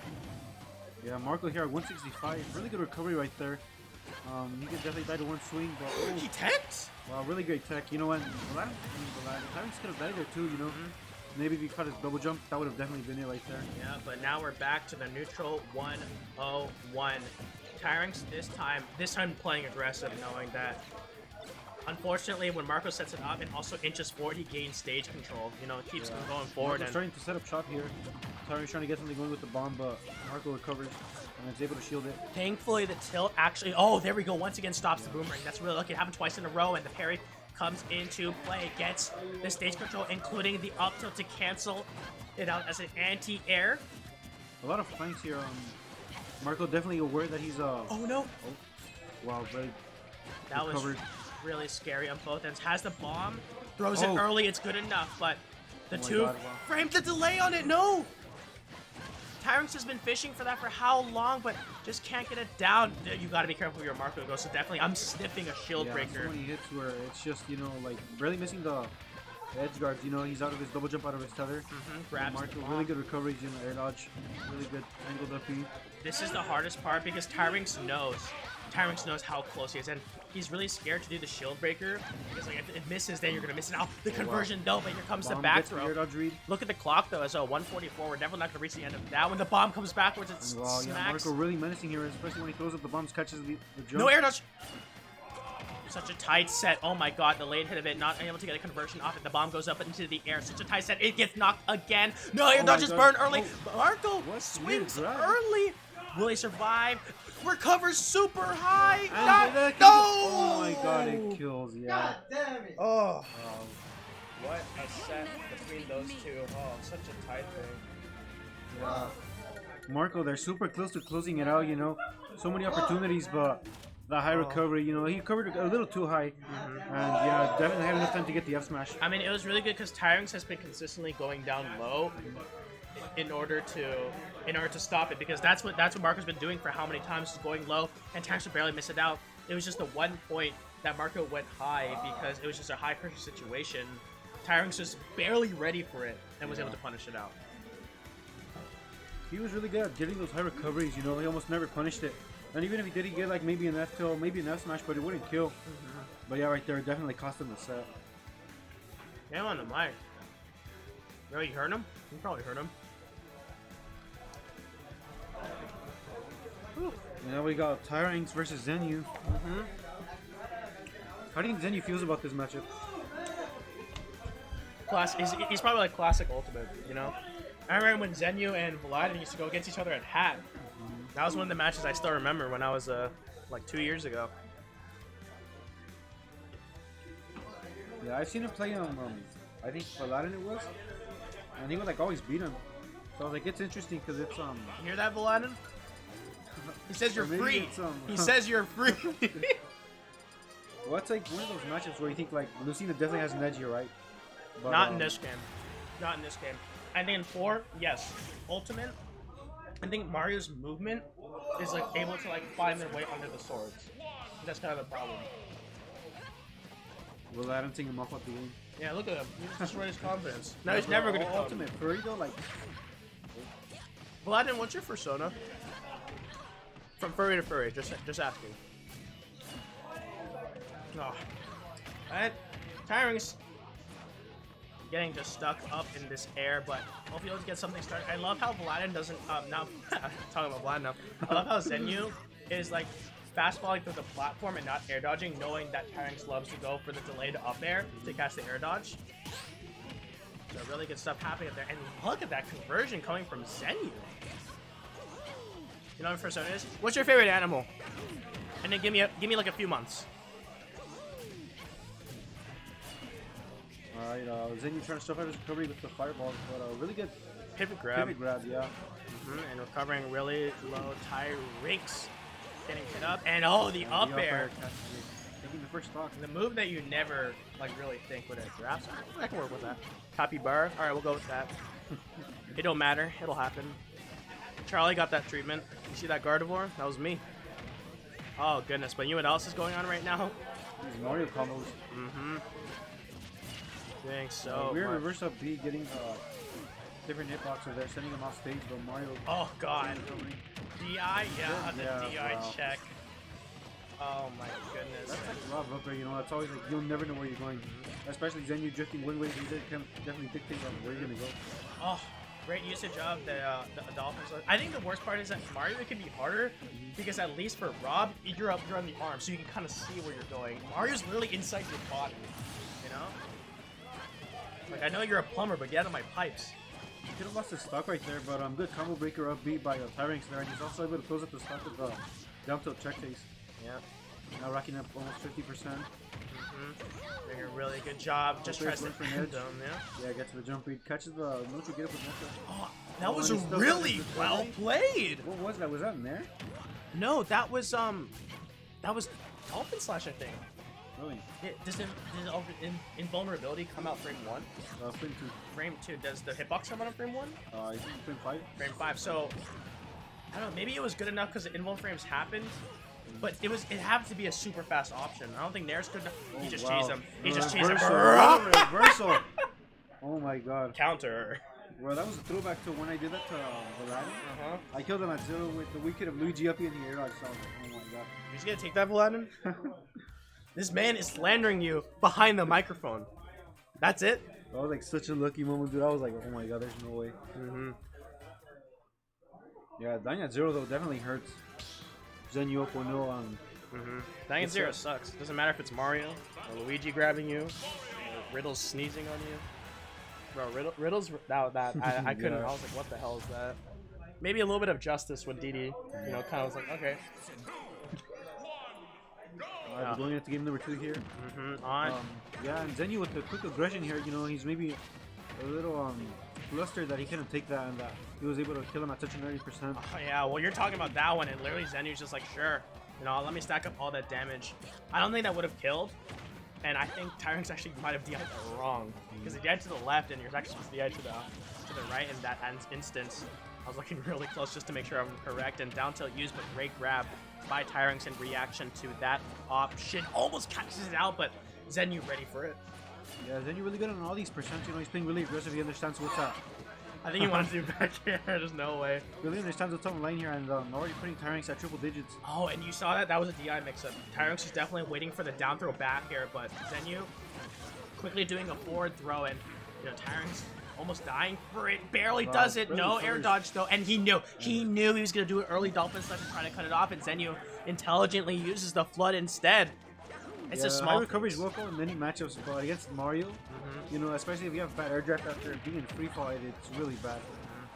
I mean, that's why I like Ultimate so much. It's like those small like interactions, right? It just means everything in this game. And the F tilt, the Pokemon with the sliding F tilt as well, almost spikes. There. That could have caught his double jump and he would have died at 29. You know, getting an early kill of his own, but not hitting it. He's just like, hey, maybe dying at 0 wasn't good enough. Have a die at 29 instead. Oh no, no, no, no, no, no. Here comes the down air DI to the Off of the mid. I think that was still I think that was still optimal DI, but I think it's because it's small battlefield that it killed. And that's just really unfortunate there, but great counter in order to get it off. Zenyou gets a stock taken, but Tyranx looking, I don't know, it's just like, I wouldn't say lost, it's just that Zenyou finds those openings and literally just stacks like 70. Yeah. He has a bigger combo potential, you know, like, and it's said with Toru, he definitely didn't let him get those nair loops. And he had to make the pilot play honest, which is not something you really see every day, but yeah, Don't die to it again. From Mario, and yeah, he has many ways of converting off to combos that can kill you at literally 0. What a And cheese. that right there. Then you're getting a cheese kill of his own. I think that's actually really smart though, because like, because I think it has observed what happened because Zenyou and Tyranx in that one interaction where we both kind of didn't understand what happened, they both traded hits, and then Tyranx got favored out in the end, right? And it killed Zenyou. So Zenyou's just like, why would I trade hitboxes when I can bait them out to get that defensive option and then use blood, right? And that's happened twice in a row now. And then the fireball was also really good because the first one missed, but then he did a B reversal fireball, and it actually made Tyranx afraid a little bit. So he had Tyranx have to burn it early. That was just really smart by Zenyou. I can talk about this all day. I like this game. It's really good his fireball play because, you know, Lucina's recovery kind of like Game & Watches. It's invincible and it's like hard to punish, right? Because it's your, like, from one frame you're here and the next frame you're the other. But he's really putting his fireballs to use. Definitely caught that jump, and it's high recovery that Tyranx ended up doing that cost him. And, you know, it's not really anything you do, but that fireball, it's like really menacing. If you don't air dodge, you're dead, or if you recover high, then, you know, it could help, but in this matchup, it certainly doesn't with that Florida. And I think one of the things that really set the tone of the game was at the beginning, Tyranx had to sacrifice his entire half of the stage. And thankfully, he's able to get something out of it, but the fireball, oh no. He just comes him out for a little more damage, trying to get the fair, but Tyranx does an optimal DI away into the fair to get Zenyou off and get that damage down. Catches the landing, used to be up to, what, look at that. Zenyou does not flinch in that aspect, and oh my god, the DI almost gets Tyranx killed, but gonna be good enough just for now. Maybe don't roll there, what I was just about to say. But I want to be careful right now, and definitely you don't want to be doing a neutral get up in this situation because, okay, well, maybe don't listen to me. Yeah, look what happened. Look what happened. All that off of a tech chase, you know, really good on Zenyou for using that momentum and all the places. Good. Really good at spot dodge right there. Good awareness right there. That's like a day one. Those are like some like early days, like being able to like get things down, and oh goodness, look at this damage. And this, I loved how Tyranx waited. He's like, oh, the last time he spot dodged, now I gotta be careful. And good 2-frame. Really good 2-frame. You know, it's definitely much more strict on timing. Like his down tilt, you could just mash, and it has, I guess, well, actually, I think neutral B has more range than down tilt. Yeah, I think so. It's just that it takes time to charge. Yeah. I think one of the things there, that's the Jesus. That's the master. You just do short hop airs like, oh god, please, please hit for once. But you know, even invincibility, you know, might as well just do it. And the 2 hits, I love because of Tyranx dashing backwards, it actually lowered his hitbox because of how the Fire Element characters dashed. He leaned all the way forward. Yeah. The back air missed because of it. So it's actually really good stuff. Dashback being, you know, dashback in this game has been so important because spot dodging, you can get you punished, but even dash back, you can actually like have enough time to dash, you know, dash back, dash forward, and get a punish off of it. And in Tyranx's case, you can actually get away from the rising back air that Mario's love to do, and you know, really good stuff. And oh, try to go for the shield breaker, and oh, swings away, thankfully. Oh, Nice reversal. We've been seeing a lot of air dodge recoveries, you know. They do it early, so then they're not really in much trouble. And yeah, right there, so being able to see double jump. Yeah. Oh, great parry, but doesn't get a punish. It's because of the hitbox of the Dolphin Slash, unfortunately. Yeah. Kind of like Ken Ryu of B. It's almost as sad when Sephiroth flanks you. Like, yeah, I know you're gonna do it, but I'm still gonna be sad about it. Stop it. It's like they keep just doing the up. I'm like, I get it. You watch Ned do that in the set. Yeah, good jump by Zenyou right there, you know, recognizing that his shield is pretty low and he could, or no, I mean, Tyrants, recognizing he has a low shield, so he thought of jumping to avoid, you know, the back airs, the up smash. That was really scary, and Zenyou really knows, like, this is where the matchup gets bad. This is where it gets really bad, because when Zenyou's forced to approach and make really risky options, Tyrants can get a punish that now, but now, if I'm Tyrants, I'm like, alright, do not get grabbed by Zenyou, because Zenyou's going to get this true combo, and then it's going to put Tyrants in a really, like, not even guess for game situation, because it's going to stack up the damage fast. Here we go, trying to go for a pivot, grab, opting to go backwards, using the fireball as an approach option. I really like this from Zenyou. The adaptation, making sure to throw out the fireballs while keeping an eye on Tyrants, so you know when that Lucy is going to go in. Love that little stutter step. But Tyrants is a fireball, trying to do something Way slower, you know, trying to get some chip damage in with the fireball. I'm using it as a good approach option. It helps when he's also in double jump, because it's a bad thing to do, you know, burn your double jump, you're in the air, you have to maybe air dodge.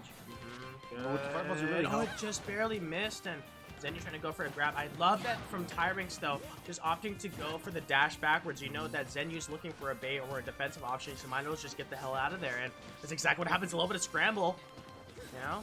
Well, players, you know, just knowing what's on the line here, right? Then you up 2-0, I think you could maybe take it here. All it takes is one. That's the problem, right? Yeah, Oh one no! up air. Oh no! Oh. If that up air hit, I think actually might have been in. Yeah. Enough rage. Oh no! That's gonna be good enough. Dolphin slash burn early. Can't get the second one. Panicked on that one. It's gonna be really close now. Zenyou smelling it. Oh, here comes the grab. All right, don't roll. Don't do it. Don't do it. No, please. Listen to me. Listen to me. Listen to me. Because that's like the problem. Like when Tyrant's roll gets snuffed out, then it's a decent. Oh no! Doesn't snap to legend. That's gonna be a 3-0. 3-0 by Zenyou. Rested it up right there. So listen to me. I'm telling you. Down to stock, and he was in triple digits, but he managed to close out the set. That's like, I think one of my strongest aspects, like if you ever want to do like VOD review and coaching, I recognize defensive options really well, right? Roll, right? He rolls, doesn't work, waits a little bit, neutral get up. Yeah. And he's gonna do it again. I helped Midnight with that actually, when I reviewed his set against the Zenyou, and I kind of pointed out, I was like, hey, you pick an option to get off ledge in either less than 1 second or 1.5 seconds. So when you do that, it doesn't matter what option you pick, your opponent can now wait for it and see what you do. Yeah, it's definitely like one of those things they have where, like, Game Watch can have Chef, right? So that like forces you to pick an approach option. But then like with Lucina, he doesn't have much, or she doesn't have much, but you know, you you stay in roll distance, and like you could cover everything. Jump, roll, neutral, get up. And Zenyou's not going to drop that, so really good stuff from there. We're going to have, so it's going to be Zenyou versus Monte. Will the Aegis come out, or is it Cloud? You talk about that. I'm going to use the bathroom. Yeah, I'm definitely thinking Cloud, because you know Pyra or Mithra, it was like a pretty interesting pick, right? Because then you definitely brought it pretty close, but you know Monte closed it out. He's like, no, I'm gonna take this set from you, but who knows? You know, maybe he'll stick to Aegis or maybe even Mario, but I'm assuming his best bet is probably a Swordy, considering that Game Watch loses pretty hard to Swordies. Alright, right here we got the points breakdown. This is a Silver 2 events. We got these graphic designers, or graphic designed by Eggy. Really nice designs, you know. Always love them, they're very vibrant and colorful. Especially the SoCal PR one, like the comic font style. I really like that one.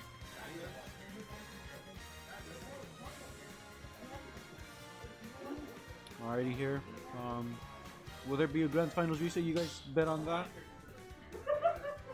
We got the predictions started. Wow, 2.5k versus 10 points. I'm assuming everyone's voting for Monte, you know. Him being so up on Zenyou. Yeah, the Mario Game & Watch matchup, it's definitely slight win for Monte, if not, I mean, slight win for Game & Watch, if not +1. But yeah, Zenyou opting to, you know, go for a Swordy right off the bat, you know. Warming himself up, pumping him up in the set. Seeing what's gonna happen here. And yeah, Zenyou not taking the Mario at all.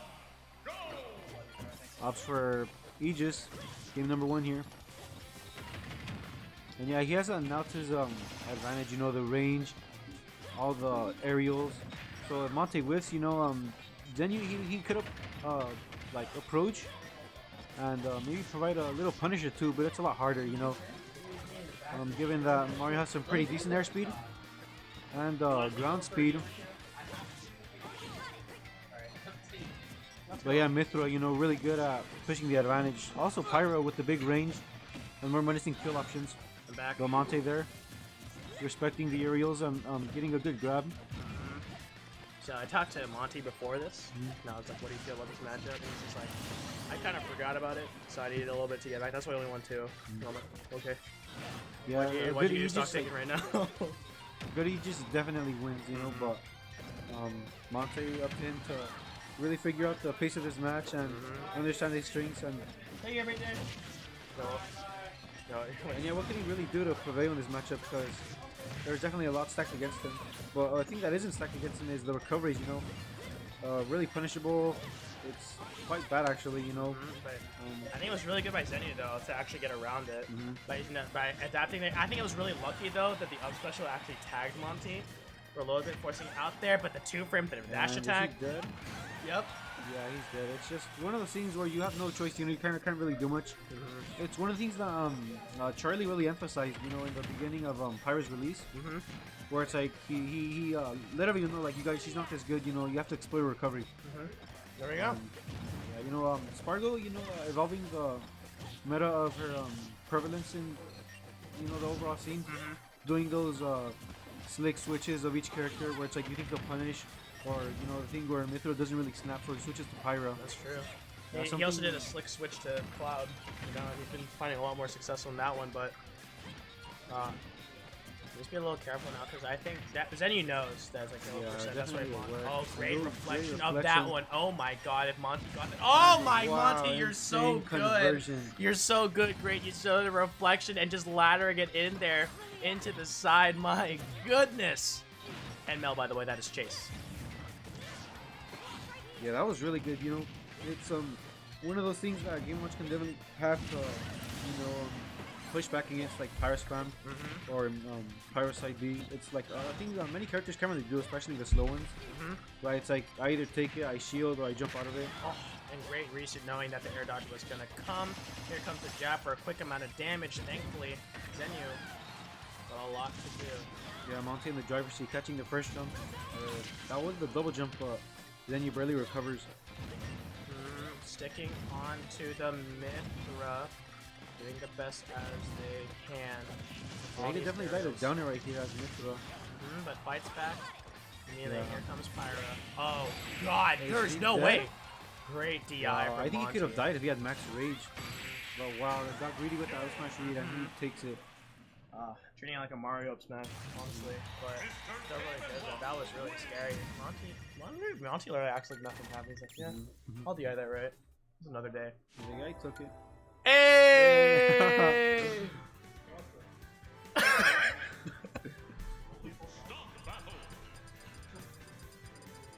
Let's go 4,000.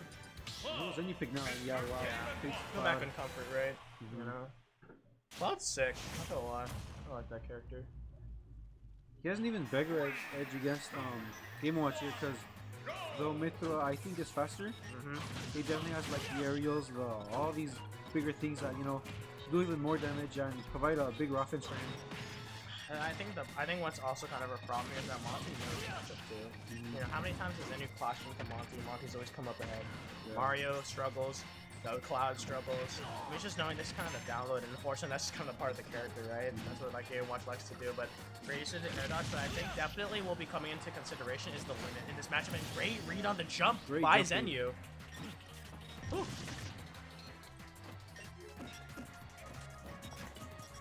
Alright, Zenyou, When do you think they're adding Cloud to Fortnite? pretty soon to be honest. They added the Halo guy and Doom guy. Okay, first of all, I'm about to flame you right now, so you prepare yourself. Never call him Halo guy ever again. It was Master Chief obviously, but I was thinking of Doom, and like everyone calls him Doom guy, so I mixed them up. Bruh, I never seen it. You know, the Halo guy, I'm like, you have 5 seconds to take back what you just said. Yeah, but like all these kids nowadays, you know, they see Travis Scott, they're like, bro, it's the guy from Fortnite. And have you seen the Spider-Man? Who's that? Spider-Man. Where's he from? Fortnite. And the guy just smacks the back of his head. Oh man. But what's cool about it is that like it gives them exposure. So like people actually look into the games later on, like, oh, it's come from there. No. Maybe if they had Aerith and Sephiroth, they should make it so that Sephiroth like cranks a 90 on her and comes down with a melee. It should instantly kill her. Oh goodness, we're talking about Fortnite while this shit's going on here. But great usage of the F title by Monte. Oh, they're gonna look back at this VOD like, what the hell are these two people talking about? Like we're just talking about you getting like boxed by Captain Marvel, and then you get sniped by Drake. It's like the weirdest characters. Several this boxing Cloud. I'll never be a member. Oh goodness, And but yeah, really big lead here. If Zenyou managed to not take damage, it would have been a JV3, but Monte racking up that quick 26%. that's the Game & Watch tactic. I mean, he's gonna land a hit eventually. It's also safe. And speaking of safe, can't even punish it with the climb hazard.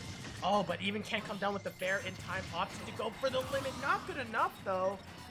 Taking quite a lot of damage there, and there we go. Now Monte's really evening it back up, but unfortunately one good like back air or an F tilt near the end of the ledge might be able to kill, but that was a really good dash back by Monte if you saw that. That was really smart. Getting away from there. It was minimal there, but it's like a backdash in Street Fighter when you use it to avoid that command grab right in that corner, but really good stuff. Roll away in order to stay safe as possible. Zenyou threatening with the jumps. Thankfully the tip of the fair comes into play. Tries to read it out, but enough time to come back. Oh, but Melon's just in time to see Monte get the stock taken. Was that last stock? You going? Alright, later stream. Hope you guys enjoyed the rest of the set. It was a fun You have a commentating. Twitter Twitter, Girth SSBU. Oh, you're Girth. Yeah. Oh, it's good. What's up? I'm Melon. This guy sucks. I do suck. I play dog. Same, bro. I usually go like 1 to 2. You go Toonling. When? When though? Later, guys. Alright, Bye, take care. Girth. Take Take care, care. man. What? I don't think that's him. I think it's that one. That's not him. I hope that's not Girth, but right, I got Melon coming here with What's us. good? Hello. For grand I've been finals. fiending to get on comms. I didn't care. No. Why are you so mean to me? Yeah, you missed out. We were talking about Cloud and being in Fortnite. Cloud in Fortnite. Yeah, I think that'd be cool. Or like the interaction with Aerith and Sephiroth. Like if Sephiroth cranks a 90 on her and then comes down with the melee, like it should instantly kill her. It's all fun in games until Aerith's dying eyes see Sephiroth dance. I don't want to see those characters in those games. That would kill his Mother, I've won. It should be a Smash ripoff. Yeah. Another Smash ripoff. Oh goodness, but the drag down, oh thankfully, Zenyou will stay alive though. Great parry on Monte's end, knowing that back air is going to come. It's such a good move, but is not safe on that parry. It's really telegraphed. Oh my goodness. My Twitter? It's Melonjoy_. Just go over there. Dude. J-O-I, yeah. Melonjoy_. And there we go, charging up that. I'll send it. Oh no, try to hold on to the limit, but the air dodge got stuffed out because of that bear. Really good stuff happening right now. Let's go, pro. Let's go, both players. Let's go, you. Wait a minute. Who is? Troy. Oh, are you in the? Oh wait, Lincoln. Oh, I got you. All right, but there we go. Zenyou striking back and taking the stock just like that. And then speaking of the back airs, is actually going to be Monte. Great stuff, holding back to see what the reaction is would be on Zenyou's end. Go over there and deal with it. Yeah, enjoy it, Stinky. I agree. Yeah, no, I agree. Who said that? Nimbus. Yeah, but really good stuff happening in this fight. Oh, catches out there with a B reversal, but air dodges out on the back air. Monte on the back end currently, but oh, Zenyou. Trying to stack it up, Monte. I like that side B right there. Yeah, it's really good. You want to keep them in check, especially if Yeah. they're dashing in a lot. I'd be so. It's oh my god. It's slept on. Like neutral side B. Bro, it's really good. Do you remember the time? I know people hate talking about Smash 4. Do you remember when side B at high percent people would fall out? So you couldn't use it as a kill Oh move? yeah. And also comboed after back. Yeah, it also killed it. Also killed it like 60. So Yeah. all right there, but yeah, no, I agree. Nimbus, Dude, defend me! Defend me! No. Nimbus is my Utah homie. nah. You'll meet him at Crown. No, I won't. Hopefully. I'm gonna say that you smell. Nimbus smells. Yeah, say Nimbus is actually Zenyou, driving me. yeah, and That's why you're Zenyou banned is- from my Yeah, Zenyou is smelling the blood in the water, trying to take this one out. A little bit of hops being put into place. A great usage of the F tilt. It's actually angled up in order to catch the jump. I love that pressure. Yeah, really stops from there. Just fucking. Oh, I didn't mean to say that one. My bad. I was. Okay, that's a really. That is a rare instance of Wolfie Scarch swearing. I usually never do that, but I've been cranking comms this entire day. Except for a few messages. I was swearing earlier, and I feel bad, but Nah. I was Mr. Famous. I think he was like appalled that I was swearing. It's like, how dare you? Oh goodness, but It's super even. score? It's 1-1. It's on the screen. 1-1. Yeah, it just updated. Ah, I see. Mhm. There we go. Climb Hazard back onto the stage, and a little bit of caught there. Great usage of the dash tech in order for the whiff. Punish. Garmin trapped on the ledge, but opting to stay safe, baiting it out the uppie, but Monte's frame data is just too damn good in these situations. Limit is running out though, so what's gonna be the option? Yep, throws the projectile, and Monte he knew. buckets it, dude. Yeah. Oh, that's it. Ooh. Wait, no. It's not a full bucket, actually. If that's the Uh-huh. Not a full bucket, thankfully, so Zenyou can, breathe a sigh of relief. Yeah, for real. But Monte honestly just so dominated this last stock, but And here we go. Now it has to stay disciplined within this area, trying to charge at the limit. I know Zenyou really wants to get in those rare moments, but the jump gets caught out. Great usage of the climb hazard, falls out of there. Almost rolls into that up smash. And great You think DI. he knew he had to wait? Delay the air dot? I have no clue, but the 2-frame using the dash attack, good enough. Wow, I love these early upbeats. Kind of just I do all the time too, but And it's insane. It was also really good with limit charging it up there, and Zenyou knows that another limit would be really, really good in this situation and reach the roll. Not dead yet though. Monte's DI has been immaculate. Limit is available now. Just barely misses it. He just barely misses it. It was literally like a second off, half a second off, milliseconds off, but it could be everything, but thankfully the bomb doesn't detonate in time. Zenyou quick on the chase, but you gotta be careful because the back air, surely might be able to take it, hits the bomb out of the air. Once again, it's just threatening within the dash chance to catch it. Great chase down by Zenyou. It goes up another game. Deleted him. My goodness. Oh my god. Now you hear that theme, and now you think of the victory royale. No. I'm not. I'm refusing. Refusing. Also, Nimbus is not just my Utah homie. He's like one of my best friends of all time. Just a friend, huh? Not just a friend. My Utah lover, more like it. Damn. Cheating on me? What the hell, man? What? I thought we had something. I thought we took. No. No, Monte's still playing real. It's just that Big Nimbus Zenyou. fan. Yeah. Interesting. Yeah. Chase know who Nimbus is? Well, Chase knows you smell at least. Stupid. Dude, that's fucked up. Uh-huh. That's fucked up. Huge Chase fan. I'm a huge Chase fan. Also know they should you should go to Chase. You should vote for the Gamertational. Don't let it get eliminated. Do not let a European country eliminate Chase. Damn, I might have to go for him. You have to. Make sure you do that. But limit has been the win condition for Zenyou, and the neutral get right into that one. And this is I think this is the biggest lead that Zenyou has had this entire Beautiful set. first stock. Beautiful. And That was David. That was David trying to come kill me. I would.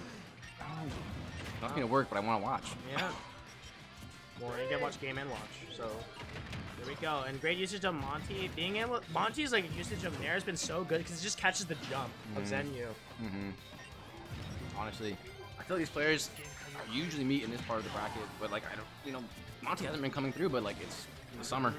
Yeah, it's the summer. was over. And Monte has just always been really good. Yeah, CPP finally ended. Yeah. And great usage of the parry on the last hit. That was the only way Big you're going to brain. get an option punish off of that one, and it leads to the stock. Great stuff by Monte. Monte's parries have just been super on point, You have to at this level, honestly. You have to. especially against Cloud, because they will abuse your shield. And speaking of the neutral usage of the cross slash, going to be used in that aspect.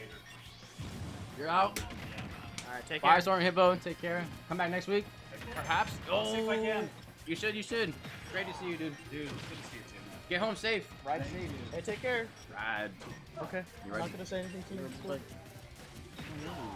intimidated by you because you're so big. You smell. Me? Not fair. Let's try to read for the. I took a shower today, first time in a year. Oh damn. Okay. Better than better than some players, I guess. Oh man. Oh my God. I can't believe the way this game just turned around. I actually like how Zenyou's playing way more passive, being able, focusing on charging limit. knowing when to interact and holds onto it with the jump. That's not going to kill. Monte DI. Monte doing a really good jump step. Okay, now make sure not to get hit with the back here. Thankfully, it was a weak portion of the dash attack, so Monte gonna stay alive, just threatening with it. But thankfully, the up special, and then throwing out a 6. Oh, interesting. Yeah, but gotta roll with it. Great parry, but it was too good of a spacing, and now limit is available. Soon. It should be, one hit of, it's gonna be now is available. Gonna be thrown out there, perfectly spaced fair. I love it, just from the tip.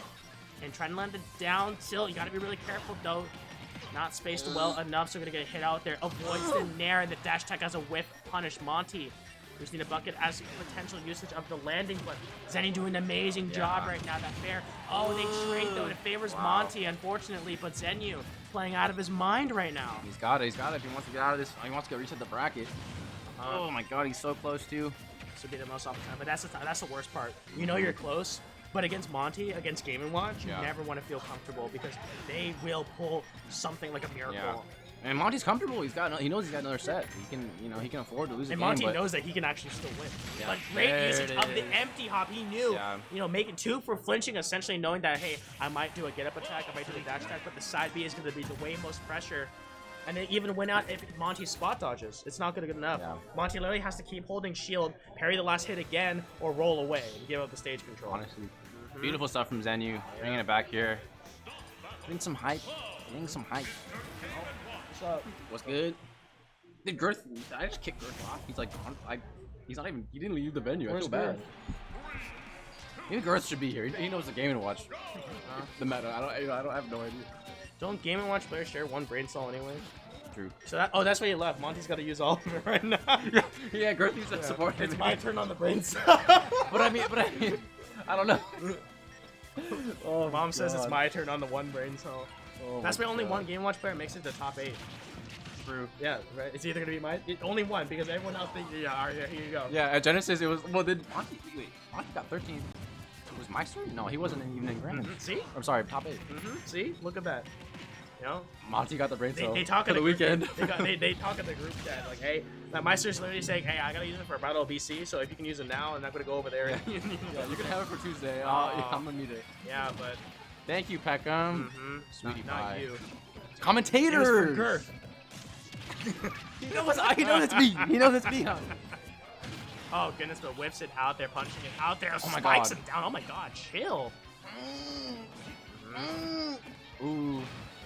Not this time. Here comes the little standard combo. Quick Kinda 30. Jump in there. Great usage of the grab. I love that. Not going for the throw. fourth. Yeah, Yeah, not don't go interesting. for the forward throw. And it could be some bad DI, and also just want to get to that center stage. And will Monte die out now? Oh my Great God. delay by Monte. Gets spiked down and will die, but that was such a good delay. Beautiful. Beautiful. Beautiful. Beautiful. Amazing stuff, and Monte great parry, but if it's spaced out well, as Zenyou has been doing it in those instances, that's almost impossible to punish, and F-tilt not safe on hit, unfortunately, that close. F-Zero's very negative. Little juggle situation. Oh, almost got the up air. That was fishing for it. And here we go, down air. Used there, Monte trying to use the up smash, but gets grabbed. Yeah. Gets grabbed on Zenyou instead. Ooh, that weight. Oh, that slide on. See, because like those favor Game & Watch no matter what. Because if you both hold shield, Game & Watch can just kind of press the eject button whenever they want. Because at best they hit you, at worst they just go into the air and you have fun trying to catch that. You know, even if you parry it, you get lucky and parry it. They don't care. And using the nair, the back hitbox, trying to bait it out. Ooh. Barely misses. Oh, that could have been huge. That could have been huge. That directional air dodge just saves Monte's life. Count your blessings and Zenyou. Reeling back from that one, tries to land for a grab. Monte just stuck in there. Oh, manages to get onto the platform. It's a really awkward angle from where that hit, but the nair passes out the jump. Here we go. Zenyou getting comboed up 32%. Quick 30. And trying to get the up smash and get something down. He's golfing. He's trying to golf. Oh, goodness. Not looking good for Zenyou. Has limit available, but the out Bs are just so good. Yeah, gonna punish that one. but it's just gonna be Monte good enough DI. DI. Yeah, Wow. that's the problem. Very nice. And oh, love that Ooh. parry. Knew another attack option was gonna come, so why not just fish for the parry? And it's exactly what's gonna happen. Slides. Oh my through. god, that second fair almost. Yeah, slap chop. There we go. Monte does take it, but now Zenyou. Mountain to climb. Uh-huh. There's a mountain to climb. Yeah, well, then he's got climb hazard at least. True. Yeah, got that to work with now. Limit is available. Wow, finishing touch. Okay, Uh-huh. neutral B. Neutral B for that guaranteed damage. Because it will shield poke, you know, at those Yeah, percentages. Trying to truck with their climb hazard use. Doing a good job of getting percent here, honestly. Good discipline. Make sure not to fall for the down air. Keeping it perfectly spaced out. Monte understands what's Ooh, at yeah. stake. He's waiting for these here. fairs, honestly. And doesn't shield it fully. Trying to get something down. Doesn't opt to go for it. He knew an aerial was coming. Just didn't know exactly what option to pick. Spacing out these fairs. They've been working out so well. Runs into the side special again. The cross slash. Limit is available. The clock ticks for who, but Ooh. Oh my god. that's it? No, I don't know. Yes! Center stage, 115. Center stage, but it was okay, just enough okay. rage. Really good stuff by Zenyou. Wow. I've never seen his Cloud play this well. I know, for real. I was gonna be honest. I was like, The bracket reset already happened. beautiful, beautiful. He's spacing so well. He's like spacing well enough and like keeping center stage at the same time. Yeah, especially the fair. And now the back air, I think only one got punished because it was a parry. Right. But and even the few ones that actually got parried, it wasn't maybe able to get punished. I kind of agree. He might be the best with Cloud. Who else is there? I mean, Yeah, you might be right. No, it's just that usually there's a track record of the Cloud not winning. That's why. right. So it's looking even better. You also got the Aegis in the pocket too. But Cloud When looking clean. Aegis earlier didn't work out against Monte, so opting to go for the Cloud instead. Hopping onto the Smash field though, so those few instances where Monte barely lives might be a little different story on this stage pick, but it can definitely benefit Monte as well. This is why he counterpicked to this, because way less space for Zenyou to be able to maneuver around. Great usage of the climb hazard to get rid of the bomb, and Monte just missing the timing because of it. And here we go. Landing over on top of that bear was not really smart, but he's still got the leverage here. You can't panic against Zenyou. Not gonna die just yet, but my goodness, light flash before your eyes. Zenyou spacing out the fair, knowing that the smash attack is not going to hit, and just waiting for a run in, and it's exactly what's gonna happen. Monte getting a little bit impatient, and Zenyou punishing it thoroughly, gets the down tilt after that one. I love that little combo! Wow. And Quick runs 50. right into the 50%. That's Monte getting impatient, literally Yeah, running for real. into the attacks of Zenyou. Yeah, he's challenging him. Yeah. Zenyou has all this control. Like he's really Look at this comfortable bait. right now, Yeah, this is how I know Zenyou is playing like he's feeling himself. When you're able to run back and forth, baiting out these options, that's how you know he's playing super well. But eat some food, eat your veggies, and eat this bomb to the face. Limit is available. Oh, almost gets away with it, but Monte, thankfully the bomb comes into play, reads the roll. Very Great stuff by nice. Zenyou. Now Monte reads the jump. I was literally just about to say, I think Monte might jump here, and not going to do a neutral get up. Oh wow, as soon as I say it. It covers it still, even like the fair just covers both options. Get up, he times it right. I'm literally telling you, my strongest aspect, I recognize like these defensive options up B. Really good stuff right now, running up, and that's gonna crack the shield. It's either gonna break shield or shield poke, and that's the hard truth. You're either gonna get clipped or just die right there. Yeah. Oh my goodness. Might as well die because Right. the match is temporary, the clip is forever. Yeah, exactly. There we go. I love Zenyou abusing the platform to maneuver. Honestly. Abusing the counterpick that Monte himself did, and really good discipline, and just another runs into it again. Zenyou's literally just throwing them out, knowing that Monte's dash back and forth is not good enough. I know Monte earlier I changed up his game plan approaching Zenyou here, but a little juggle here gonna quick. Great Ooh, the nice parry. parry. See, that's the problem. Even if it's parry, Zenyou knows that it's drifting like that, then it won't be there. And how many cross slashes and limit cross slashes has Monte just eaten directly to the face? And it's a little bit of an imprint. Thankfully, the climb hazard does a little bit of trade damage. Great discipline, but the lingering hitbox. Ooh, just missing that first. Great tech. Oh, whoa. Great tech by both.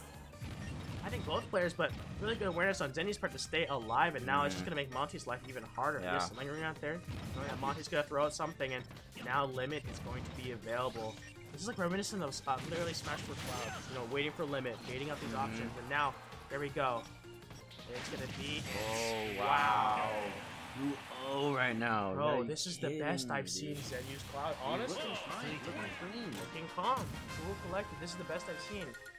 Monte gotta find something, dude. Dig deep for something. For real. You know, when a player like Zenyou is playing this well, I think it's really hard. Yeah, when he feels, when Zenyou feels himself, he feels himself. You know. We saw it against now Now we're gonna have to see if this is gonna be a reverse sweep, or if it's gonna be Zenyou taking over 3-0 Yeah. for Monte. Yeah, Monte definitely thinking about like what he should be doing. Yeah. Because that was your counter pick. That was literally your counter pick. Like, I'll give him less space to run. And Zenyou said, great, I'm going to abuse that. These side, the side blast zones, you're going to get, destroyed by that one. And opting go for town and city.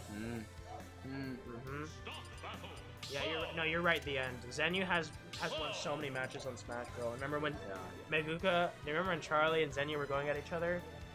And then Charlie forgot to ban Smash Bros. And then Zenyou literally, I think 3-stocked or 2-stocked him. That's like Zenyou's playground, essentially. Yeah, that's Zenville. That's Zenville. That's what it's for, you know? Yeah, Zenville. That's Zenville. Don't take him there. You're gonna regret it. Woo! Game 3, real hard to say. I really want Monte to really give him something, give him a fight at least. But this is the best we've seen really Zenyou been playing. I feel like, honestly. Really impressive to see, and honestly, it's really impressive considering, I mean, obviously these top players have pockets and they're gonna be clean as hell, but like at the same time, it's like Zenyou has kind of had that track history with Cloud, unfortunately. Yeah. Especially from at least where I'm commenting. I know his Cloud's really good. Like I watch his streams. I watch his stream. Hello. He loves Final Fantasy. Yeah. Final Fantasy is great. It's just that the Cloud was something I kind of doubted, especially with the losing track record. But being able to commit like this and just showing a way different playstyle, way different discipline has been immaculate. And look at that spacing. He's abusing the fact that when you get limit, that air drift that you have is really, really good.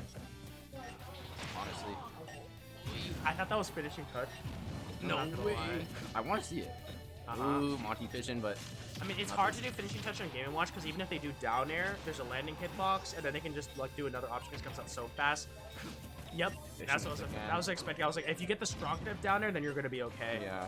In that aspect, a lot of rolling around, going right in there. Great usage of the aerial, but you gotta be careful of that limit is coming back on usage of the platform immaculate by Monte and take stock number 1. Wow. Honestly, Zenyou looking unbeatable right now, but Monte put in work, honestly. Yeah, that was a really good actually trade sequence, knowing the bomb was gonna come out while eating 1 hit. Monte doing the best as they can. It's thrown off though, and the dash attack just barely misses it, and with a little ping, we now have cross slash. Kind of whips it, but Nope, doesn't whip that, and there we go. Talon City kind of paying back. Yeah.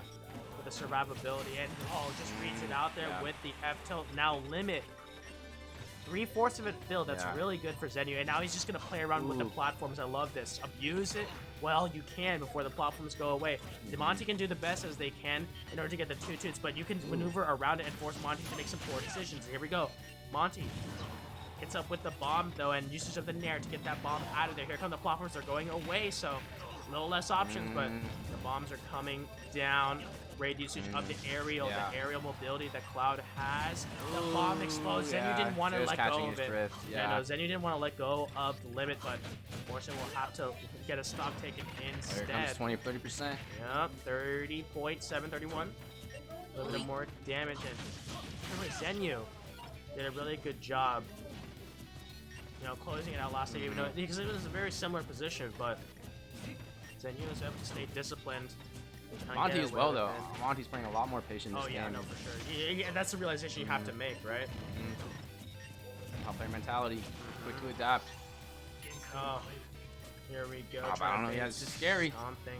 It's just no matter how high Zenyou jumps, is that Monte's aware that the uppy will reach it. You have invulnerability. It just didn't come out fast enough. That's the broken part about Game Watch's uppy. That was big for Monte, honestly. Keeping this lead is crucial, I think. And the roll is really good. Forcing it out. He knew he was coming. He just didn't believe in it. He didn't dash attack as a whip punish. Yes. And Zenyou, potentially the last tournament stock, now has limit available. This is really good. And just opts to do it because you want that air drift. Yeah. Here we go. Yep. Easy 1-2 combo. This game's even. As far as I know. No, it definitely is even because Now Zenyou has stage control and is able to pressure Monte to go in because of limit is charging. You don't want to let that, you know, a free resource go away. Dash attack just sneaks in. He read the jump was going to happen onto the platform, but Monte unable to, you know, keep drifting away. Zenyou getting in there, eating a lot of percent though, but in all honesty, it's really dangerous because Zenyou is inching closer to limits. Spacing it out there, chases it down. Limit is coming up now. This could be really bad for Monte, and he makes a bunch of incorrect decisions. Down there used, but limit available. Limit. Will be staying alive, really close. You got to be careful with those bombs. Lands the grab, almost read it out. He knew it was coming. The limit cross slash, not going to get punished though. Really close situation happening between both these players. Monte knows what's on the line. If he doesn't win this out, it is game over. The bomb not good enough. Perfect air dodge. Oh my goodness. It's good enough. Oh, so many panic options happening left and right. The eject button used, and thankfully the second fair will land in the 2-frame on the dash tag. Yes, it's good enough. Monte takes game number 3, but you cannot be comfortable at all. Gives up to Monte. You So Toru? No, Toru, you played really well. It was actually really, it was a big pleasure watching you. Yeah, for real. Keep coming to these tournaments. I love commentating your matches. Keep it coming. The future. The future. Toru. Random monk though? He's banned. Quit dodging our money here. I don't have any money. I don't either. That's how I know it's not to me. I don't have any money. I think he's talking to Toru? Oh my No, goodness. Doro, keep dodging the money matches. You were kidding? I wasn't, no. Your car broke down? Tried walking? That fool lives so far. That girl lives so far. That's good cardio. Shut up. Yeah, he can do it. Yeah, he can run. He's a runner. That's his whole bit. Yeah, and now we're back onto the stage that Monte is. Zenyou felt comfortable still on this, so I don't blame him for getting back on here. I mean, definitely Monte's not going to take him to Smashville. That game could have gone either way. Honestly. Monte with a good mix-up with the dash tag at the end just takes this. That's all it takes. Really good stuff going on between these players. Probably so mad at me not helping set up, but I'll it's help, fine. I'll help clean up Alright, afterwards. cool. I'm staying until 3 a.m. Yeah. I'm not trying to be until 3 a.m. Actually, you know, maybe 2. We'll see. Bruh. We hustle. Oh, great usage of the downer. I love that. It. Very Oh, reminiscent. goodness. And the climb hazard to break out of that Even. sequence. Oh, but the down air breaks Monte out and really abusing the up and down air now. But gotta be careful though, because Zenyou's definitely been catching on. Gotta be really careful. I love the run back from Monte, but oh, the platform just. The sequence, not the sequence, the layout for the platform was good enough. It catches out. I think it was a jump that Monte tried to do, and it works out in favor of Zenyou. Bars. I like the way Monte's playing this. Honestly, he's kind of like low profiling all these aerials coming from Zenyou. Honestly, like the dash attack, and like I saw him like do game plan. That's what he needed. That's what he needed. He's And like, okay, you can let me charge one here. Yeah. Alright, there we go. Into the little standard combo, 37%. Oh, almost misses out on that one, but here we go. Monte, using the up B once again. Using the situation with Zenyou, opting for that stage control. I love that. A little bit of footsies coming in, and he knows that Monte's been running into it. A great catch by Monte on the jump. dash attack is there. And knew that Monte, not ready for the bucket. Only's just been dashing back and forth. So, He kind of abandoned the bucket game plan, honestly. I mean, because like you don't want to think about it too much. Because like I want to bucket this, I want to bucket this. Then you get a limit cross slash to the face. Like, oh well, I can't bucket that one. And now your body part's leaving the bucket. You get sliced up. Perfectly placed back here. Really good discipline, Monte. Unfortunately, here's the ring, so he knows that it's available. Thankfully. Oh, great air dodge and kept the limit. Oh, knew it was burning out quickly. Just kind of threw it out there and not hit. And knew the back dash was coming. The back jump up smash. Great usage of an anti-air. That's like an anti-air Shoryu, honestly.